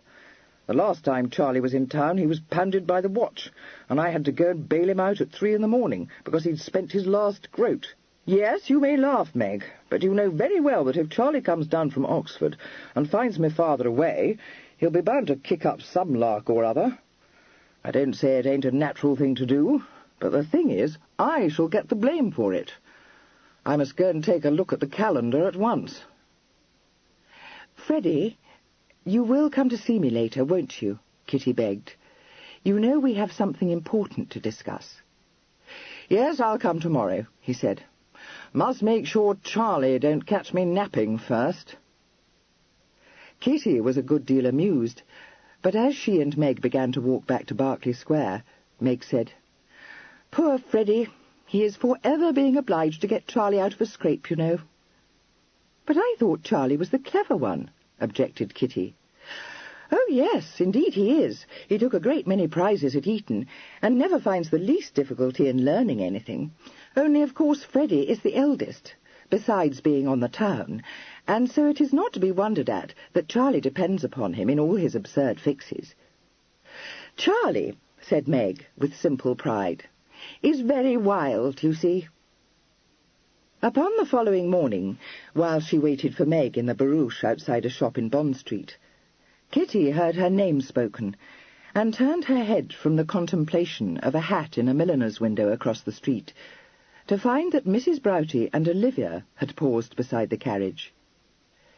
She saw at once that Olivia was looking pale and unhappy, and realized, as soon as Mrs. Broughty began to speak, that that lady was very much incensed at the knowledge that she had been to the masquerade.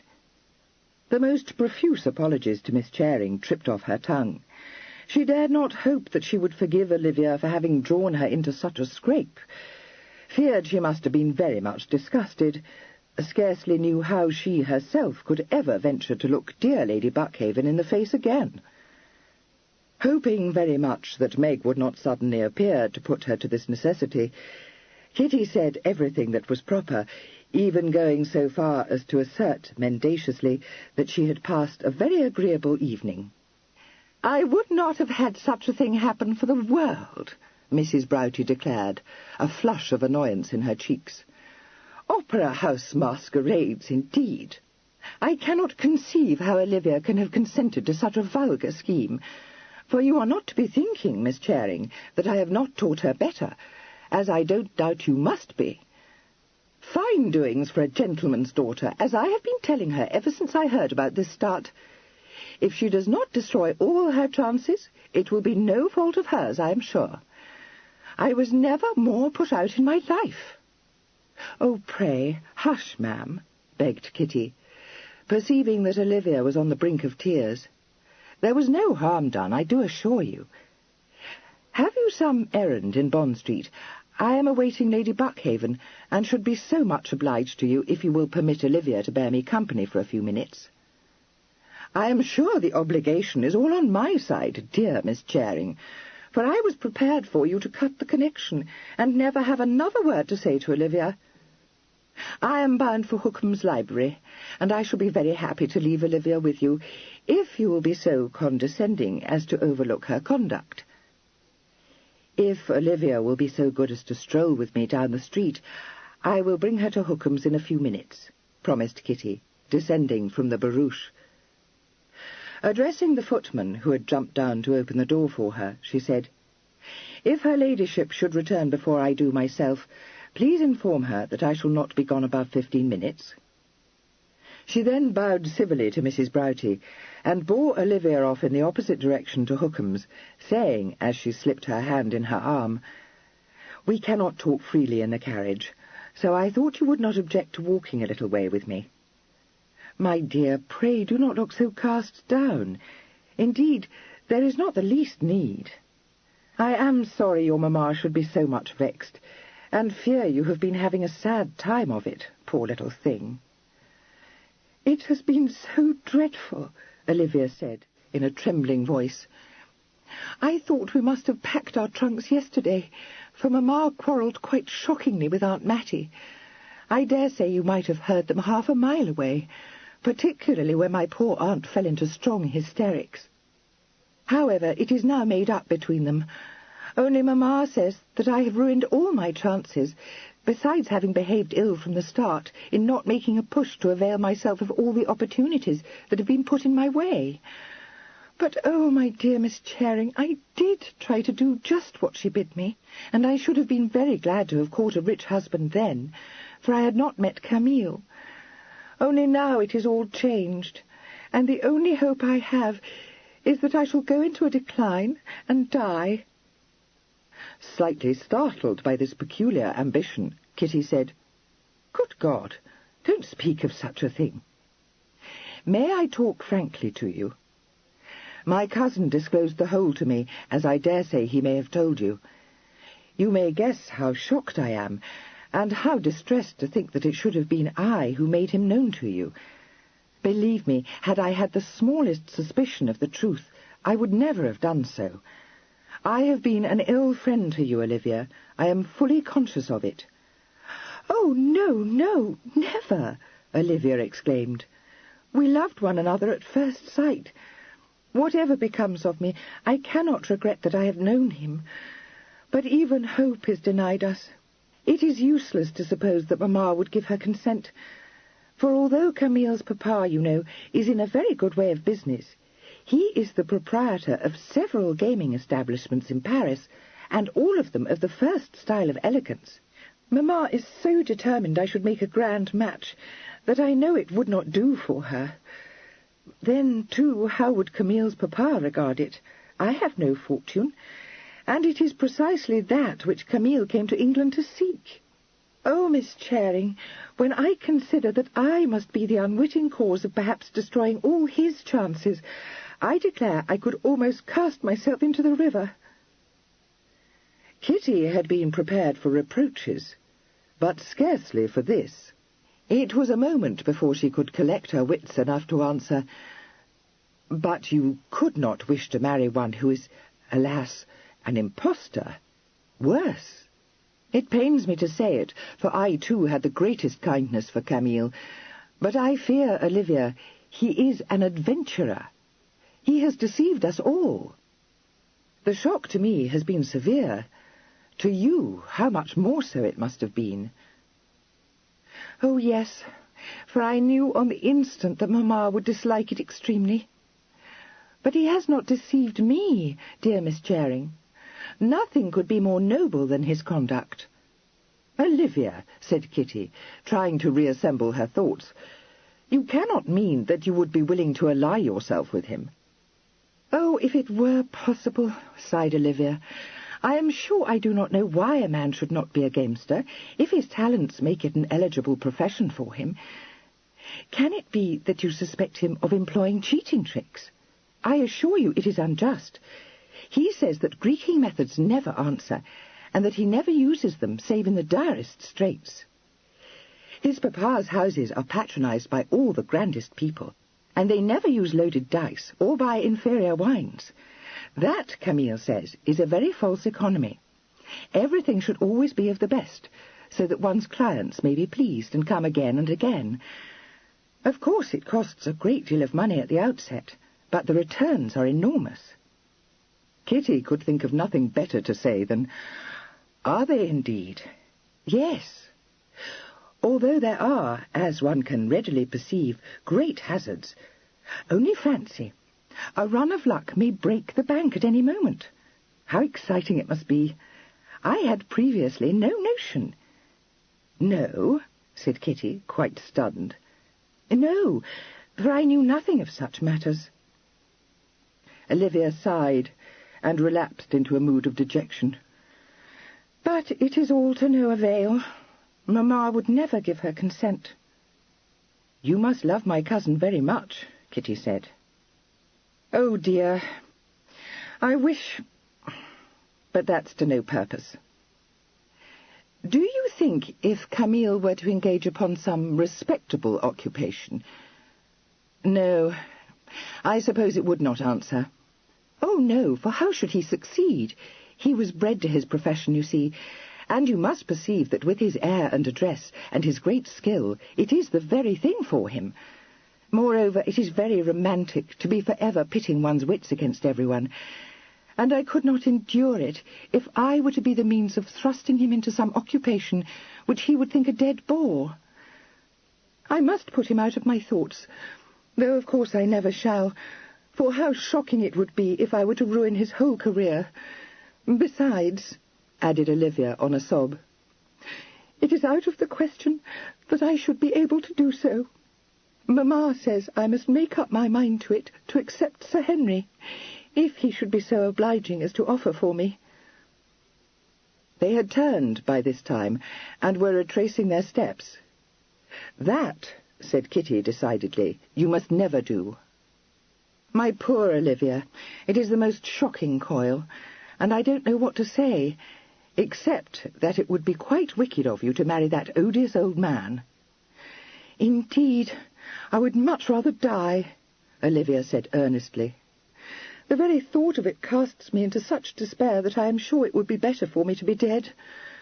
But Mamma says that he cannot live for ever, and in the meantime I may have as many lovers as I please, provided only that I am discreet.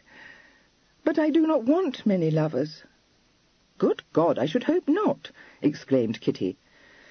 "I shall never love anyone but my Camille," said Olivia, showing an alarming tendency to dissolve into tears. "For heaven's sake, Olivia, don't start to cry," begged Kitty. "Recollect, it is not in your mamma's power to force you into a distasteful marriage. Oh, if only I could see what was best to be done! But I am wholly at a loss." "Oh, Miss Charing, will you help me?"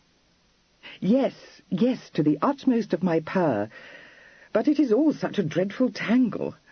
Olivia, pray dry your eyes. We are approaching the library." Olivia obediently produced her handkerchief, saying gratefully, "I knew you would stand my friend." Since Kitty, though anxious to befriend her, had no idea how this was to be done, she felt very much conscience-stricken, and was glad to be able to restore her to Mrs. Broughty before she was called upon to outline some scheme for her relief.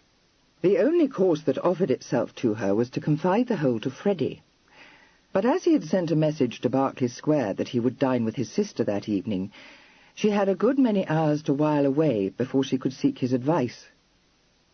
These were spent by her in concocting and immediately discarding a number of quite unsuitable stratagems, and in blaming herself bitterly for her part in the affair. A diversion was created midway through the afternoon by Mr. Westrother, who came to pay a morning visit. As Meg had retired to lie down upon her bed, Kitty received him alone, and would not have received him at all had she had the least warning of his arrival. But he was ushered into the drawing-room, where she sat brooding by the fire, so that she had no opportunity to deny herself. She accorded him a somewhat cool welcome, but he was quite impervious to such snubs, merely laughing at her and saying, with a quizzical lift of one eyebrow, "Vexed with me, Kitty, for taking Meg to the masquerade? Now, consider how unjust. Am I vexed with you for allowing your fascinating cousin to be your cicisbeo? Certainly not. I hope you enjoyed an excellent evening's entertainment." She ignored the greater part of this speech. "No, I did not enjoy it, and I am astonished that you could have taken Meg to such an improper party." "Little prude," he said, amused. "Did not the dashing chevalier take good care of you? I had thought him to have been quite in his element." "I collect," said Kitty, boldly confronting him, "that you have taken my cousin in aversion. Will you be so good as to tell me why?" "My dear Kitty, what in the world can I have said to put such a notion as that into your head? You wrong me, really you do. So far from taking the chevalier in aversion, I admire his address profoundly, and quite envy him his assurance. Such delightful Gallic polish, and so skilled a card-player. It is a privilege to have met him. Indeed, I hope he may be going to do me the honour of visiting me this very evening, to pit his skill against mine. I am myself a gamester, you know, and I have a great desire to measure myself against one whom I have reason to think a past master in the art." She was dismayed, but summoned up enough courage to reply, "I wish you may not have cause to regret it." "Ah, well," he said, his eyes glinting down at her. "Perhaps he may have the advantage of me in some respects, but in others I venture to think that I have the advantage of him." She was silenced, and he presently left her, a prey to uneasiness. There could be no doubt that he knew that Olivia had been at the masquerade, for she recalled that she had herself told him that she was there with the Scortons, and she could not rid her mind of its suspicion that his invitation to her cousin to visit him must have some bearing on this circumstance. When Freddie arrived in Berkeley Square that evening, she could scarcely restrain her impatience to take him apart and pour her apprehensions into his ear. But as it lacked only a few minutes to the dinner hour, and Meg had already joined her in the drawing-room, this was clearly ineligible. Moreover, it immediately became apparent that grave cares were pressing upon Freddie's soul, for upon his sister's demanding of him in a rallying tone whether Charles had already descended on the town, he replied, "No, term don't end for another 10 days. It's worse than that. Dashed if I didn't receive a letter from him this morning. Yes, and what's more, I had to pay 6pence for it, which I'd as lief not have done. It ain't that I grudge 6pence, but what I mean is, why the deuce should I have to give 6pence for a thing I'd as soon not have?" "Oh, heavens! Is he in a scrape?" exclaimed Meg. "Well, of course he is. Knew that as soon as I saw the letter. Stands to reason. What would he want to write to me for if he hadn't made a cake of himself in some way or another? Never knew such a fellow. Mind, I dare say it's only some Snyder dunning him, but there's nothing for it. I shall have to take a boat to Oxford tomorrow." "Going out of town now?" cried Kitty. "Yes, but I shan't be gone above one night. Dashed inconvenient, but the thing is, if Charlie's landed himself in the basket, must pull him out. Fond of him," he added, on an explanatory note. "Besides, wouldn't do for it to come to my father's ears." "No, indeed. Of course you must go. I hope you may not find that anything very serious is amiss." "Yes, I hope so too," said Freddie, "because if it's anything that means I must go and talk to the bagwig, what I mean is the dean, it's no use going to Oxford at all, because I don't suppose he'd listen to me. Never did when I was up myself, and dashed well had to talk to him. Not that I wanted to, mind you, but there it was. Obliged to." "Could it be that Charlie has become entangled?" suggested Meg, looking anxious. Freddie rubbed his nose. Got into the muslin company. Might, of course, though he ain't one for the petticoats. Oh, well, if that's all it is, nothing to worry about. Buy her off. On this comforting thought, they all went in to dinner. The light-hearted insouciance which characterized the Standons had its effect upon Kitty, and her desponding mood soon changed to one of hope. She was still quite unable to see any way in which she could help Olivia to overcome her troubles, but the cheerful nonchalance with which Freddie confronted the task of rescuing his graceless junior from whatever dire straits he had fallen into insensibly made her feel that the tangle caused by her cousin's descent upon London would not be beyond his power to unravel. When Meg kindly, but, as she pointed out to them, reprehensibly, left the betrothed couple to their own devices later in the evening, it could not have been said that Freddie's ingenuity was displayed to any marked degree. He explained, when asked if he had thought about what was best to be done, that he had had no leisure in which to examine the problem. "Must see I haven't, Kit. Had a great deal on my mind. Gave me a nasty jar, I can tell you, when it struck me Charlie might be coming down any day. Dashed calendar of mine don't tell one the dates of the terms, either. Took me the better part of the day to find 'em. And now, just as I thought all was right, I've got to go jauntering off to Oxford, and I dare say I shall have to do a lot of thinking when I get there. The thing is, Charlie's a dashed clever fellow, but he ain't got a particle of common sense. No use asking me to get rid of the Chevalier until I come back to town. Do it then." "Get rid of him? But how can we, when you yourself said it would be useless to threaten to expose him unless he went away?" "I don't know, but very likely I shall hit on something. Well, dashed well must. He hasn't been calling here, has he?" "No, oh no.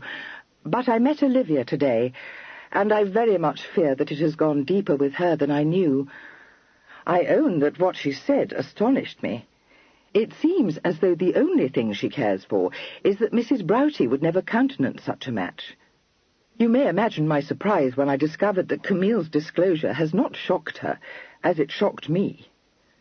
"Dare say it wouldn't," responded Freddie, after giving the matter some thought.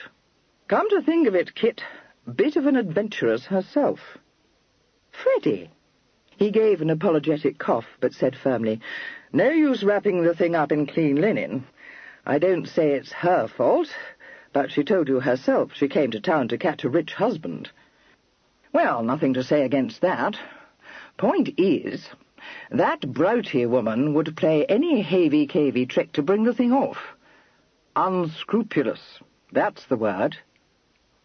"She is, yes, but not Olivia." "Very likely not, because she hasn't the wit for it. No wish to offend you, Kit, but she sounds a cork-brained girl to me, always did. I don't say she ain't good-hearted, but if she's got the sort of principles you have yourself, I'd like to know where she learned them." Kitty stared at him in a little dismay. "Must one learn to have principles?" she faltered. "Lord, yes. Well, I put it to you, Kit. How the deuce would you know the right way to go on if you was never taught anything but the wrong way?" She digested this for a moment in silence. "I fear there may be much in what you say," she said reluctantly. "It has sometimes seemed to me that poor Olivia's thoughts have not a proper direction, and I have wondered at it, for indeed, Freddie, she is a good, kind girl.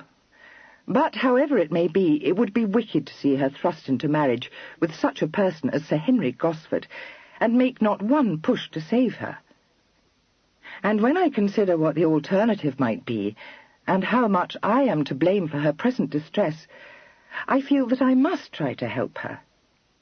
I am persuaded you must enter into my sentiments upon this occasion." Mr. Standen was far from doing any such thing, but he was never one to engage in fruitless argument, so he held his peace. He perceived, however, that Miss Charing's large charity would not permit her to abandon her unfortunate protégée, and eyed her with a good deal of misgiving. She had risen from her chair and was walking restlessly about the room. "Something must be done for Olivia," she said.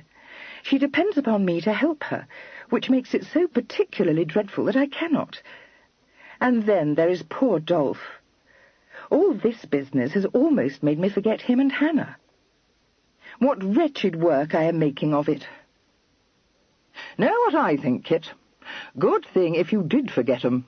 What I mean is, very sorry for the poor fellow, but got enough on our hands without him. Oh, no, when I pledged them my word I would assist them. Freddie sighed. And then there is myself, Kitty said. I can't tell how it has come about, but I have done nothing of what I intended. Freddie, we must not continue in this fashion. It was very wrong of me ever to ask such a thing of you. Wrong and so foolish that I am amazed at myself. Only see what has come of it. Dash it, Kit. Thought you was enjoying yourself, said Freddie, a little hurt. She turned impulsively towards him. Oh, it has been the most delightful thing that ever happened to me, she said. I shall remember it my whole life long. I never was so happy. But it must end. On that I am resolved. We must consider what is best to be done. Talk it over when I come back from Oxford, said Freddie. Perhaps, said Kitty, the thing would be for us to quarrel. No, dash it. I don't want to quarrel with you. And I am sure I could never quarrel with you, Freddie, said Kitty warmly. Very well, then. No sense in it. I meant only that we should pretend to quarrel. Wouldn't answer at all, said Freddie. Everyone knows I ain't quarrelsome. Tell you what, Kit, good notion if we don't tease ourselves about that till we've packed your cousin off to France. Got to pack Dolph off to Ireland, too.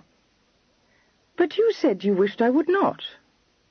Oh, well, said Freddie, in a temporizing spirit. I'd liefer you did that than started quarrelling with me. Come to think of it, it ain't a bad notion. Might as well be rid of Dolph while we're about it. Mind, I don't dislike the poor fellow, but it ain't what I'd choose, having a cousin who's queer in his attic loose on the town. No, indeed. Oh, dear, I cannot help wishing that you were not obliged to go to Oxford tomorrow. No need to worry about that, said Freddie kindly. Shan't stay above one night there, and I don't mean to dawdle on the road. Hired a chaise and 4. Won't take me much above 4 hours to get back to town. Make an early start and be in London by noon. No time for anything to go amiss here. Besides, no reason why anything should. Wouldn't go if there was.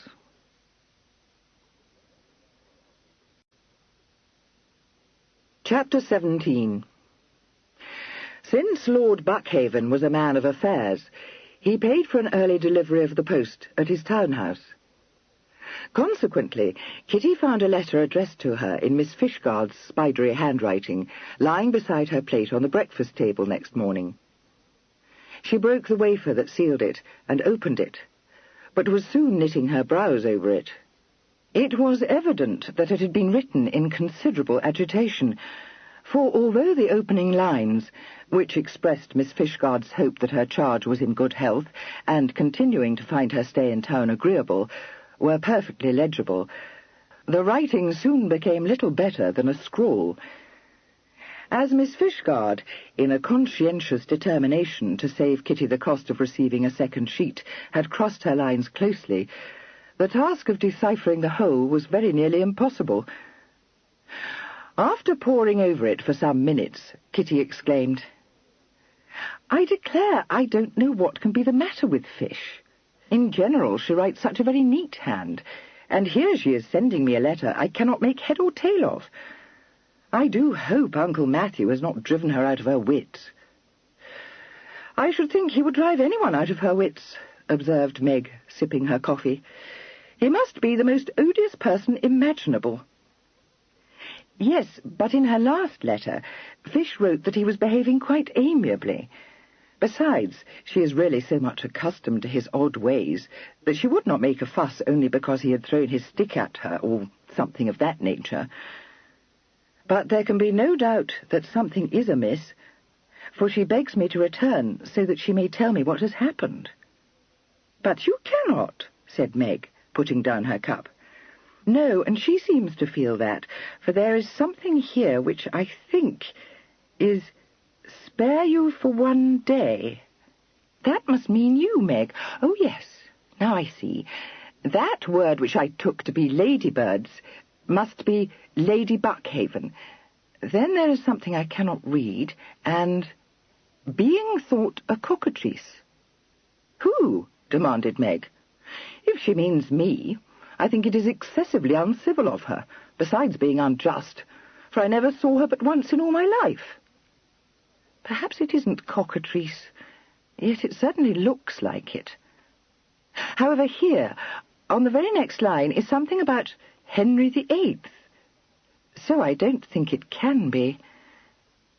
She cannot be writing to you about Henry VIII, objected Meg. Well, one would think not. But you may see for yourself, replied Kitty, showing her the sheet. The fair head and the dark were bent over it. I must say, it does seem to be Henry VIII, admitted Meg. Perhaps she is likening Uncle Matthew to him. He was very disagreeable too, wasn't he? Yes, so he was. He had rages and cut off people's heads. No doubt that is it. But who can this Catherine be? Catherine of Aragon, said Meg brilliantly. No, I am sure it's not Aragon. Besides, how absurd. They must have been obliged to turn one of the maids off and hire a new one. Perhaps Uncle Matthew has taken a dislike to her. He usually does. I cannot conceive why Miss Fishguard should beg you to go home only because she has engaged a new servant. Oh, no, and it seems not to be that at all, for I can distinctly make out unable to write it, and a little farther on something about my generosity. Then there is a word which looks like treason. So it can have nothing to do with this Catherine. It must be Henry VIII again, and yet... You know, Meg, I think I shall be obliged to post down to Arnside, if Freddie will be so good as to take me when he comes back to town, for there can be no doubt that poor Fish is in great distress. Meg agreed to it, though rather reluctantly. She said that she feared that Kitty would be persuaded to remain at Arnside, and Kitty, once more stricken by the warm kindliness of the Standons, forbore to tell her that the day was rapidly approaching when she must forever lose her young chaperone. The only salve Kitty could find to apply to her unquiet conscience was the knowledge that she had really been of use to Meg. Soon after breakfast, Meg, arrayed in a blue velvet pelisse, and the only one of her hats which she thought likely to escape the criticism of the censorious, went off to pay a dutiful call on her husband's Aunt Maria, with whom she had untruthfully announced her intention of dining on the night of the masquerade. Kitty offered to accompany her, but Meg thought that it would be better if Aunt Maria did not set eyes on her, having contrived to convey to the formidable lady, who mercifully disapproved so strongly of frivolity that she rarely went into society, the impression that Freddie's betrothed was a very sober girl, of strict upbringing and rigid principles. It would clearly be an act of madness to present to her a dashing young female, ravishingly attired in a morning dress of twilled French silk, and with her hair cut and curled in the very latest mode. Besides, Aunt Maria would be bound to say you were fast, because she thinks all pretty females must be. I? Gasped Kitty. Pretty? Now, Kitty, don't be missish. You know you are. Papa was saying only the other day that you have a great deal of countenance. Of course, the thing that particularly pleases Mamma is that you have such excellent taste. She sets the greatest store by that, you know, and says she shall be very glad to take you about with her as soon as she is able, because you will do us all such credit. Shall you be going out? If you are in Bond Street, I wish you will take back The Pastor's Fireside to Hookham's, unless you mean to read it yourself, but I do not at all recommend it. She then departed, leaving her guest to peruse the morning papers before sallying forth on her errand.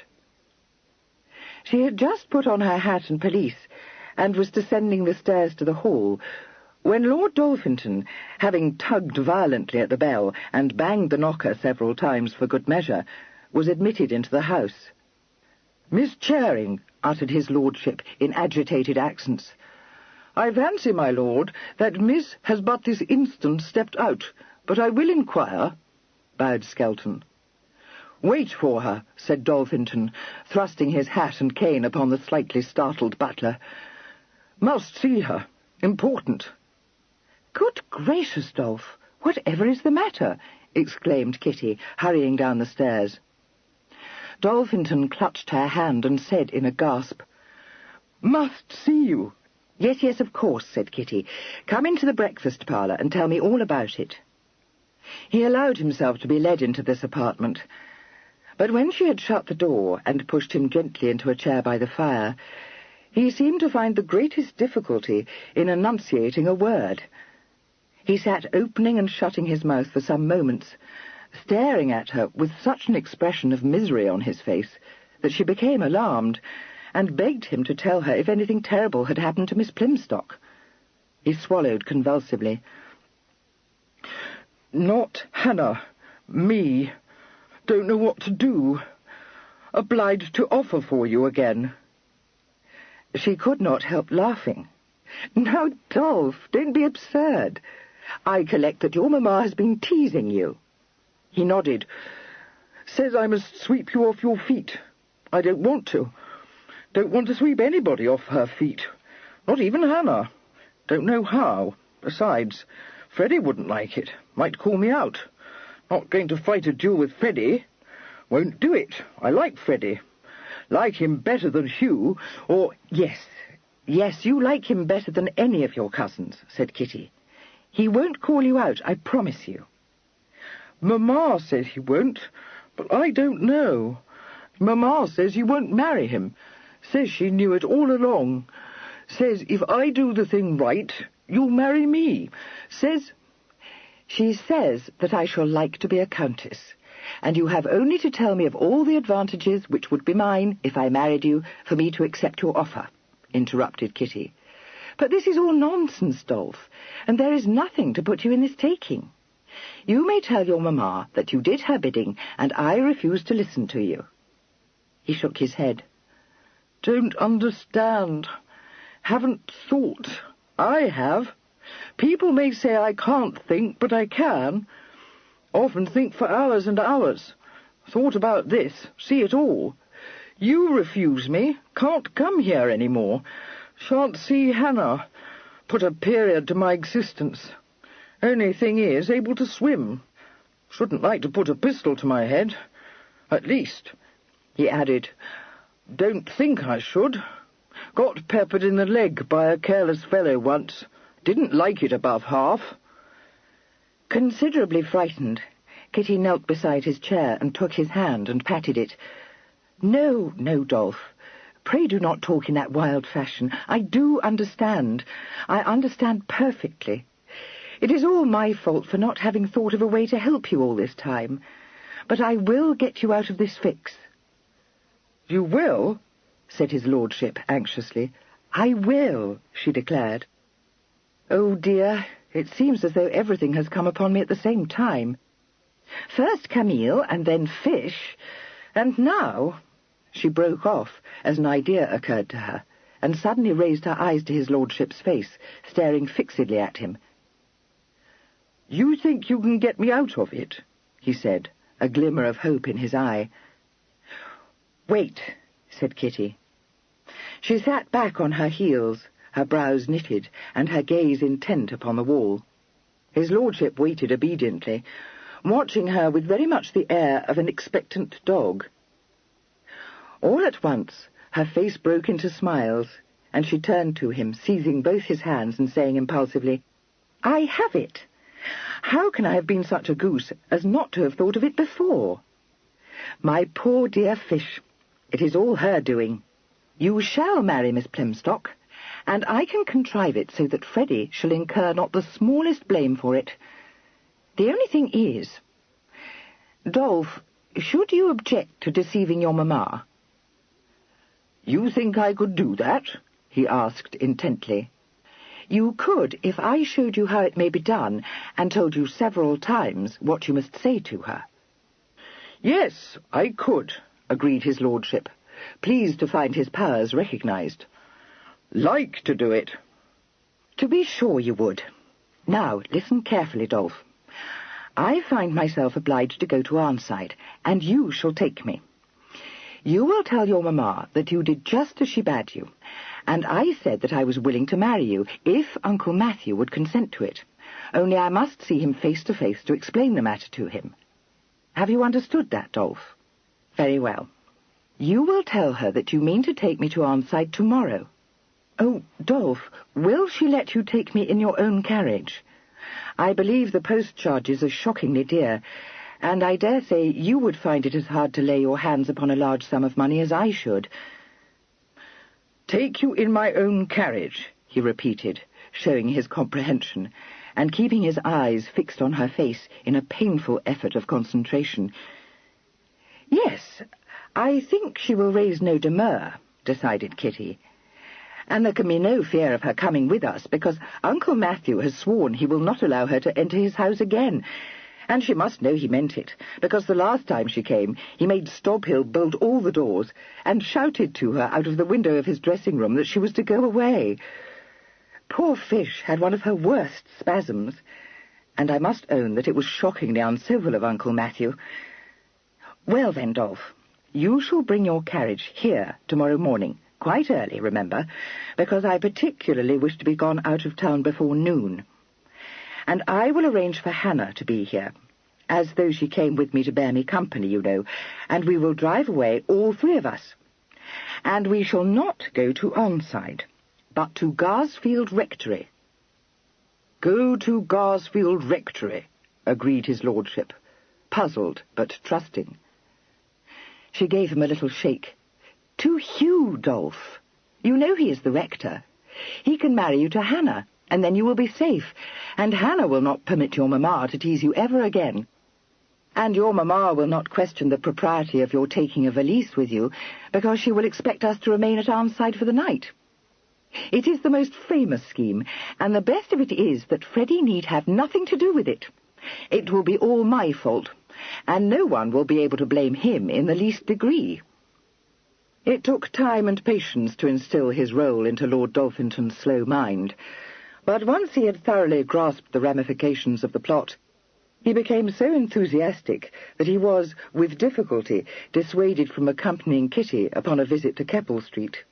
She thought it wiser that he should not go with her, however, having little dependence on his discretion, and a lively apprehension that his presence would set Hannah's sharp-eyed sister-in-law very much upon her guard.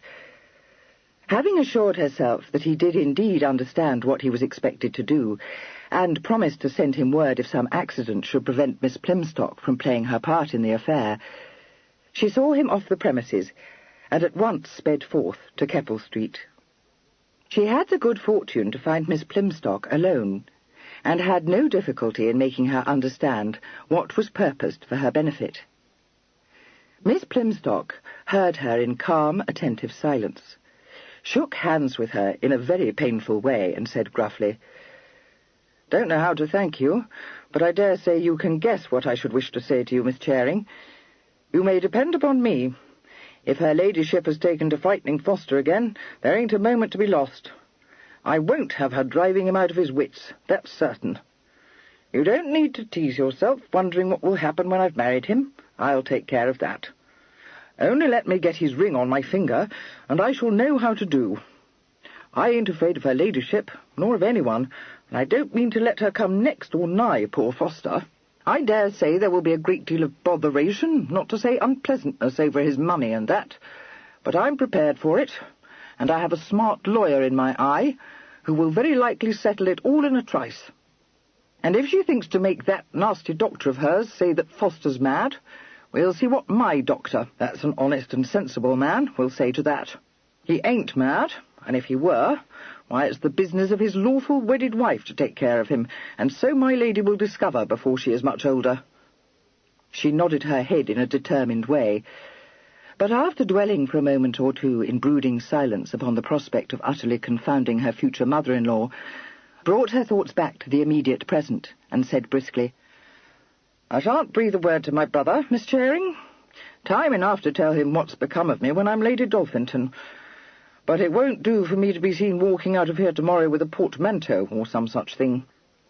If I was to put up what I shall be needing at once, before Sister comes back, do you think, Miss Charing, you could be so obliging as to carry it away with you to Berkeley Square? You must know that commonly I go shopping for Sister in the mornings, so that any little thing I might need tonight I can pop into my basket tomorrow, and none the wiser."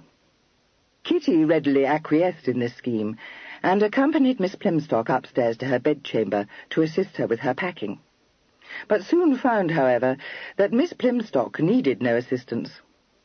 Having unearthed from an attic at the top of the house a modest valise, she dumped this on the floor of her room, took a rapid survey of her wardrobe, and made an instant and practical selection of the garments to take with her. These were swiftly bestowed in the valise. Miss Plimstock carried it downstairs herself, and, having made sure the servants were not within sight, let herself and Kitty out of the house, saying briefly, "I'll carry it till we find a hack, if you please." This was soon done.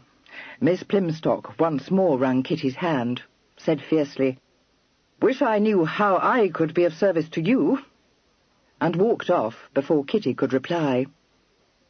It was not to be expected that Meg would accept without question Kitty's sudden decision to go to Arnside before Freddie's return to town, nor did she do so. After listening with astonishment to Kitty's manufactured explanation, she demanded to be told the truth, saying that she had never listened to such a bamboozling story in her life. "But, Meg, indeed I think that I should go to fish at once. And Freddie will scarcely wish to leave town again so soon after his journey from Oxford. Kitty, I know this is a take-in. I warned Freddie that you would run off with Dolphinton if he did not take care, but I didn't really believe you would. But," Kitty laughed, "I should hope not, indeed. How can you be so nonsensical? I promise you I will never do that. Now, Meg, you may be perfectly easy, because I have asked my friend Miss Plimstock if she will go with me, to lend me countenance, you know, and make everything quite proper." "You don't mean that odd-looking creature who came here one day and took you out walking?" gasped Meg. "Well, I am sure I don't wish to offend you, but I must say, Kitty, that you have the strangest friends. And as for needing her to make it proper, fiddlesticks. One would imagine you meant to go on a journey to Scotland instead of to Arnside. I wish you will tell me what you are about. I have a strong notion I ought not to let you go. Freddie will say so, depend upon it, and I shall be quite in disgrace with him." "No, that you will not, for he won't be vexed," Kitty assured her. "He knows in part already, and I will write a letter, which you may give him when he comes to see you tomorrow, explaining the rest. I promise you, Meg, I don't mean to do anything he would not like. I could not." "If you think he will not object, why must you be so secret?" asked Meg reasonably. "Because it will be better for you not to know anything about it," explained Kitty. Meg gave a moan of protest. "Oh, heavens! I have never had a spasm in my life, but I shouldn't be at all surprised if I have one now. You are going to do something dreadful." "No, I am not. At least, some persons may say so, but Freddie will not, and I am sure you will not either. Only consider, Meg, how could I do anything dreadful when Miss Plimstock goes with me? And I will faithfully promise to return here the very next day." Meg was a little reassured by this.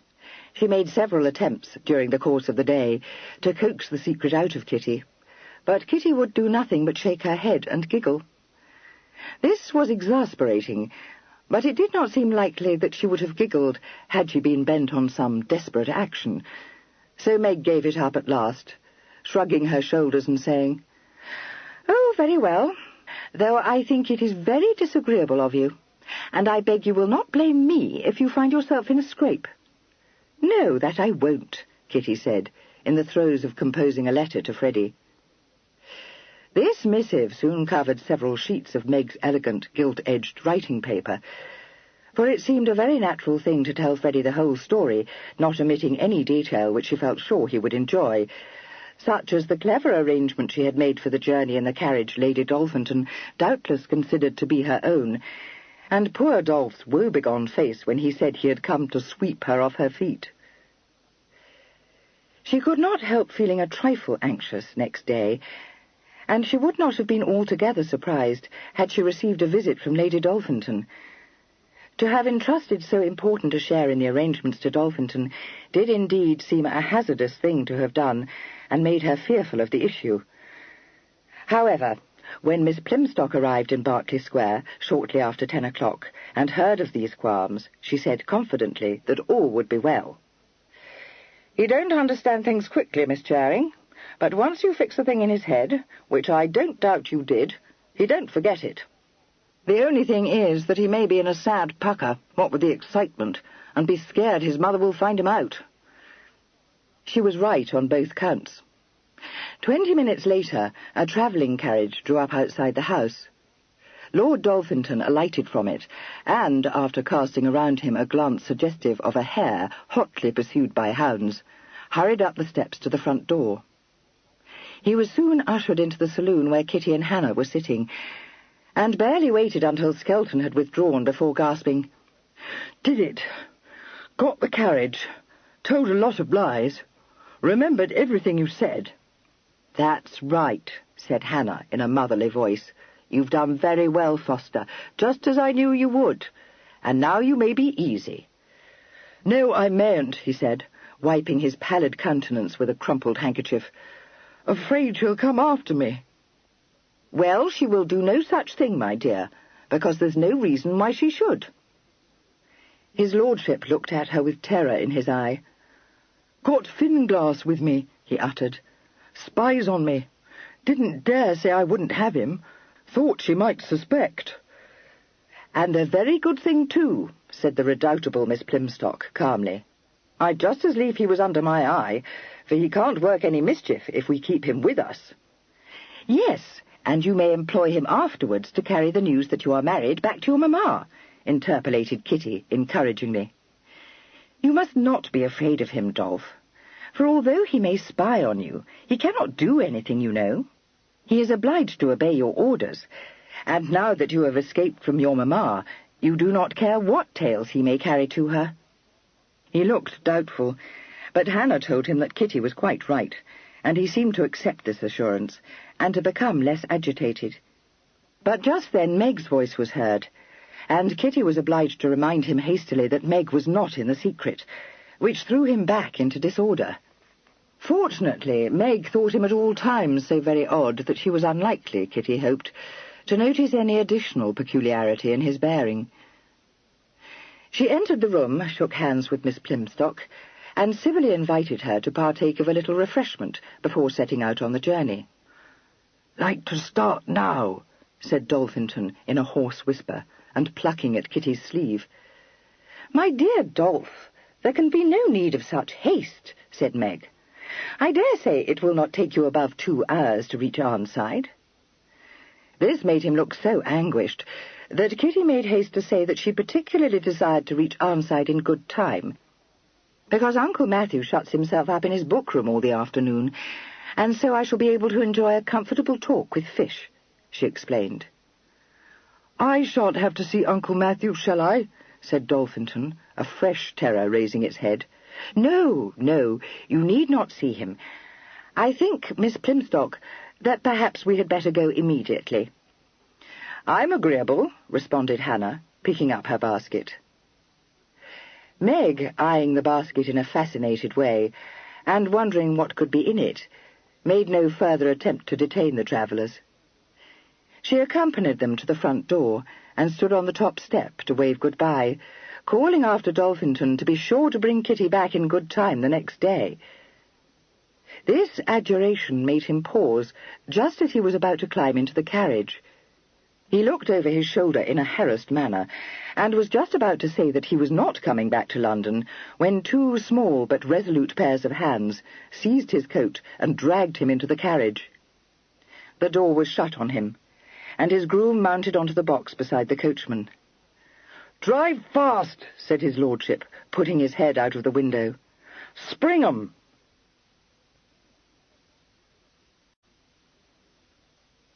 Chapter 18. Mr. Standen, arriving in Berkeley Square just after noon, allowed Skelton to help him out of his many-caped driving coat, laid his hat and gloves on a side table, and paused under a large Venetian gilt mirror to adjust his cravat. "Ladies at home, Skelton?" he inquired. "Her ladyship is partaking of luncheon in the breakfast parlour, sir. Miss Charing went out of town this morning, and will not be back, I understand, until tomorrow." Freddie looked mildly surprised. "Did she, though? What made her do that?" "I couldn't say, sir." "Queer start," remarked Freddie. "No need to announce me." Skelton bowed, but opened the door of the parlour at the back of the house for him. Freddie wandered into the room and accorded his sister a brotherly greeting. "Hello, Meg. What's this Skelton tells me about Kit? Where has she gone to?" "Oh, Freddie, is that you?" exclaimed Meg. "How quick you have been! Kitty might just as well have waited for you. Not that I believed a word of that story, for I hope I am not such a dummy. She has gone off to Arnside, but she means to return tomorrow." "Old gentleman taken ill or something?" inquired Freddie, seating himself at the table and selecting an apple from the dish of fruit in the middle of it. "No, I don't think that was it. She had a most peculiar letter from Miss Fishguard yesterday, all about Henry VIII, and she said it was plain to her that something must be amiss at Arnside." "All about Henry VIII?" repeated Freddie incredulously. "What's he doing at Arnside? Well, what I mean is, can't be doing anything. Fellow's been dead for centuries. Good thing, if he's the one I'm thinking of." "Well, that is what we couldn't discover, for the stupid creature wrote so wildly, neither of us could read her letter. There was something about a cockatrice and a girl called Catherine, whom Kitty thinks must be a new servant, and then, a little farther down the page, something about treason. There was no understanding it at all." "Plain as a pikestaff," said Freddie, delicately peeling his apple. "Touched in her upper works. Thought as much when I was down there." "Yes, but that is not all, Freddie.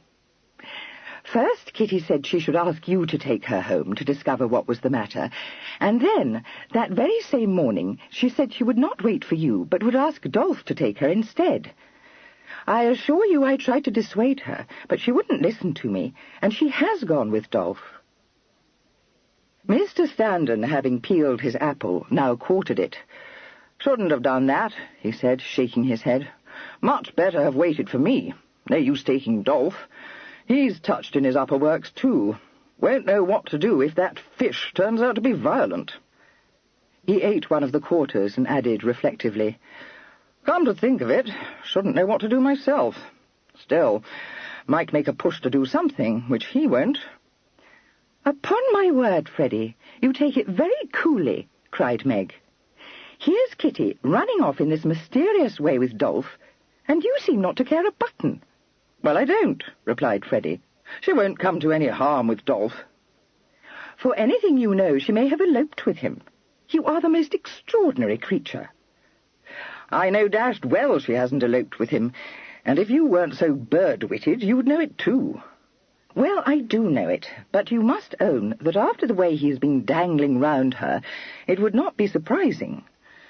But, in fact, she took that very odd friend of hers as well, Miss Plimstock." Freddie was subjecting the dish of fruit to a close scrutiny, but at these words he let his eyeglass fall and said, "Did she, though? Then that explains it. At least, don't quite see why she's gone to Arnside, but I dare say there's a very good reason." "So you do understand it," said Meg. "To be sure, Kitty said you would, but I thought she was hoaxing me. Freddie, what is she doing? Not one word would she vouchsafe to me, except that it would be better if I didn't know, which nearly sent me into hysterics." "Dare say she was right," said Freddie, considering the matter. "Might be the devil of a dust over it, if she's doing what I think she is, which, mind you, I ain't sure of." "You had better read the letter she wrote to you," said Meg, suddenly remembering the existence of Kitty's letter and producing it from her reticule. "I should dash well think I had," said Freddie indignantly. "If it ain't just like you, Meg, to sit there prosing on forever instead of giving it to me at once." "I had forgot I had it," apologized Meg, giving it to him. He cast her a look of scorn, broke the wafer, and spread open the sheets.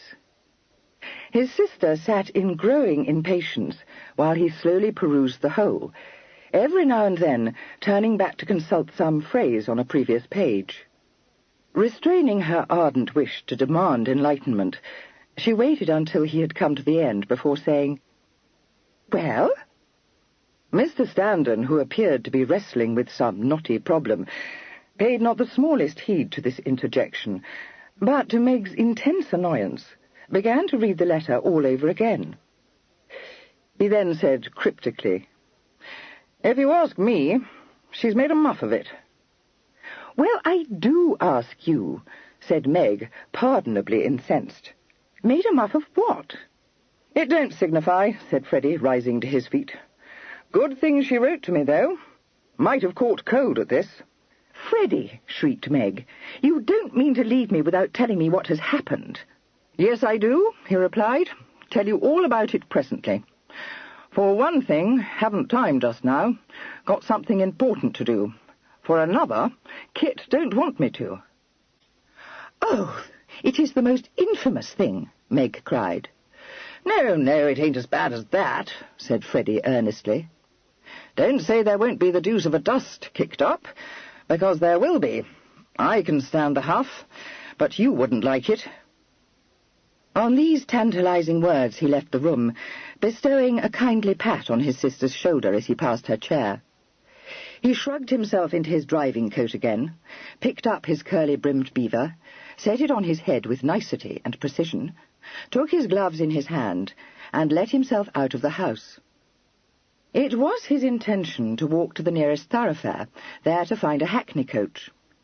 But as he paused on the top step to consult his watch, one of these useful vehicles rounded the corner of the square and, in another minute, drew up outside the Buckhaven house.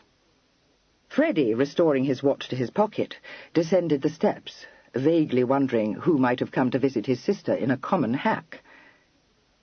The answer to this problem then burst upon his vision. Miss Broughty almost tumbled out of the coach and began to search in her reticule for the recompense needed to satisfy the demands of the Jehu seated on the box. These appeared to be beyond her means, for she embarked on a somewhat agitated argument with her creditor.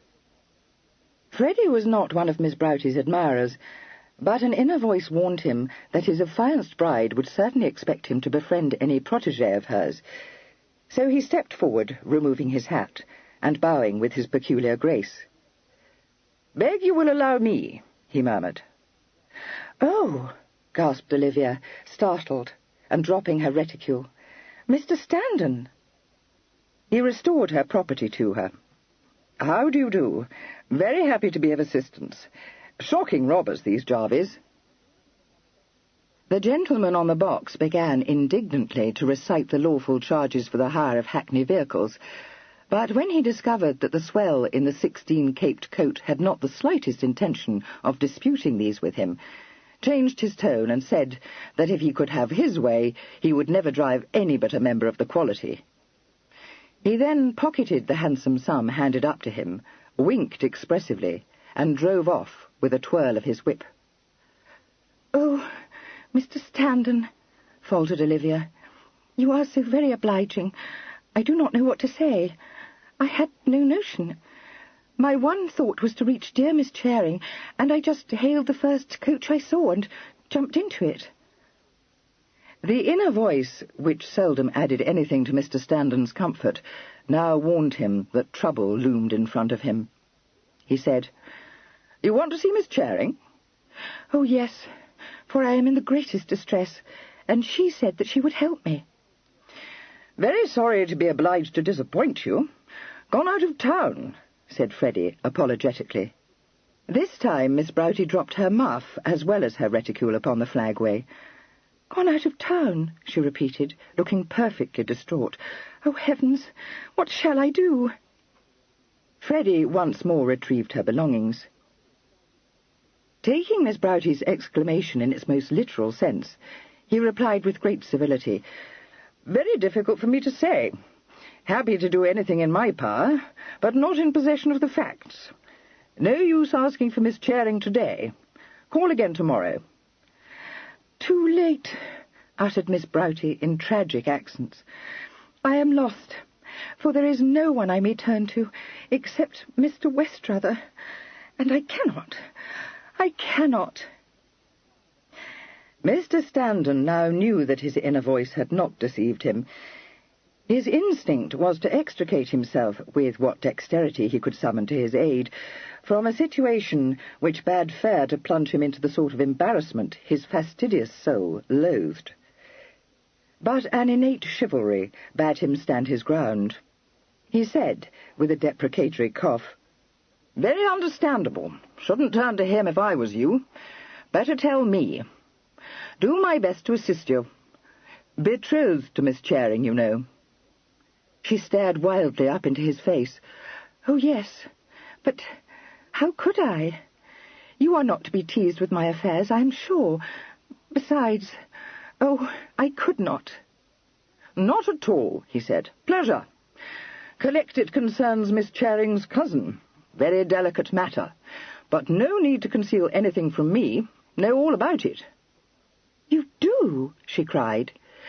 "But it does not concern him, at least. Oh, what shall I do?"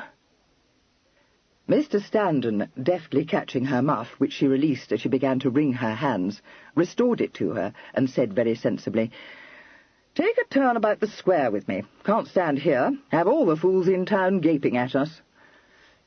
Miss Broughty, a biddable girl, weakly accepted the support of his proffered arm, and allowed herself to be led along the flagway.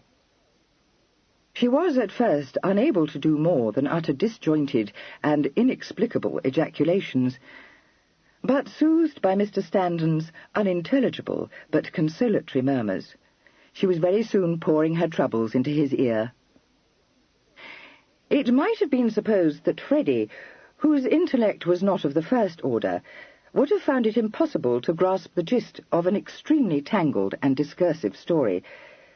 But once more, the possession of 3 volatile and excitable sisters stood him in good stead.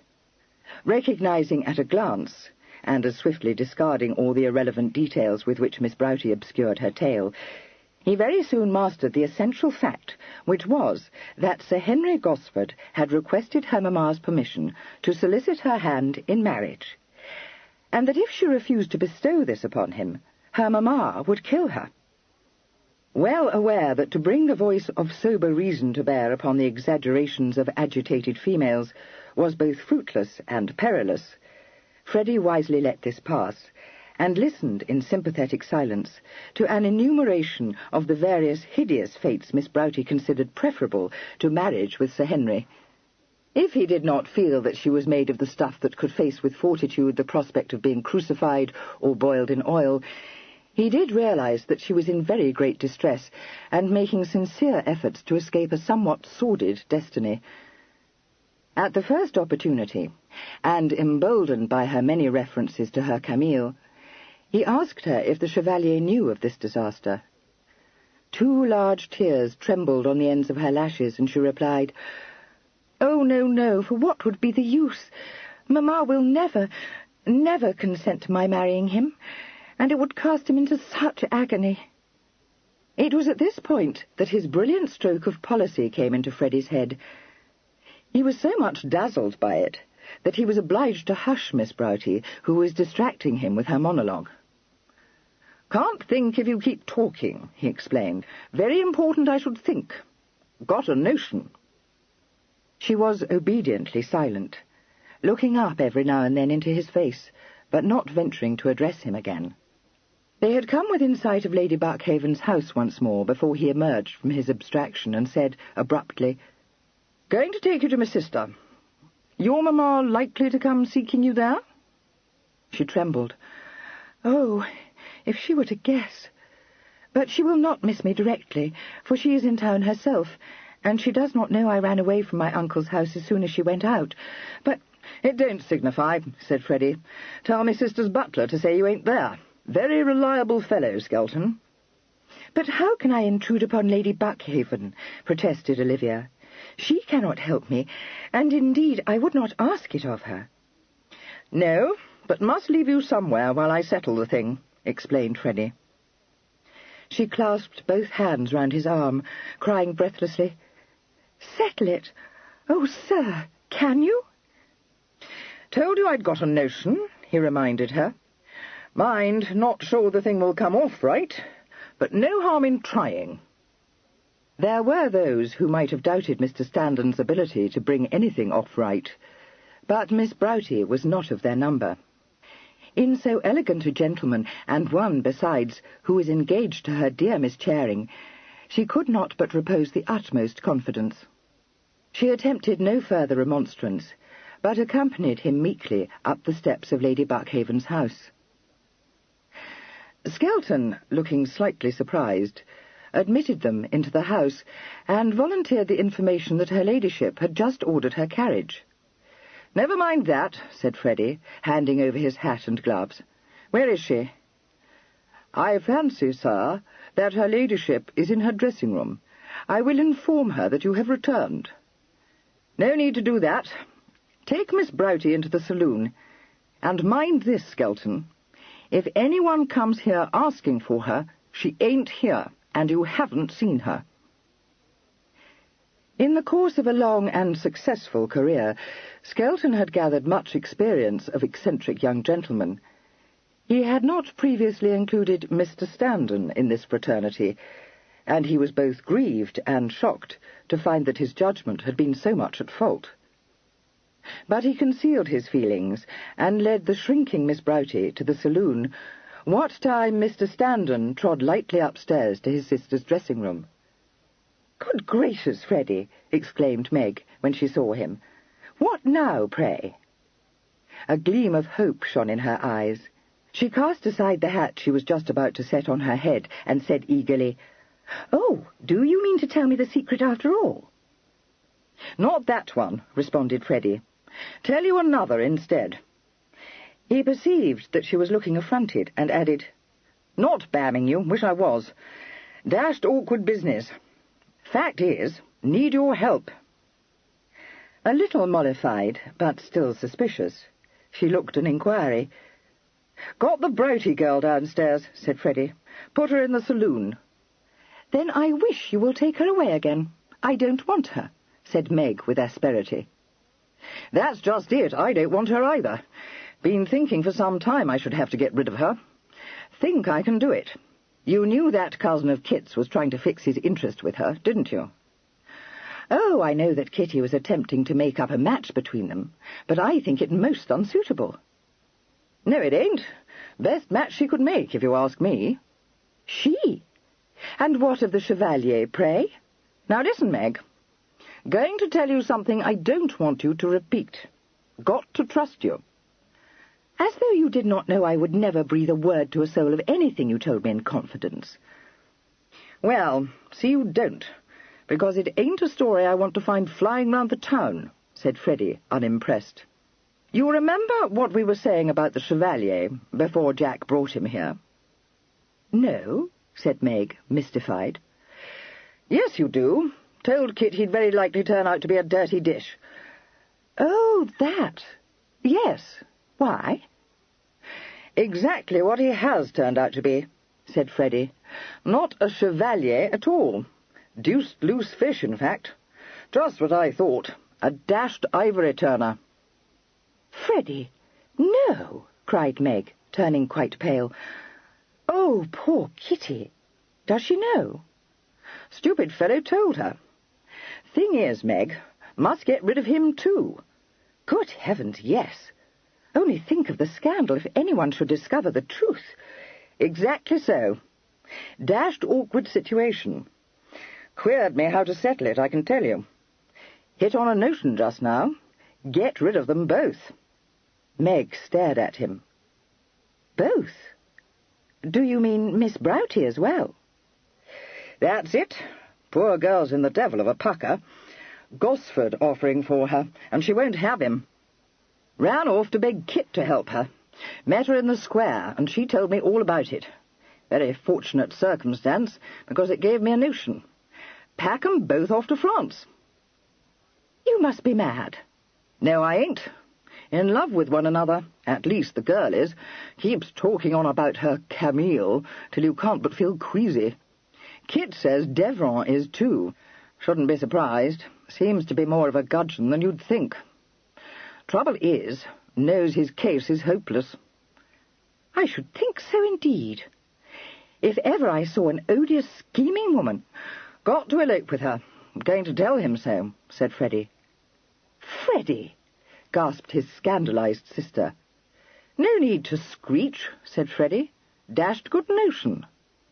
It is quite shocking. And when I think that you are forever telling me I am bird-witted, I declare I could slap you. She had very much better marry Sir Henry. No, she hadn't, contradicted Freddie bluntly. For one thing, not the sort of fellow anyone would do better to marry. For another, getting to be a trifle crack-brained. Well, stands to reason he wouldn't offer to marry this little article of virtue if he weren't. If she marries him, sure as check she'll be kicking up larks all over town within the 12-month, because it ain't to be expected she'll know how to do the thing neatly. Well, it is no concern of yours if she does, argued Meg. Dashed well is my concern, said Freddie. Nice thing if a friend of Kit's was to be one of the on-dits of town, and very likely drawing Kit into her scrapes. If you think Kit wouldn't be forever trying to pull her out of 'em, you don't know Kit. Impressed by this eminently practical point of view, Meg said doubtfully, Yes, but an elopement. I cannot like it. I should hope you would not, said Freddie with a touch of austerity. Dash it, you're astounding. Point is, the Broughty girl ain't. Mind, I don't know yet how Kit's cousin will take it, so I haven't said anything to the girl. If he ain't willing, I shall be at a stand, going to visit him. Leave Miss Broughty here. Freddie, I won't be a party to it. Only fancy how displeased Buckhaven would be if it came to his ears. Besides, what a fix I should be in if Mrs. Broughty knew that I had helped her daughter to do anything so improper. Won't know it. Told Skelton to say she wasn't here if anyone came asking for her, replied Freddie. Can't stay longer. Devil of a lot to do. He waited for no further expostulation, but left the dressing-room and ran down the stairs. Pausing only to look into the saloon and to tell Olivia, nervously seated on the edge of a chair, that he would be back presently, he again left the house and set off in the direction of Duke Street. He was fortunate enough to find the Chevalier at home. The Chevalier, in fact, had risen at a late hour, had partaken of breakfast at noon, and received his unexpected guest in a magnificent dressing-gown, for which he made rueful apologies. "You find me en déshabille. I have had last night what I think you call a pretty batch of it." He set a chair for Freddie as he spoke. He was smiling, but his bright eyes were wary, and there was a suggestion of tautness about him. He would have assisted Freddie to divest himself of his long coat, but Freddie shook his head, saying, "Don't mean to make a long stay. Got a great deal to do." The Chevalier bowed and turned away to produce from a cupboard a bottle and 2 glasses. "You will, however, take a glass of Madeira with me." "Do that with pleasure," said Freddie. "Come to see you on a devilish, ticklish business, Devrant. Dare say you know what it is." "In effect," said the Chevalier after a momentary silence, "my cousin has told you certain things." "Knew 'em already," replied Freddie. He added apologetically, "Been on the town for some time, you know." "Quoi?" ejaculated the Chevalier, flushing. "There is, then, something in my ton, my tenue, which betrays me?" "No, nothing like that," Freddie assured him. "No need to take a pet. Thing is, well, it's what I was saying to my father t'other day. Can't be on the town without learning to know a flat from—" He broke off in some slight confusion, as the infelicitous nature of this reminiscence occurred to him. The Chevalier burst out laughing. "Ah, I can supply the world. I become very much au fait with your idioms.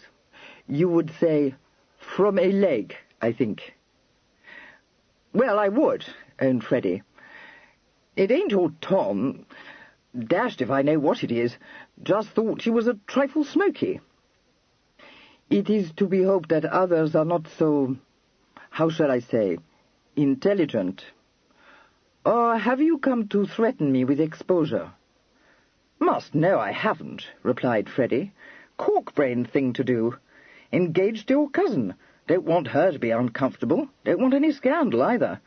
What's more, don't wish you any harm." The Chevalier made him a mock bow and began to pour out the wine. "I thank you. Well, and so I am a leg. I live, in fact, d'invention. I take risks, yes, but not perhaps so great risks as some have thought. I will tell you, Monsieur Standen, that if you had come to threaten me, I would have snapped my fingers in your face, so, as I have snapped them in the face of your so amiable cousin." "Which one?" inquired Freddie. "What I mean is, got a lot of cousins. Quite safe to snap your fingers in my cousin Dolphinton's face. But if you mean my cousin Jack, which I fancy you do, silly thing to have done. Dangerous fellow to cross."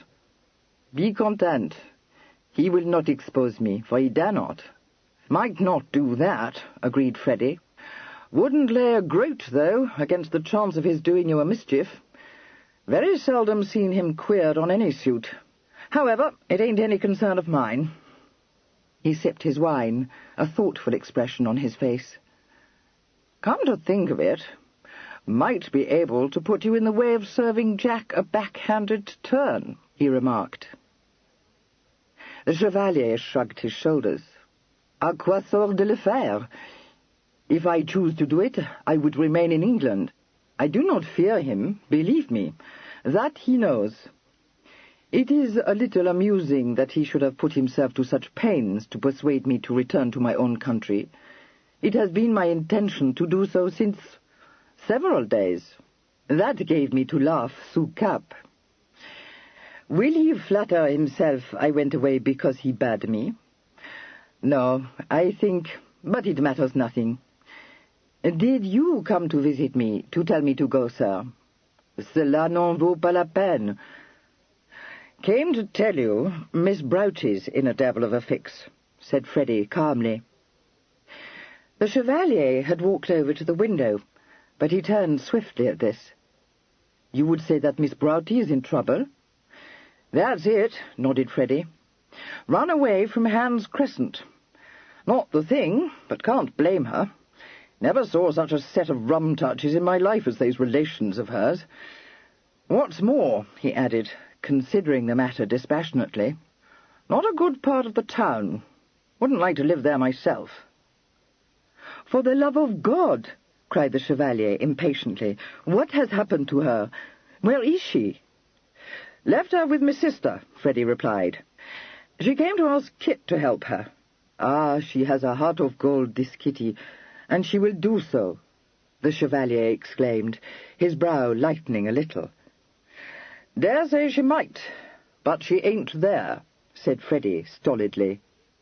"Not there? Where then is she?" "Gone down to my great-uncle's. Poor girl's at a standstill, don't know what to do. Seemed to me I'd best come and tell you about it. Thing is, she can't stay in Berkeley Square. First place that Broughty woman will think of when she starts searching for her." "But tell me, I beg of you, it is not...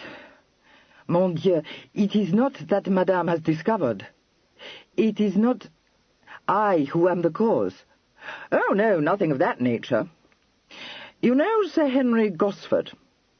Offered for her." "That ancient," the Chevalier said contemptuously. "I know well the intentions of Madame Broughty, but Olivia will laugh at the vieillard." "Wasn't laughing when I saw her. Said her mother would kill her if she didn't do as she was bid. Shouldn't think she would, myself, but no use telling Miss Broughty that. In the deuce of a pucker, you know. trembling all over. Ah, la pauvre! It is a dragon de femme, that one, but she cannot force that angel to the altar after all. She will scold, she will threaten, but she will not harm her own daughter. This Sir Henry will be forgotten. I, too, must be forgotten. And one day, I am assured, she will meet another, un brave homme, and she will be happy. To think of it is to tear the heart from my body, but I must wish it for her sake. I must accustom myself to the thought." "Well, it ain't a particle of use accustoming yourself to it," said Freddy, unimpressed. "Won't happen." "She will not consent to marry that radoteur?" "No, very likely not. Seems to me she'll accept a carte blanche from my cousin Jack," said Freddy, brutally. "No, no," ejaculated the Chevalier, turning pale. "You shall not say such a thing." "Have said it. Very understandable thing to do. Frightened of her mother, won't return to her. You go off to France, nothing else she can do. Must know Jack would treat her devilish handsomely. At least he would while she was living under his protection. Trouble is, these little affairs don't commonly last long. Mind, I don't say Jack would turn her off without a shilling, because he wouldn't. Shabby thing to do, and he ain't shabby. But stop, stop, said the Chevalier hoarsely. He cast himself into a chair by the table and buried his face in his hands. "Every word you speak is torture. Ah, why did I cross her path? I have brought misery upon her." "Don't see that at all," objected Freddy. "Dashed good thing you did cross her path. Able to rescue her." The Chevalier's fingers, writhing amongst his glossy brown locks, were fast ruining what had been an admirable example of the Brutus made fashionable by Mr. Brummel. Freddy watched this with pained disapproval. It did not seem to him to serve any useful purpose. It was, in fact, a work of quite wanton destruction. "You do not understand," groaned the Chevalier. "I would give my life, my all, but I am helpless. I cannot help her, I, of all men. You may say I am au bout de mon latin." "Well, I shouldn't say anything of the sort, because I ain't at all easy in the French tongue, and I'm dashed if I know what it means. Dare say my father would. They used to talk the devil of a lot of French in his day. Italian, too. Went junketing about all over the continent, you know. That fellow Bonaparte put a stop to that, which is why I never made the grand tour. Not that I'm complaining. Never thought I should have liked it above half, to tell you the truth." The Chevalier stared at him rather wildly. "Ah, what are you saying? It is hors de propos. You bring me news which kills me, and you talk to me of the grand tour. It is entirely English, en effet." "Well, what the deuce should it be?" said Freddy reasonably. "Just told you I don't speak French." The Chevalier once more sank his head in his hands, saying with a bitter laugh, "Oh, you are without sensibility, you." "I may be without sensibility, but I'm dashed if I'd sit tearing my hair out when a man came to tell me Kit was in trouble," retorted Freddy. "Much good that would do her." The Chevalier raised his head and flung out his hands. "But can you not understand that I am without power? Never would that woman permit me to marry Olivia. Ah, do you imagine that I do not care, that I do not desire with all my heart to call her my own, to take her to France far, far from such as her mother, that Gosford, that Rouet, your cousin?" "Well, why the devil don't you do it?" demanded Freddy. "Never saw such a fellow for making speeches." The Chevalier's hands dropped. He sat staring at Freddy as though thunderstruck. "Do it?" he repeated. "You would say an enlèvement?" Freddy sighed. "No, I wouldn't. Keep telling you I don't speak French. Pardon. A flight, I do not know the word." "Dare say you mean an elopement," said Freddy helpfully. "That's it. Carry her off to France before her mother finds her." The Chevalier's eyes flashed. "Ah, you believe me to be altogether base," he exclaimed. "Well, you're out there because I don't. Seems to me you're altogether bacon-brained." "But it would be an infamy. I tell you, I have for that angel a respect and adoration beyond your comprehension. To steal her in that manner, I, a gamester, an adventurer, is a villainy too great." "Shouldn't call it villainy myself," said Freddy. "It ain't the thing, of course. Not saying it is. Mind, if you didn't mean to marry her, it wouldn't do at all." "If it were possible, I would marry her at this instant," the Chevalier said impetuously. "Well, it ain't possible. Marry her when you get to France." The Chevalier began to pace about the room. "I would take her to my mother. She is not such a one as Madame Broughty, rest assured." "Very good notion," approved Freddy. "My father, if at first he was a little angry with me, would he not relent when his eyes alighted upon my angel?" "Bound to," agreed Freddy. The Chevalier faced him. "Tell me then, you who are of a family of the most distinguished, the most correct, should I do this thing?" "Dash it, just what I have been telling you," said Freddy. "What's more, there's no time to be lost." A doubt shook the Chevalier. Can it be that she would trust me? So young, so innocent. "Why shouldn't she?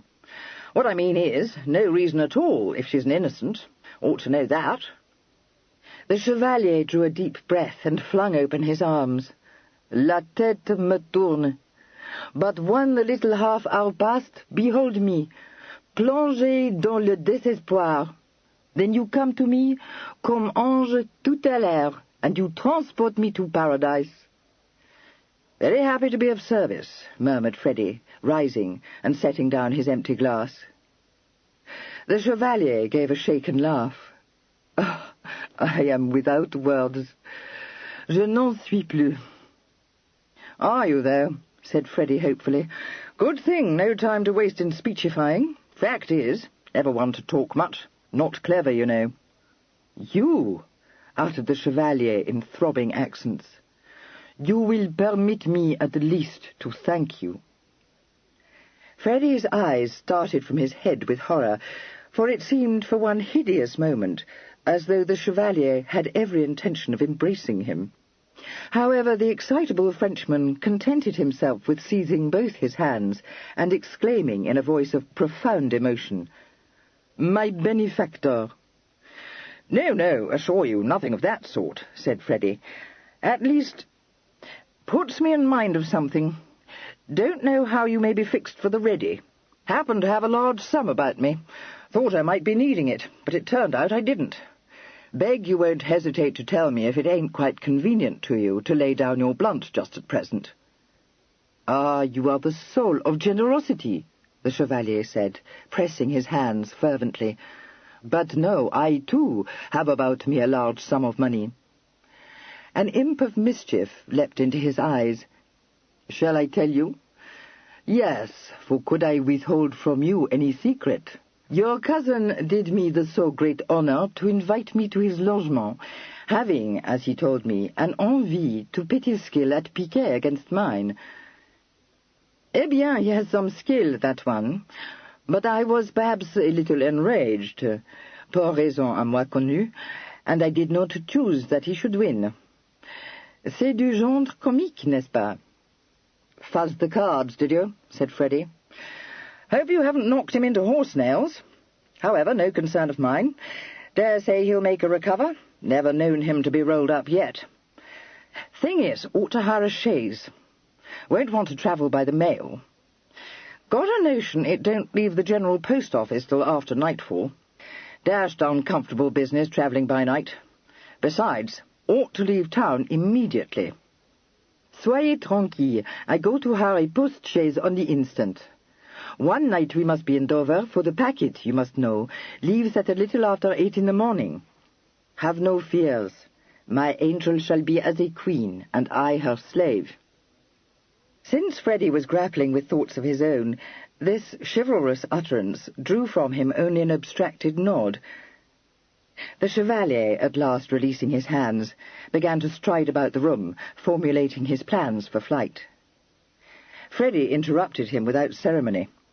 "Tell you what," he said, "bring her to you. Won't do for her to set out from my sister's house. Better not be seen here, either. You know the Golden Cross? Very tolerable house at Charing Cross. Meet you there in an hour's time. Not likely to see anyone we know, which we should, sure as check, if you set out from the Bear in Piccadilly. Going back to Berkeley Square now. Don't want to waste any more time. Got important business to settle on my own account." He then picked up his hat and his ebony cane and departed, cutting short the Chevalier's thanks and protestations. Arrived once more in Berkeley Square, he found his sister, civilly, if unenthusiastically, entertaining Miss Broughty in the drawing-room.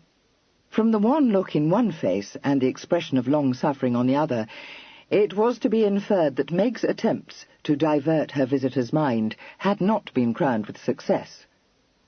Upon Freddie's entrance, Olivia started up, clasping her hands at her palpitating bosom and exclaiming, "Oh, what have you done, sir?" "Fixed it all right and tight," responded Freddie. "Taking you to meet Devrant at the Golden Cross in an hour's time. Be in Dover in time for dinner, I dare say.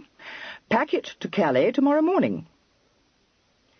This laconic explanation had the effect of momentarily stunning the ladies.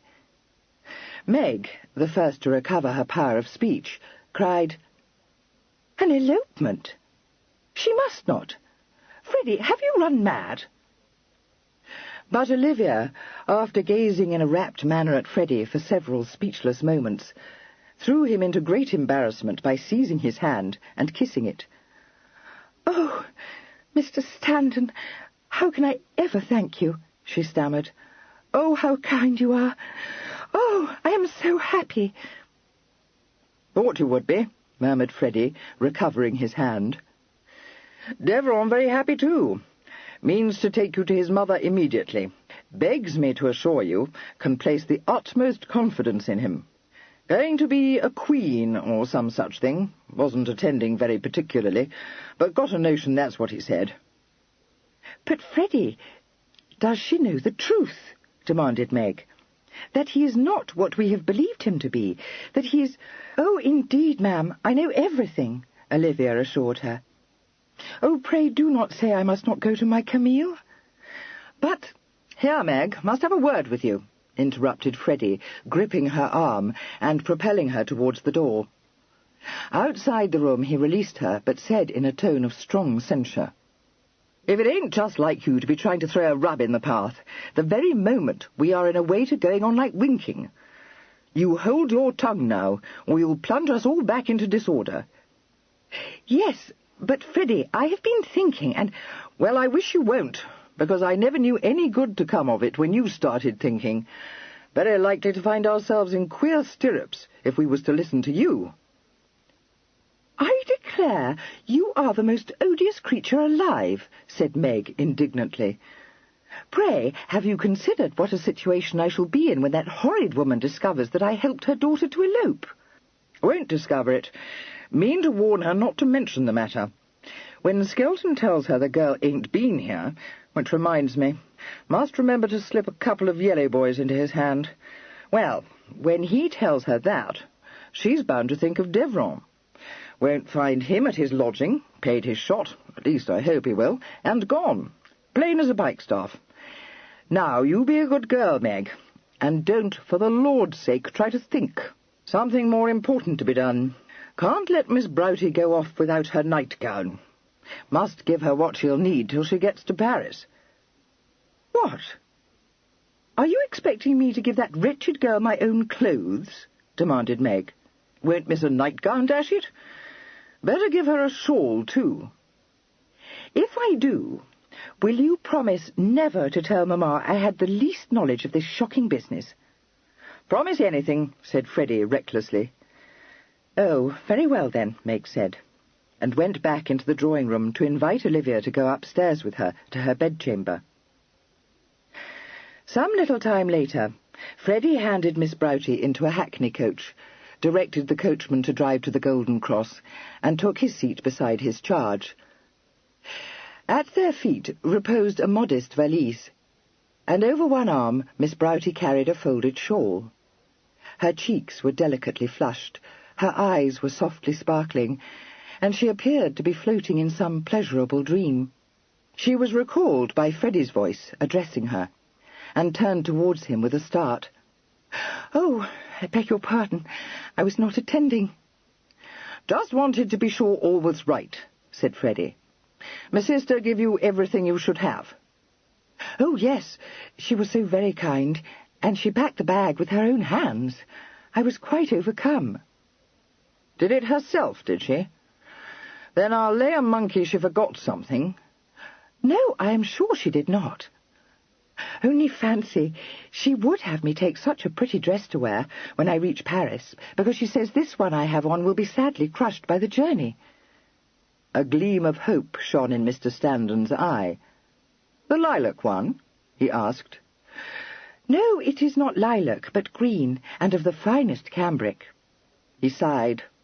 "Thought she wouldn't part with the lilac one," he said mournfully. He passed under rapid mental review such articles as he supposed must be necessary to a female setting forth on a long journey, and suddenly said, "Hairbrush and comb. Toothbrush." Miss Broughty turned a stricken gaze upon him. "Oh, dear, I don't think... Whatever shall I do?" "Stop and purchase 'em," replied Freddie with decision. "Good thing you told me Miss Sister packed the bag. Where do you commonly buy such things?" "I don't know," faltered Olivia. "I have not had occasion to buy them since I came to town. Oh, I am sure they can be had at Newton's in Leicester Square. Only I have only a shilling or two in my purse, and I dare not go into Newton's in case Mamma might be there." "Get 'em for you," said Freddie, putting his head out of the window to shout the new direction to the coachman. "Oh, Mr. Standon, you are so very... No, you must not." "Yes, I must," said Freddie. "Can't go off to France without a toothbrush. Wedding present." Olivia saw nothing incongruous in this, but thanked him earnestly. While he braved the dangers of Newton's Emporium, she remained cowering in her corner of the coach, dreading every instant that her mother's face would appear at the window. But no such terrible sight assailed her eyes, and in a short space of time Mr. Standon rejoined her, placing on her lap a neat parcel, and the hack rumbled on towards Charing Cross. Here, in the yard of the Golden Cross, pacing up and down, his watch in his hand, and on his face an expression of anxiety, they found the Chevalier. When he saw Olivia peeping from the window of the coach, he thrust his watch back into his pocket and sprang forward to wrench open the door, exclaiming, "Mon ange, m'a bien aimé." "My Camille!" squeaked Olivia, almost falling out of the coach into his arms. They embraced passionately. Mr. Standon, descending more soberly from the aged vehicle, observed these transports with fastidious pain, and felt that some explanation was due to the interested coachman. "French," he said briefly. "Don't you drive off. I shall be needing you. No wish to meddle, Deveron, but dare say you may not have noticed. A couple of waiters looking at you over the blind. That's your chaise. Get into it, if I were you." "Ah, my friend," said the Chevalier, turning to him, "what can I say to you? How can I repay you?" "No need to say anything at all," replied Freddie firmly. "Pressed for time. Easily repay me. Very much obliged to you, if you won't visit London again." The Chevalier burst out laughing. "I have no fear. Present, if you please, my compliments to my cousin. My regretful farewells." "Oh, yes, Mr. Standon. Pray, will you explain to dear Miss Charing how it was, and tell her that I shall never, never forget her kindness," said Olivia. "And, oh, Mr. Standon, I am so very grateful to you for all—" Yes, said Freddie, shepherding them to where a post-chaise stood waiting. "Beg you won't give it a thought. Pleasure." He then handed her up into the chaise, shook hands with the Chevalier, and waved goodbye as the horses began to move forward. After that he turned back to the hackney. "Doctor's Commons," he commanded. "And don't dawdle."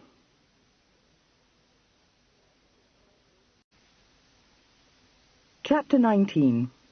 It was not a very long distance from London to the Reverend Hugh Ratteray's parish of Garsfield, but the time spent on the road was more than enough to reduce Lord Dolphinton's nerves to ribbons, and to place a great strain upon Miss Charing's patience. Not all her representations served to convince him that his mother was not hard on his heels, and when a broken trace necessitated a wait of several minutes, it really seemed as though any further check would wholly overset his slender reason. As for pausing to partake of refreshment when the horses were changed, he would not hear of it. Neither Finglas nor the coachman showed any surprise at his twittering impatience, so Kitty could only suppose that such moods were not uncommon in him. She herself had not been prepared to find him so much tortured by apprehension, but after travelling only 5 miles in his company, she could readily understand why Miss Plymstock had so unhesitatingly stated that a journey all the way to Gretna Green would not have done for him. Miss Plymstock, to Kitty's abiding admiration, maintained throughout her air of stolid calm, talking to his lordship in a matter-of-fact way which seemed to soothe him, and never for an instant betraying a hint of exasperation. Indeed, Kitty was tempted to believe that she felt none, and was quite ashamed of herself for wishing on several occasions to speak sharply to him. Garsfield, a very respectable parish, was situated less than 10 miles from Arnside, and comprised, besides the village, several farms, 1 or 2 handsome houses, perhaps a dozen smaller ones occupied by the lesser gentry, and a number of picturesque cottages. The rectory, whose garden abutted onto the churchyard, was a comfortable, squarely built house, situated at one end of the village street. Everything about it, from its front door, set precisely between 2 pairs of sash windows, to its tidy flower beds, was neat and symmetrical. Miss Plymstock admired it very much, and said, as she alighted from the carriage, that it was just such a house as she would like to live in herself. This observation momentarily diverted his lordship's mind from its cares, but also caused him to feel an added anxiety. He said, looking earnestly into her face, "Like Dolphinton House better?"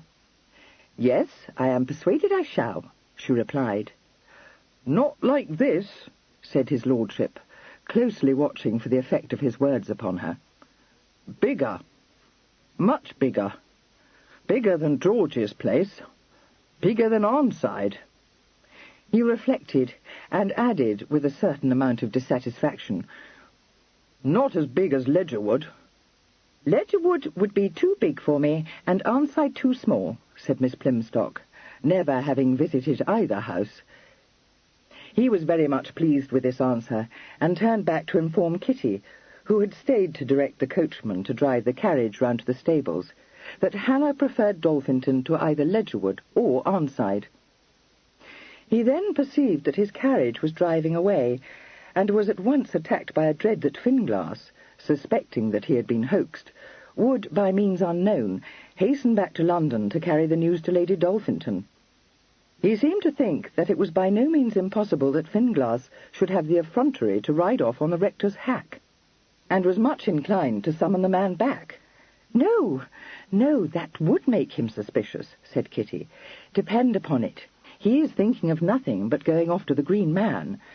I told him that we should remain for at least an hour." "Come, Foster," said Miss Plymstock, putting her hand in his arm. "You know he believes Miss Charing has a message to give your cousin from Lady Buckhaven. You may be sure he sees nothing odd in our having come here before going to Arnside. Now, haven't you told me how often you have been visiting the Reverend in the past?" He admitted it, and consented to be drawn on towards the house. But here a stunning disappointment awaited them. Hugh's housekeeper, who herself opened the door to the visitors, exclaimed in dismay that the Reverend was away from home.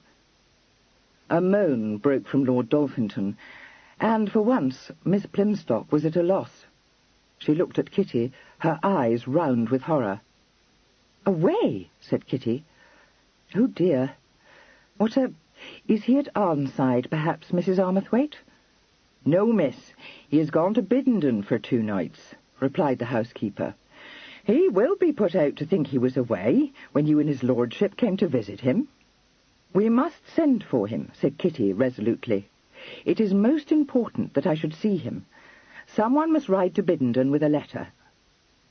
Mrs. Armathwaite looked very much astonished, and ventured to point out to her that since Biddenden Manor was situated quite 15 miles distant from Garsfield, the rector could scarcely be fetched in time to reach his home before dusk. "Must be fetched," said Dolphinton urgently. "Important." "Well, of course, my lord, if you say so," replied Mrs. Armathwaite doubtfully.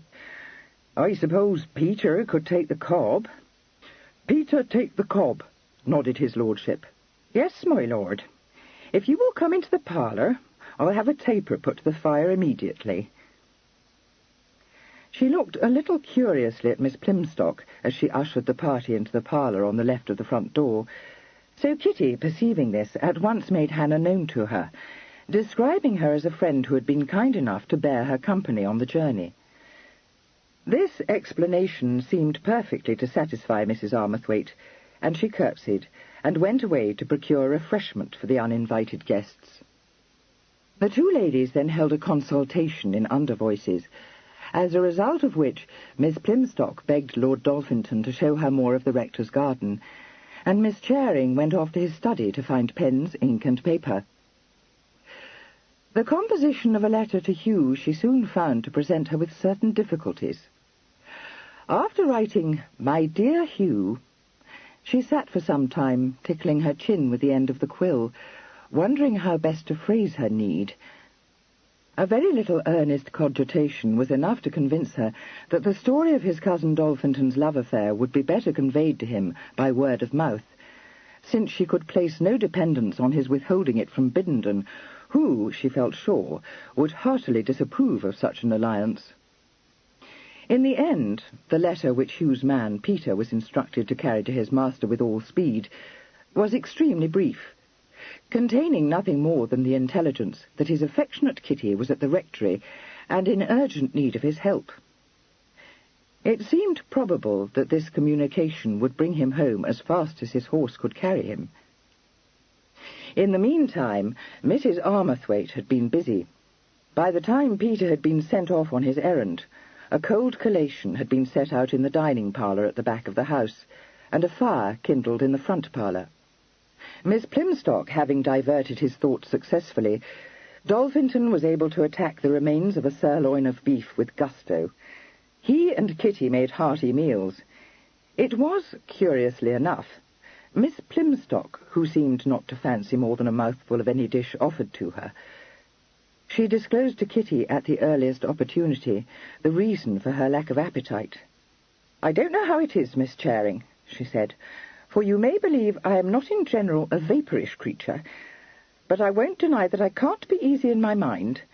It ain't only the mischance of finding your cousin away from home, but it came to me when Foster was showing me the orchard, that in all the bustle and the excitement not one of us took the least thought to where him and me was to go once the knot has been tied between us. What's more, I dare say it won't be possible for this reverend to marry us now until tomorrow." Such a mundane consideration as this had not crossed Kitty's mind, but she instantly perceived the force of it, and was inclined to blame herself severely for her lack of practical foresight. "However, there can be no difficulty about tonight, for this house is very commodious, you know, and you may be sure Hugh will be pleased to have beds made up for you," she said.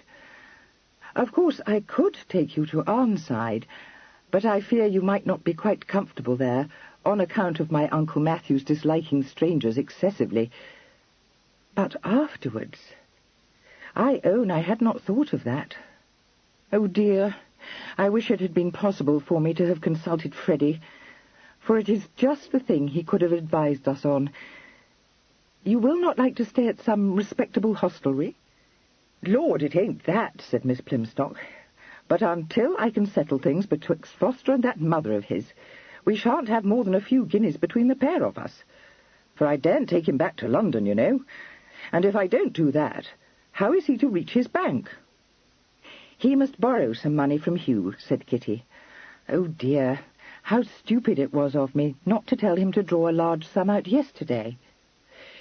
"It wouldn't have answered. Let me tell you, Miss Charing," said Hannah grimly, "that it's his mamma that draws the money and doles it out to him as she chooses. I don't doubt she's gone beyond her rights, but what I say is, things won't be put in the way they should be in a trice.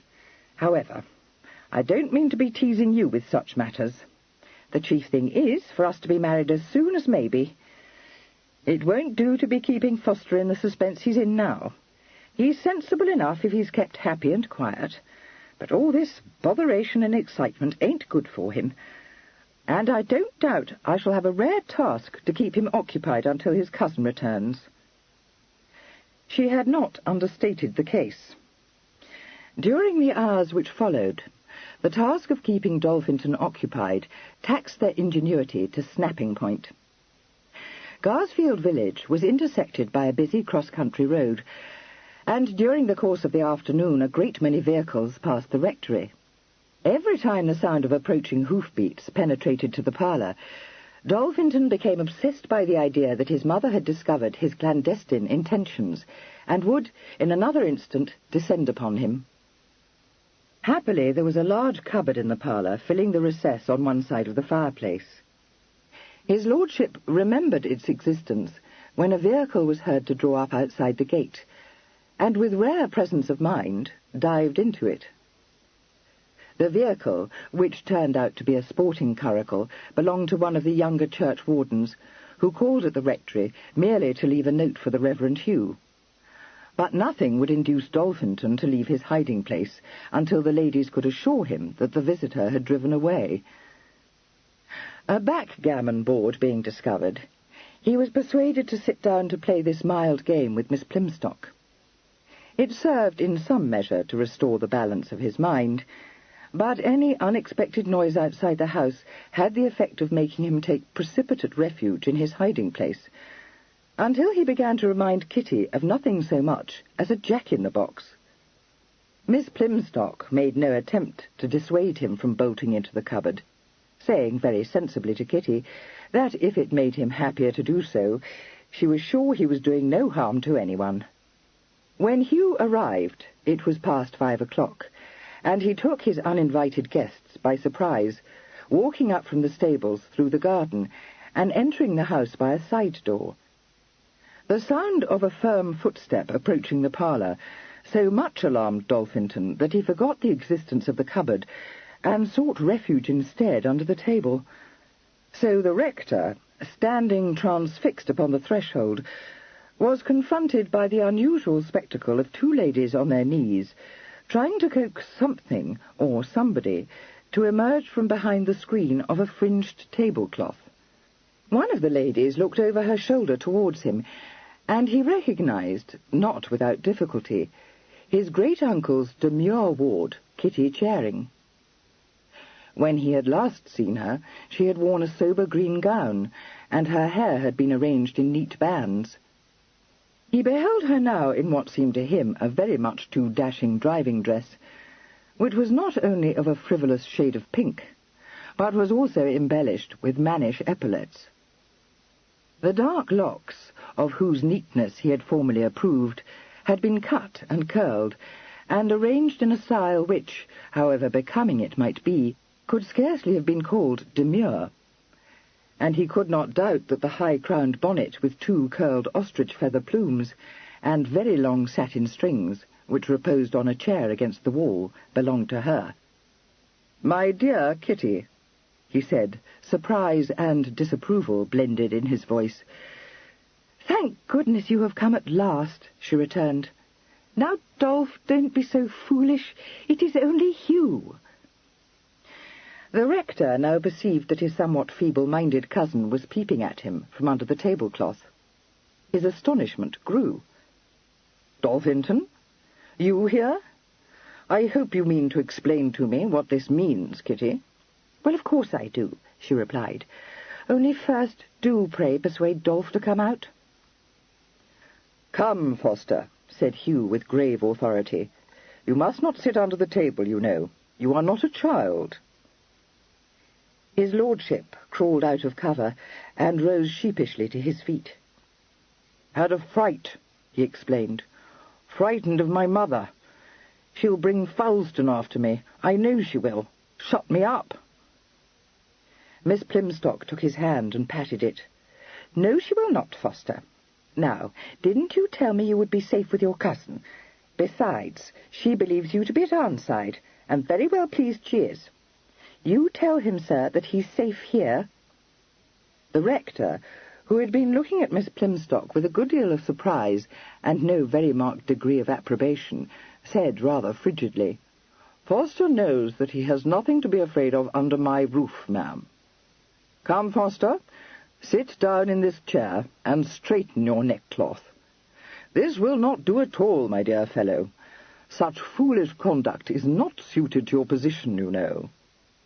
"I wish I wasn't an earl," said his lordship wistfully. "I could do a lot of things if I wasn't. I could breed horses, sit under the table if I wanted to, but I don't want to sit under the table. I don't want to hide in the cupboard, either." "Certainly not," said his cousin. "If I wasn't an earl, I shouldn't have to. Shouldn't have to offer for Kitty, either." Hugh patted him kindly on the shoulder, but said to Kitty with some severity, "I do not know what you can have been about to have upset the poor fellow like this. It was very wrong and thoughtless in you, my dear Kitty." "It was not I who upset him, but that wicked, cruel mother of his," cried Kitty, stung by this unmerited reproof. "I should have supposed you must have known that, for you are very well aware how she uses him." He said in a voice of still graver censure, "Whatever may be my aunt's faults, such language is quite improper, and indeed uncalled for." "Well, it certainly ain't that," interposed Miss Plimstock in her downright way. "I was never one for mealy-mouthed talk. Don't believe in it. What Miss Charing says is the plain truth. Wicked and cruel she is, and so I shall tell her when I meet her ladyship." The rector stiffened. "May I request you, Kitty, to present me to your friend? I fancy I have not the pleasure of her acquaintance." "Good gracious, what can I have been thinking about?" exclaimed Kitty. "Pray forgive me, Hannah. This, as you have guessed, is Mr. Ratteray, and Hugh, this is Miss Plimstock, who is betrothed to Dolph." He bowed, but said, "Indeed, I must suppose that the engagement is of very recent date, since this is the first intimation I have received of it." "No, it is of long-standing date, but secret." "Secret," repeated Dolphinton, nodding his head and looking anxiously at the rector. "Going to marry Hannah. Kitty says I shall. Kitty said I should hoax my mother, and I did. I got the carriage, too. Did it well, didn't I, Hannah?" "To be sure you did, my dear," she told him, sitting down beside him. "Do you tell me that you have contracted an engagement without my aunt's knowledge?" demanded Hugh sternly. Dolphinton looked frightened. Kitty said impatiently, "Of course he has. How can you be so absurd, Hugh? As though you were not very well aware that she wishes him to marry me. You know how it is with him. He has been obliged to keep his engagement a secret. And that is why I have brought him and Miss Plimstock to you, so that you may marry them." He looked quite thunderstruck.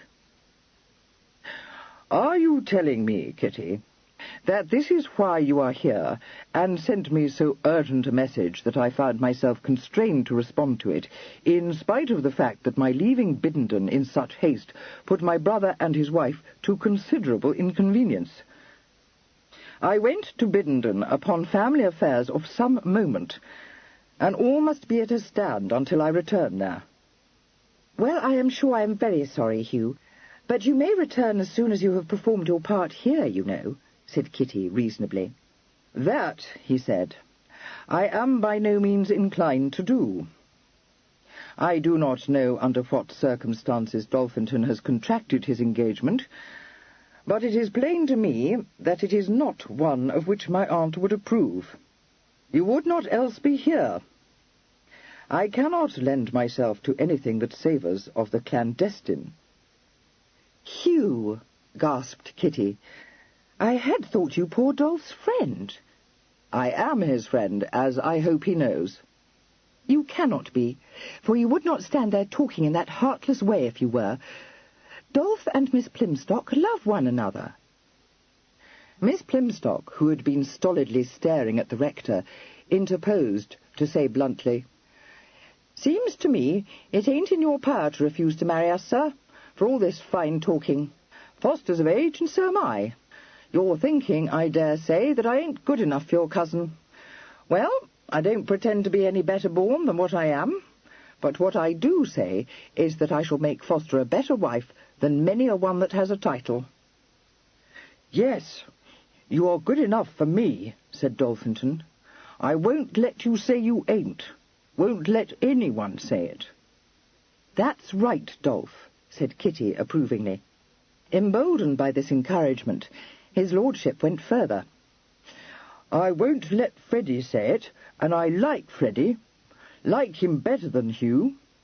If Hugh says it, I'll draw his cork. Do you think I should do that, Kitty?" "Well, I don't precisely understand what it means, Dolph, but I dare say it would be an excellent thing to do." "Lord, my dear, it don't matter to me what anyone says of me," said Miss Plimstock. "Let 'em say what they choose, for it won't vex us. Don't you start picking a quarrel with the Reverend. He's bound to think you're marrying beneath you, for I can see he's a proud kind of man. But maybe, if he likes to come and visit us in Ireland, he'll own he was mistaken." Dolphinton's face brightened. "I should like Hugh to visit us, like Kitty to visit us, like Freddie to visit us too. I shall show them my horses." Kitty took advantage of this interlude to pull the rector over to the window and to say to him in an urgent undervoice, "Hugh, upon my word, I promise you that you cannot do Dolph a greater service than to marry him to Hannah. She is the kindest, most practical creature. She means to take him to Ireland and let him breed horses, so that he may be perfectly happy and busy. You must own it would be the very thing for him." "Certainly. I have always been an advocate for his living quietly in the country. It is noticeable that whenever he has been staying here with me, he is perfectly rational. I do not say that his intellect is strong, but he is by no means an imbecile." "Indeed he is not. But are you aware, Hugh, that his mamma threatens to have him locked up?" He cast a quick glance over his shoulder, but Dolphinton was engaged in enumerating to Miss Plimstock the various attractions of his Irish house. "You must be mistaken. She could not do such a thing. It is quite unnecessary." "I don't know what she is wicked enough to do, but I do know that that is what terrifies poor Dolph so. As for that doctor of hers, Dolph is thrown into a quake whenever he thinks about him. Why, she even sets his servants to spy on him. He told me so himself, and how they tell her all he does and where he goes." "You shock me very much," he said. "I had not believed it to have been possible. But to be eloping in this fashion, and to expect me to abet him in conduct which is quite improper—" "I see what it is," she interrupted, a sparkle in her eye. "You are afraid to do it. You are afraid of your aunt, and of what people may say. I think it very poor-spirited of you, Hugh, but I am very sure it is not in your power to refuse to marry two persons when there is no impediment." He said, flushing a little, "There is no occasion for you to speak with such unbecoming heat.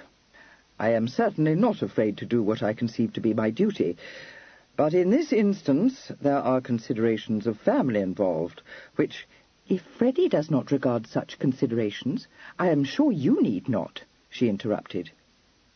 He looked rather taken aback. "Does Freddie, then, know of this affair?" "Yes, indeed he does." "I can only say that I am surprised. However, I cannot allow Freddie to be a guide to my conduct." She was stung by his tone of superiority into retorting, "I do not know why you should not, for he is a stand-in after all." At this moment Miss Plimstock touched Kitty's arm.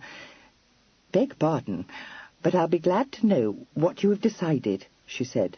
Sinking her voice, she added, "It won't do to be keeping Foster in suspense, for he's had a very exciting day, which ain't good for him." She glanced from Hugh's rigid countenance to Kitty's angry one. "I collect you don't mean to oblige us, sir," she said. "Well, if you won't, you won't. But I'll tell you to your head, I'll not let Foster go back to be driven crazy by his mother. If I'm driven to it, though I own it ain't what I like, partly because I was reared to be respectable, and partly because it don't put me in a strong position when it comes to dealing with her ladyship, I'll take Foster away and live with him as his mistress until I can find a parson that will marry us." The rector looked down from his impressive height into her homely but resolute countenance, and said stiffly, and after a moment's pause, "In that event, ma'am, I am left with no alternative. I cannot perform the ceremony at this hour, but if you will have the goodness to show me the licence, I will marry you to my cousin tomorrow morning."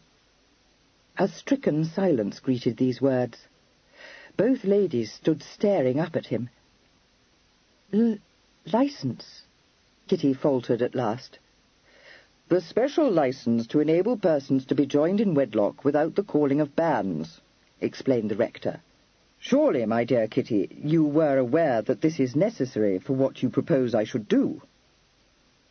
"I have heard of special licences," she said. "I didn't know. I thought... Oh, what have I done? Hannah, I am so very sorry. I ought to have asked Freddie. He would have known. I have ruined everything." "It's my blame," said Miss Plimstock gruffly. "The thing is, we never had anything but banns in my family, and it slipped my mind." Kitty turned, laying a hand on the rector's arm. "Hugh, it can't signify. You would not stick at such a trifle as that." "If you have not obtained the necessary licence, it is quite out of my power to perform the ceremony," he said. Lord Dolphinton, who had been trying to follow this, now joined the group by the window, plucking at Miss Plimstock's sleeve and demanding, "What's this? Does he say I cannot be married? Is that what he says?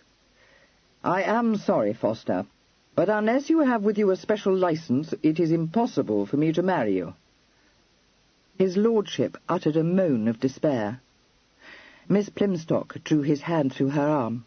"Don't you fly into a pucker, my dear," she said calmly. "We shall find a way to brush through it. Don't fear. She broke off, for the door had opened, and a beam of lamplight shone into the darkening room. Mrs. Armathwaite came in carrying a lamp, which she set down upon the table, saying, "I've brought the lamp, sir, and there's no need for you to worrit yourself about dinner, for it happens we have a nice shoulder of mutton, which I had popped into the oven, and a couple of spring chickens, which will be on the spit in another 10 minutes. Good gracious! What ails his lordship?"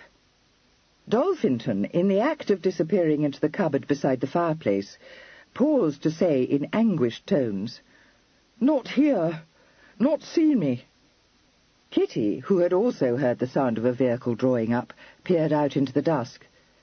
"Dolph, don't be afraid. It is not your mamma. It is only some gentleman. Why, I do believe it is Jack. Good God, what can have brought him here? Oh, I am persuaded he will be able to help us. What a fortunate circumstance. Come out, Dolph. It is only Jack."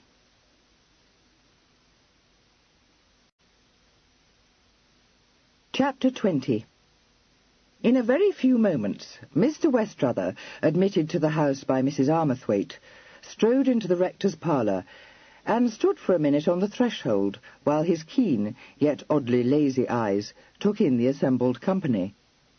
They encountered first Miss Charing, who had started forward into the middle of the room. An eyebrow went up. They swept past the rector, and alighted on Miss Plimstock.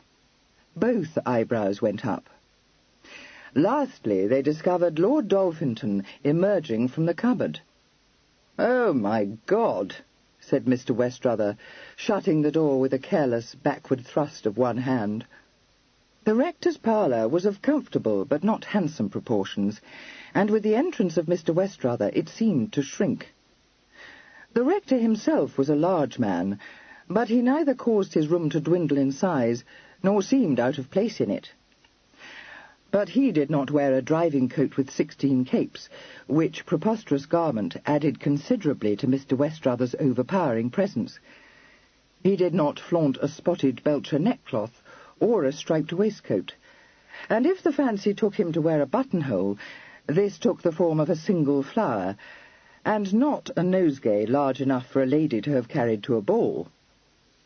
He had a shapely leg, and took care to sheathe it when he rode to hounds, in a well-fitting boot. But he despised the white tops of fashion, and his servant was not required to polish the leather until he could see his own reflection in it. Mr. Westrother moved forward, the big mother-of-pearl buttons on his driving coat winking in the lamplight. He put out his hand, and with one long finger tilted Kitty's chin up. "What a charming gown, my dear," he remarked. "You should always wear pink. Did the estimable Freddie tell you so? He has his uses. May I kiss you?" "No, you may not," said Kitty, pushing his hand away. He laughed. "Ah, just so. Far too many persons present, are there not? Am I correct in supposing that you are here on precisely my own errand? Did you bring Dolphinton? A mistake, I feel, but I cannot believe that he had the wit to come of his own volition." He spoke lightly, but she had the impression that under his air of mockery he was angry. This puzzled her, and had the effect of diverting her own annoyance. She said slowly, "No, I am not here on any errand of yours, Jack. To be sure, I have no notion of what your errand may be." "Have you not? Then I will tell you, my love." He rounded suddenly upon the rector.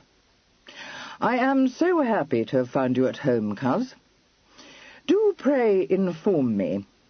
Are you aware of what has been going on under your saintly nose at Arnside, or has it escaped your notice?" The rector's eyes flashed. "I will rather inform you, Jack, that I find your manners offensive." "Do you? I am glad to hear it. Quite enchanted, in fact. You become almost human. In general, you know, I find you as dead a bore as any waxwork." The rector's hands clenched involuntarily, and his austere mouth tightened. Mr. Westrother, observing these unclerical signs of wrath, laughed. "Do you mean to have a turn-up with me? I should not advise it. You were a first-rate boxer once, but you have let yourself get sadly out of condition, I fancy." "Don't try my patience too far," said the rector, his breathing a little quickened. "Oh, to the devil with you," Mr. Westrother said impatiently. "Give me a plain answer.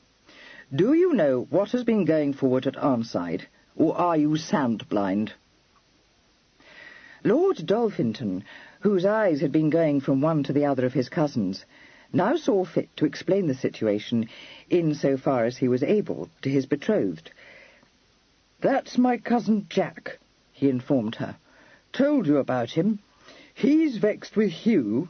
Hugh's vexed with him. I don't know why, but I wish he hadn't come. I don't like him, never did. Let it console you, sapskull, to know that your sentiments are reciprocated to the full," said Mr. Westrother with a snap. "I'll thank you, sir, to keep a civil tongue in your head," said Miss Plymstock, entering the lists in steely-eyed defence of his lordship. "If there's anything you are wishful to say in Foster's disparagement, say it to me, if you dare. I've heard a deal about you, and not a word that wasn't true by what I can see." This unexpected attack successfully arrested Mr. Westrother's attention. Up flew his mobile brows. Genuine amusement set his eyes laughing again. He lifted his quizzing glass, and through it inspected Miss Plymstock from head to foot. "A formidable opponent," he remarked. "Diminutive, but pluck to the backbone. May I have the honour of knowing who you are?" "Oh, Jack, pray will you stop behaving in this odious way?" begged Kitty. "It is Miss Plimstock, who is going to marry Dolph, and we are in such a dreadful fix. Only I do think that perhaps you could help us out of it." "I feel sure you are mistaken." No, I know you could do it if you would. What in the world has made you so cross? What is it that has been happening at Arnside?" "So you don't know? Then let me inform you, my love, that while you have been cutting capers in town, your dear fish has entrapped my great-uncle into offering to bestow upon her his hand and his not inconsiderable fortune." "What?" almost shrieked Kitty. "Uncle Matthew marry Fish? You must be mad." "Whoever else is mad, it is certainly not I," he replied. He looked at the rector with narrowing eyes. "I observe, coz, that these tidings do not come as a surprise to you." "No, they do not," said the rector coldly. "I have been aware for some weeks of my uncle's intentions. I may add that I have also been admitted into Miss Fishguard's confidence." "Have you, indeed? It did not occur to you, I must assume, to warn either Kitty or me of what was looming before us?" A slight contemptuous smile curled the rector's lips. "You are correct in your assumption," he said. "It does not appear to me that my uncle's schemes are any concern of yours, my dear cousin." "But, good God, how has this come about?" cried Kitty. "Uncle Matthew, and my poor Fish. Why, she goes in terror of him. While as for him, whenever his gout troubles him, it is fatal for her to enter his room. Surely you are mistaken." "Oh, no, I am not mistaken," he replied grimly. "My uncle did me the honour to write to me, informing me of his purpose. I am but just come from Arnside. My only mistake has been in thinking that my saintly cousin might, for once in his life, allow his common sense a little rein." His cousin was goaded into making a very unsaintly retort. "Not quite your only mistake, I fancy." For an instant Mr. Westrother looked quite murderous.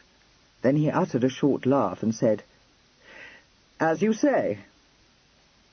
Kitty, who had been staring at him in blank astonishment, suddenly exclaimed, "Can that have been why Fish begged me to return? And yet, Jack, how is this possible?" "You, my dear Kitty, made it possible when you so unwisely left Arnside. So far as I am privileged to understand the matter, the Fish has been busy. She has learned to play chess so that he may beat her every night. She has prevailed upon him to believe that the pangs of his gout have been alleviated by some antiquated remedy of her finding, rather than by the clemency of the weather. And finally she has instilled into his mind the famous notion that, since it will not suit his comfort to dispense with her services, it will cost him less to marry her than to continue to pay her a wage." Kitty turned her eyes towards Hugh in a mute question. He said gravely, "I cannot deny that I believe my uncle to be influenced by motives of economy." "But, Fish, can it be that she will consent? When I recall her dismay upon learning that I was going on a visit to London, I cannot believe it." "Very true. But you must recollect, my dear Kitty, that Miss Fishguard's future, were she to leave Arnside, cannot be other than precarious. Moreover, since you went away, and she has been obliged to fill your place in the household, she has discovered, in some measure, how to make herself agreeable to him. Indeed, I have seldom known him to be in more amiable spirits." "Very adroitly has she discovered how to make herself agreeable," struck in Mr. Westrother. "We have underrated her, my dear Hugh. Let us own as much. Has she bamboozled you with her tears and her vapours and her protestations? What a bleater you must be!" "Then that must have been what she meant by treachery," exclaimed Kitty, unheeding. "How foolish of her! As though I could think such a thing of her. If she does indeed wish to marry Uncle Matthew, it is an excellent scheme." "I hope you may think as much when you find yourself cut out of my uncle's will by a brat in her image," said Mr. Westrother viciously. "An unlikely contingency," said the rector. "On the contrary, nothing could be more likely. My uncle is not in his dotage, as well we know, and if the fish is much above 40, I have been strangely misinformed." Kitty could not repress a giggle. "Oh dear, how ridiculous it would be! I must go to Arnside as soon as I may." "Let that be immediately," said Mr. Westrother. "It cannot be immediately, Jack. I told you that we were all in an uproar here.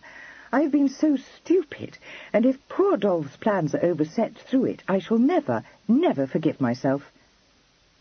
"That ain't so," interrupted Miss Plymstock, who had been engaged in quietly explaining to Lord Dolphinton the meaning of a dialogue that was rather too swift for him to follow. "It's my blame, Miss Charing, and don't you think I shall be trying to lay it at your door, for that I shall never do." "Oh, Jack," said Kitty distressfully, "never mind about Uncle Matthew for a moment. I brought Dolph and Miss Plymstock here so that Hugh might marry them, and I was such a goose that I forgot. At least I never knew, and that is stupider than anything. Hugh says they must have a special license, and they have not got one." "In that case," said Mr. Westrother, "you have wasted your time. May I suggest that you waste no more time, but that you turn your mind instead to—" "Jack, if they must have a license, could not you get it for them? Are such things to be procured in London? Do they perhaps cost a great deal of money?" "Yes," said Mr. Westrother, "they do, my dear Kitty. And if you are indulging your imagination with the notion that I mean to drive to London and back for no better purpose than to provide Dolphinton, in whose affairs I take not the smallest interest, with a marriage license, you very much mistake your man." She laid a hand on his sleeve. "Oh, no, Jack, you cannot be so disobliging," she said pleadingly. "It is vital to Dolph's happiness." He looked down at her, a mocking smile in his eyes. "I am quite unmoved, Kitty. Show me that it is vital to my happiness, and I might oblige you." She stared up into his face with puckered brows. "To yours? What can you mean?" He lifted her hand from his arm and held it. "My dear Kitty, let us have done. Between us we might, I fancy, induce my uncle to change his mind." An indignant flush rose to her cheeks. She pulled her hand away, saying hotly, "I do not wish him to change his mind.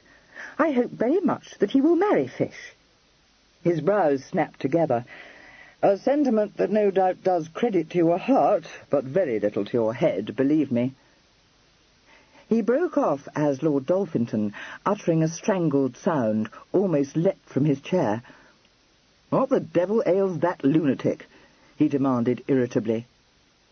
"Listen," gasped his lordship, fixing dilating eyes upon the window. The rest of the company now became aware that some vehicle had drawn up outside the rectory. Kitty ran to the window and peered out. It was by this time too dark for her to be able to distinguish any object, but she could perceive the glow of carriage lamps beyond the hedge, and could distinctly hear the fidgeting and blowing of horses. She said uneasily, "It sounds as though there are more than 2 horses. But it could not be your mamma, Dolph." Lord Dolphinton, feeling no such certainty, made a bolt for the cupboard, but was intercepted by the rector, who took his arm in a firm grip and said in a voice of authority, "Foster, I will not suffer you to behave in this nonsensical fashion. Now calm yourself. In this house you are perfectly safe, whoever may have come to visit me. For shame! Do you mean to leave Miss Plymstock to face what you imagine to be a danger?" "Both go into the cupboard," suggested his lordship imploringly. "Certainly not. You will protect Miss Plymstock," said Hugh. Rather to Kitty's surprise, these stern words appeared to inspire Dolphinton with courage. He gulped, but he made no further attempt to reach his refuge. The sound of the knocker on the front door did indeed make him jump and shudder, but he said resolutely, "Protect Hannah," and stood his ground. Mr. Westrother drew his snuff-box from his pocket and flicked it open. "If someone would have the goodness to inform me whether I am assisting at a tragedy or a farce, I should be grateful," he said sardonically. The housekeeper's unmistakable tread was heard, followed by the sound of a lifting latch. Lord Dolphinton acquired a firm hold on Miss Plimstock's hand and swallowed convulsively. "Affording protection or seeking it?" drawled Mr. Westrother, taking a pinch of snuff from his box and expertly shaking all but a grain or two from between his finger and thumb. The door into the parlour was opened. "Mr. Standen, sir," announced Mrs. Armathwaite placidly. Surprise held the company silent for perhaps 30 seconds. Mr. Standen, not a hair out of place, walked into the room, found that 5 pairs of eyes were staring at him in astonishment, and said apologetically, "Thought you might be needing me. No wish to intrude." Kitty found her voice. "Freddie," she cried thankfully, hurrying towards him. "Oh, how glad I am to see you. We are in such a dreadful fix, and I don't know what to do." "Thought very likely you would be," said Freddie. "Not sure, mind you, but I'd a strong notion you'd forgot to buy the special licence." Kitty caught his hand. "Freddie, you have not brought one?" she demanded incredulously. "Yes, I have," he replied. "That's why I came." For the second time in her life, Miss Charing lifted his hand to her cheek. "Oh, Freddie, I might have known you'd come to our rescue," she said in a choked voice. Mr. Westrother, who had been watching them with an odd expression on his face, shut his snuff-box with a snap. As though this sharp little sound released him from a spell which kept him standing with his eyes starting from their sockets and his mouth falling open, Lord Dolphinton suddenly released Miss Plimstock and surged forward, saying with gratifying delight, if somewhat unnecessarily, "It's Freddie! Hannah, it's Freddie! My cousin Freddie!" He then seized Freddie's hand and shook it up and down, beaming upon him and pawing his shoulder with his free hand. "I'm glad you've come, Freddie," he said earnestly, in a burst of confidence. "I like you better than Hugh. Better, that's the dandy old fellow," said Freddie, stemming the flow. "No need to stroke me, though. Now stop it, Doll, for the Lord's sake." He managed to disengage himself, but Lord Dolphinton had not reached the end of his disclosures. "When Jack came, I wasn't glad," he said. "Sorry, because I don't like him. I'll tell you something, Freddie. Hugh wouldn't let me get in the cupboard, and I'm glad of that, too." Mr. Standen, who had long since ceased to feel surprise at anything his eccentric relative might say or do, thrust him gently into a chair and said amiably, "Of course you are. No need to sit in the cupboard on my account. If it's your mother you're worrying about, no need to do that either. She ain't coming here." "You know that, Freddie?" said his lordship. "Lord, yes. Gone to a party. Thinks you're at Arnside," said Freddie, improvising cleverly. Lord Dolphinton, on whom the repeated assurances of Miss Charing and Miss Plimstock had made no impression at all, appeared to accept this. He turned to relay the information to Miss Plimstock, and Freddie was at liberty to turn his attention to his betrothed, who was tugging at his coat in a way which drew a protest from him. "Oh, I beg your pardon," Kitty said. "But how in the world did you guess that I had forgot the licence?" Mr. Standen rubbed his nose reflectively. "Struck me when Meg gave me your letter. What I mean is, told me everything else, but didn't say a word about the licence. What's more, knew dashed well you hadn't enough money to purchase it, and had a strong notion Dolph hadn't either. Meant to have been here with it sooner, but the thing was, I got detained. Had to buy the Broughty girl a toothbrush." "Had to do what?" exclaimed Kitty. "Dash it, Kit, couldn't let her go to France without one. Must see that," expostulated Freddie. "Not the thing at all. Bought her a hairbrush and a comb as well. Meg saw to the rest. But if ever there was a hen-witted female, it's Meg. Freddie, are you telling me Olivia has gone to France? Demanded Kitty, dazed. Gone to Dover, corrected Freddie. Boarding the packet tomorrow. Mr. Westrother, regarding him out of narrowed eyes, said silkily, You have been busy, coz, have you not? I should dashed well think I have, said Freddie, stirred by the memory of his activities. You have, you will agree, a trifle of explaining to do. Not to you, Jack, said Freddie, meeting his eyes fair and square. The rector, a silent and puzzled auditor, at this point moved a pace forward, but it was Kitty who intervened. Good God, Freddie, she has not eloped with Camille. That's it, said Mr. Standen, pleased to find her of such a ready understanding. Best thing she could do. Saw it in a flash. Thing was, Gosford offered for her. Poor girl cast into despair. Came to find you. Found me instead. Left her with Meg and went off to your cousin's lodgings. Silly fellow flew into his high ropes. Never met such a gabster in my life. Give you my word, Kit. He enacted me a whole Cheltenham tragedy. However, contrived to settle it all right and tight in the end. Saw him off from the Golden Cross, told the hack to take me to Doctors' Commons, got the licence, and posted down here as soon as I could. Here, Hugh, you'd better take the thing. With these words he handed over a folded document to his cousin. Hugh took it, but before he could say anything, Kitty exclaimed, But Freddie, an elopement! Have you considered, I own the thought did not occur to me until quite recently, that Camille must be a Catholic? It was plain that Mr. Standen had not considered this possibility. He once more rubbed the tip of his nose, but said philosophically, after a moment's reflection, Oh, well, no sense in teasing ourselves over a trifle. If he is, she'll have to change. Shouldn't think she'd object. Seems a very biddable girl. Kitty drew a breath. Then everything is settled. At least it will be when Dolph and Hannah are married, and there can be no difficulty about that, now that you have brought them that stupid licence. Oh, Freddie, it is all your doing. No, said Freddie, embarrassed. Yes, indeed it is. For although it was I who wanted Olivia to marry Camille, I should never have thought of telling him to carry her off to France.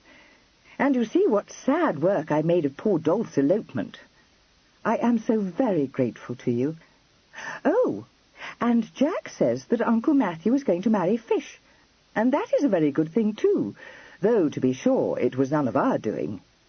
Is he, though? Said Freddie, mildly interested. Well, I dare say it don't matter, because he's a deuced rumman himself. But that Fish of yours is queer in her attic. Freddie, she's not. Must be. Dash it, wouldn't write to you about Henry VIII if she wasn't. Stands to reason. You are mistaken, coz, interrupted Mr. Westrother in a brittle voice. The Fish is cleverer than we knew. I have not the slightest desire to dwell upon all she saw fit to pour into my ears not an hour since, for I found it nauseating. But if the matter teases you, you may as well know that she believes herself to be comparable to Catherine Parr, tending the aged and irascible monarch, he added sarcastically. So that was it, exclaimed Kitty. Of course. He had a bad leg too. Though I fancy it was not precisely gout that afflicted him, was it? Now I see it all. How very like Fish to be so absurd. If only Uncle Matthew has not bullied her into saying she will marry him, I must say I think it is an excellent thing for them both. Don't you, Freddie? Well, Freddie, said Mr. Westrother, do you think it excellent, or does some grain of common sense exist in your mind? Not my affair, said Freddie. At least, come to think of it, not sure it isn't, in which case I do think it's an excellent thing. What I mean is, I don't want that woman living with us, and if she marries my great-uncle, she dashed well can't. Miss Charing's cheeks became flooded with colour. But, Freddie, she faltered. Mr. Westrother laughed. Just so, my love. You have been so busily employed in making what I can only call infelicitous matches that you have left your own future out of account, have you not? Oh, don't look so conscious. I imagine Hugh cannot be so wooden-headed that he does not know very well what game you have been playing. Dolphinton, I am sure, we need not regard, and as for Miss Plymstock, I look upon her as quite one of the family. It has been an amusing game, my little one, and you must not think that I blame you for having played it. It was very unhandsome of me not to have come to Arnside that day, was it not? He moved towards her as he spoke. His eyes were laughing again, and he held out his hands. The rector cast a glance at Mr. Standen, but Mr. Standen had discovered an infinitesimal speck of fluff adhering to his coat sleeve, and was engaged in removing it. It was a task that appeared to absorb his whole attention. Miss Charing took a step backward. "If you please, Jack," she said rather breathlessly. "No more." "Oh, nonsense, Kitty, nonsense," Mr. Westrother said impatiently. "This folly has gone far enough." Miss Charing swallowed and managed to say, "I collect that you mean to ask me to marry you, but I beg you will not. If you had come that day, I should have accepted your offer, which would have been a very great mistake, and makes me so deeply thankful now that you did not come. Pray, Jack, say no more." He paid no heed to this, but said, "The fair Olivia admitted you a little too deeply into her confidence, did she? I was afraid she would. Don't trouble your pretty head for such a trifle as that, Kitty. You will own that I have borne with tolerable equanimity the news that she has fled to France with your enterprising cousin." No, it is not that. I can't tell what it is. Only that perhaps I have changed, or something of that nature," said Kitty. "And indeed, Jack, I am excessively fond of you, and I dare say I shall always be, in spite of knowing that you are quite odiously selfish. But if you will not be very much offended, I would much prefer not to be married to you." He stood staring down into her perturbed face. The laugh had quite vanished from his eyes, and there was a white look round his mouth. Miss Charing had never before had experience of the temper Mr. Westrother's cousins knew well, and she was a little frightened. "So, that's it, is it?" he said, quite softly. "George was right, after all. Dolphinton was a little too much for you to swallow, but you had indeed set your heart on a title and a great position, and so you laid the cleverest trap for Freddie that I have ever been privileged to see. You cunning little jade." It was at this point that Mr. Standen, that most exquisite of pinks, astounded the assembled company, himself included, by knocking him down. For this, two circumstances were largely responsible. He took Mr. Westrother entirely unawares, and Mr. Westrother, recoiling from the blow, tripped over a small footstool, lost his balance, and fell heavily. "Good God," said the rector, forgetting his cloth. "Well done, Freddie, a nice flush hit." Lord Dolphinton, who had found the interchange between Kitty and his cousin rather beyond his power of comprehension, and had allowed his attention to wander, now realized that a mill was in progress, which he was perfectly well able to understand. In high glee he called upon Miss Plymstock to observe that Freddie had floored Jack, and begged Freddie to do it again. Freddie himself, rather pale, stood waiting with his fists clenched, while his cousin picked himself up. There was a very ugly look in Mr. Westrother's eyes, which caused Hugh, who had helped him to his feet, to maintain a grip upon his arm, and Kitty to say hurriedly, "Oh, Freddie, it was splendid of you, and I am so very much obliged to you, but pray do not do it again." "No, no," said Freddie, conscience-stricken. The ugly look faded. "At least admit you could not," said Mr. Westrother. "No, I know I could not," replied Freddie, "but I dashed well don't mind trying to." Mr. Westrother began to laugh. "Freddie, you dog, you took me off guard and off balance, and I have a good mind to knock you through that window." "Oh, take your hand off my arm, Hugh. You can't be fool enough to suppose I mean to have a turn-up with Freddie." He shook the rector off as he spoke and straightened his neckcloth. That done, he held out his hand imperatively to Kitty. "Come, cry friends with me," he said. "I will apologize for the whole, confess that I entirely misread a situation that is now perfectly plain to me, and remove myself immediately from your presence." He held her hand for a moment, grinning rather ruefully at her. Then he lightly kissed her cheek and said, "Accept my best wishes for your happiness, my dear, and believe that I shall do my utmost to cut you out with Uncle Matthew. My felicitations, Freddie. I'll serve you trick and tie for that leveller one of these days. Oh, no, pray don't accompany me, Hugh. Really, I have had more than enough of my family for one day." A bow to Miss Plymstock, a wave of the hand, and he was gone. The front door slammed behind him. They heard his tread going down the garden path, the click of the gate latch, and, in another moment or two, the sound of his horse's hoofs. Miss Plymstock rose and shook out her skirt. "I'm bound to say I ain't at all sorry to see the last of him," she remarked. "Nor I haven't told you yet, Mr. Standen, how very much obliged to you I am for bringing that licence." But Mr. Standen was not attending. He addressed himself to the rector. "Oughtn't have done it, Hugh. Not the thing. He wasn't expecting it." "Very true," agreed the rector. "It was, in a sense, improper, but since you could not, I fear, have landed him the smallest punch under any other circumstances, I cannot regret it. He came by his just deserts. The most deplorable feature of the business is that such a scene should have been enacted in this room, under the eyes of two ladies." "Better have gone into the garden," nodded Lord Dolphinton, "like watching a good mill." "What you would have watched, my dear Foster, would not have been a mill, but a murder," said the rector tartly. "Why, Hugh," exclaimed Kitty, "I do believe you are quite cross because it was Freddie who knocked him down, and not you." "I would remind you, Kitty, that I am in holy orders," said the rector austerely, "and let me tell you that if I had chosen to come to fisticuffs with Jack...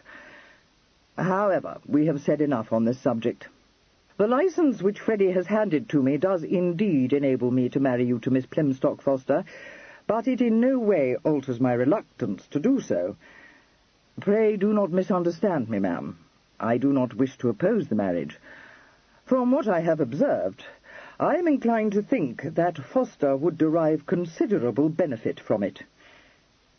"Well, for the Lord's sake, Hugh, stop prosing," recommended Freddie. "Dashed if you aren't as bad as Kit's French cousin." The rector cast him a withering look. "Have the goodness not to interrupt me, Freddie. While I am prepared to support Foster in his determination to marry Miss Plymstock, I cannot approve of his clandestine way of going about the business." "What you mean, old fellow," said the irrepressible Mr. Standen, "is that you don't want to be mixed up in it, scared of Aunt Dolphinton." "I am not in the least scared of Aunt Dolphinton." "Well, if you ain't scared of her, you're scared of what the rest of them will say." "Don't blame you. Told Kit I'd as lief have nothing to do with it myself. However, shouldn't be surprised if the family thought you'd done the right thing. I can tell you one who will, and that's my mother. What's more, there's two of us in it. I won't hedge off." The rector hesitated. "That is all very well, but I'll tell you what it is, Hugh, no sense in refusing. Paltry thing to do, because if you won't come up to scratch, there'll be nothing for it but for me to take 'em to the next parish first thing tomorrow morning and hand 'em over to the parson there." Miss Plymstock was moved to grasp him by the hand, saying warmly, "You've got a great deal of common sense, Mr. Standen, and I like you for it." "You like Freddie too?" said Lord Dolphinton, pleased. "I like Freddie. I like him. Now you've set him off again," said Freddie reproachfully.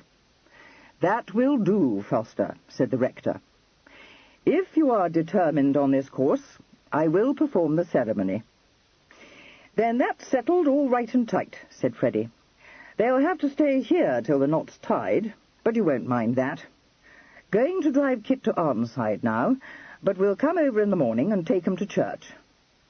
Miss Charing, blinking at these competent plans, said, "Yes, but Freddy, where are they to go when they are married?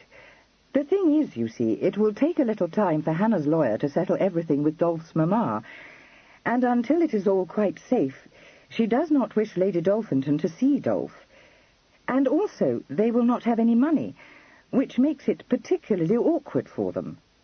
"I shall be happy to offer you the hospitality of my house for as long as you wish to remain here, Miss Plymstock," said the rector, untruthfully, but in a very Christian spirit. "No, that won't do," said Freddy, considering the matter. "Aunt Dolphinton's bound to come after them. Don't see how you could keep her out. They'll have to go to Arnside." "Arnside?" repeated Kitty blankly. "Freddy, they could not." "Yes, they could. I don't say it's where I'd choose to spend my honeymoon, but there's nothing else for it. Thing is, it's the one place my Aunt dashed well can't get into. Told me yourself the old gentleman had all the doors barred against her." "Yes, he did, but you know how much he dislikes to have guests staying with him. He would never permit them to do so." "Got a strong notion he will," said Freddy darkly. "Going to tell him it'll make Aunt Dolphinton as mad as fire if he does.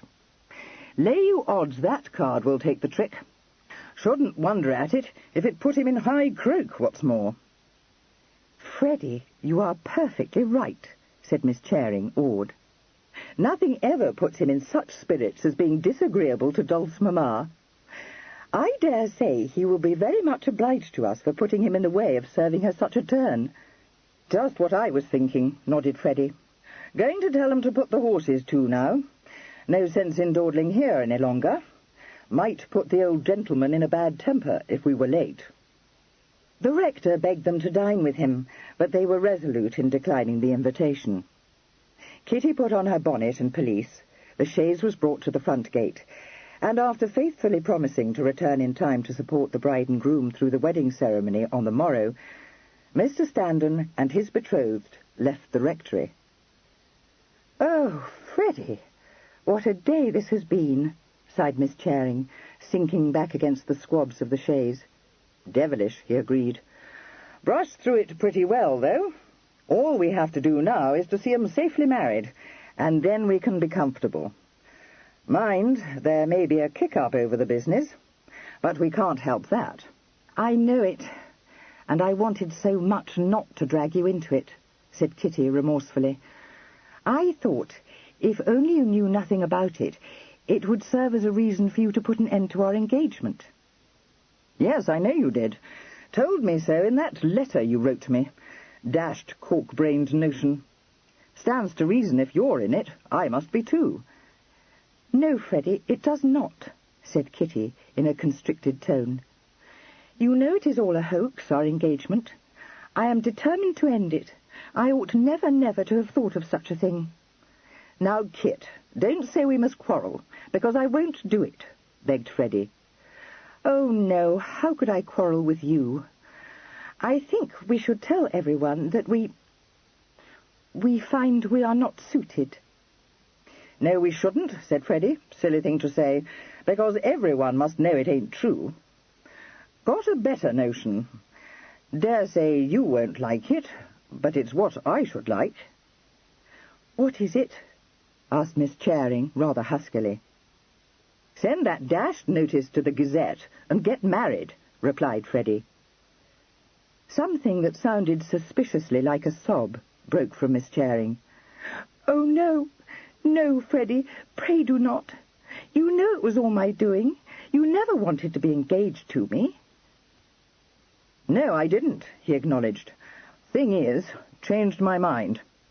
Haven't said anything because, to tell you the truth, I thought Jack was right. Got engaged to me to make him jealous." Miss Charing blew her nose. "I did. I was utterly wicked and shameless and stupid." "No, no, very understandable thing to do. Devil of a fellow, Jack. Trouble is, wouldn't make you a good husband, Kit. Been worrying me for a long time. Thought you was in love with him. Don't mind telling you, it was as much as I could do to keep a still tongue in my head when he asked you to marry him tonight. What I mean is, like you to have everything you want. Wished it was me and not Jack, that's all. Miss Charing raised her face from her handkerchief. "I was never in love with Jack in my life," she said. "I thought I was, but I know now it was no such thing. He seemed just like all the heroes in books, but I soon found that he is not like them at all." "No," agreed Freddie. "I'm afraid I ain't either, Kit." "Of course you are not. No one is. And if somebody was, I should think him quite odious." "You would," said Freddie hopefully. "I must say, Kit, I think you would too.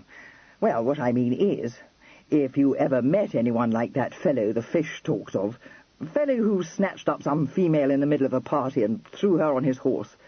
Dashed embarrassing, you know. Wouldn't like it at all." "No, indeed I shouldn't." "You don't feel you could marry me instead? Got no brains, of course, and I ain't a handsome fellow like Jack, but I love you. Don't think I could ever love anyone else. Dare say it ain't any use telling you. But, well, there it is." "Oh, Freddie, Freddie," sobbed Miss Charing. "No, no, Kit, don't cry," begged Freddie, putting his arm round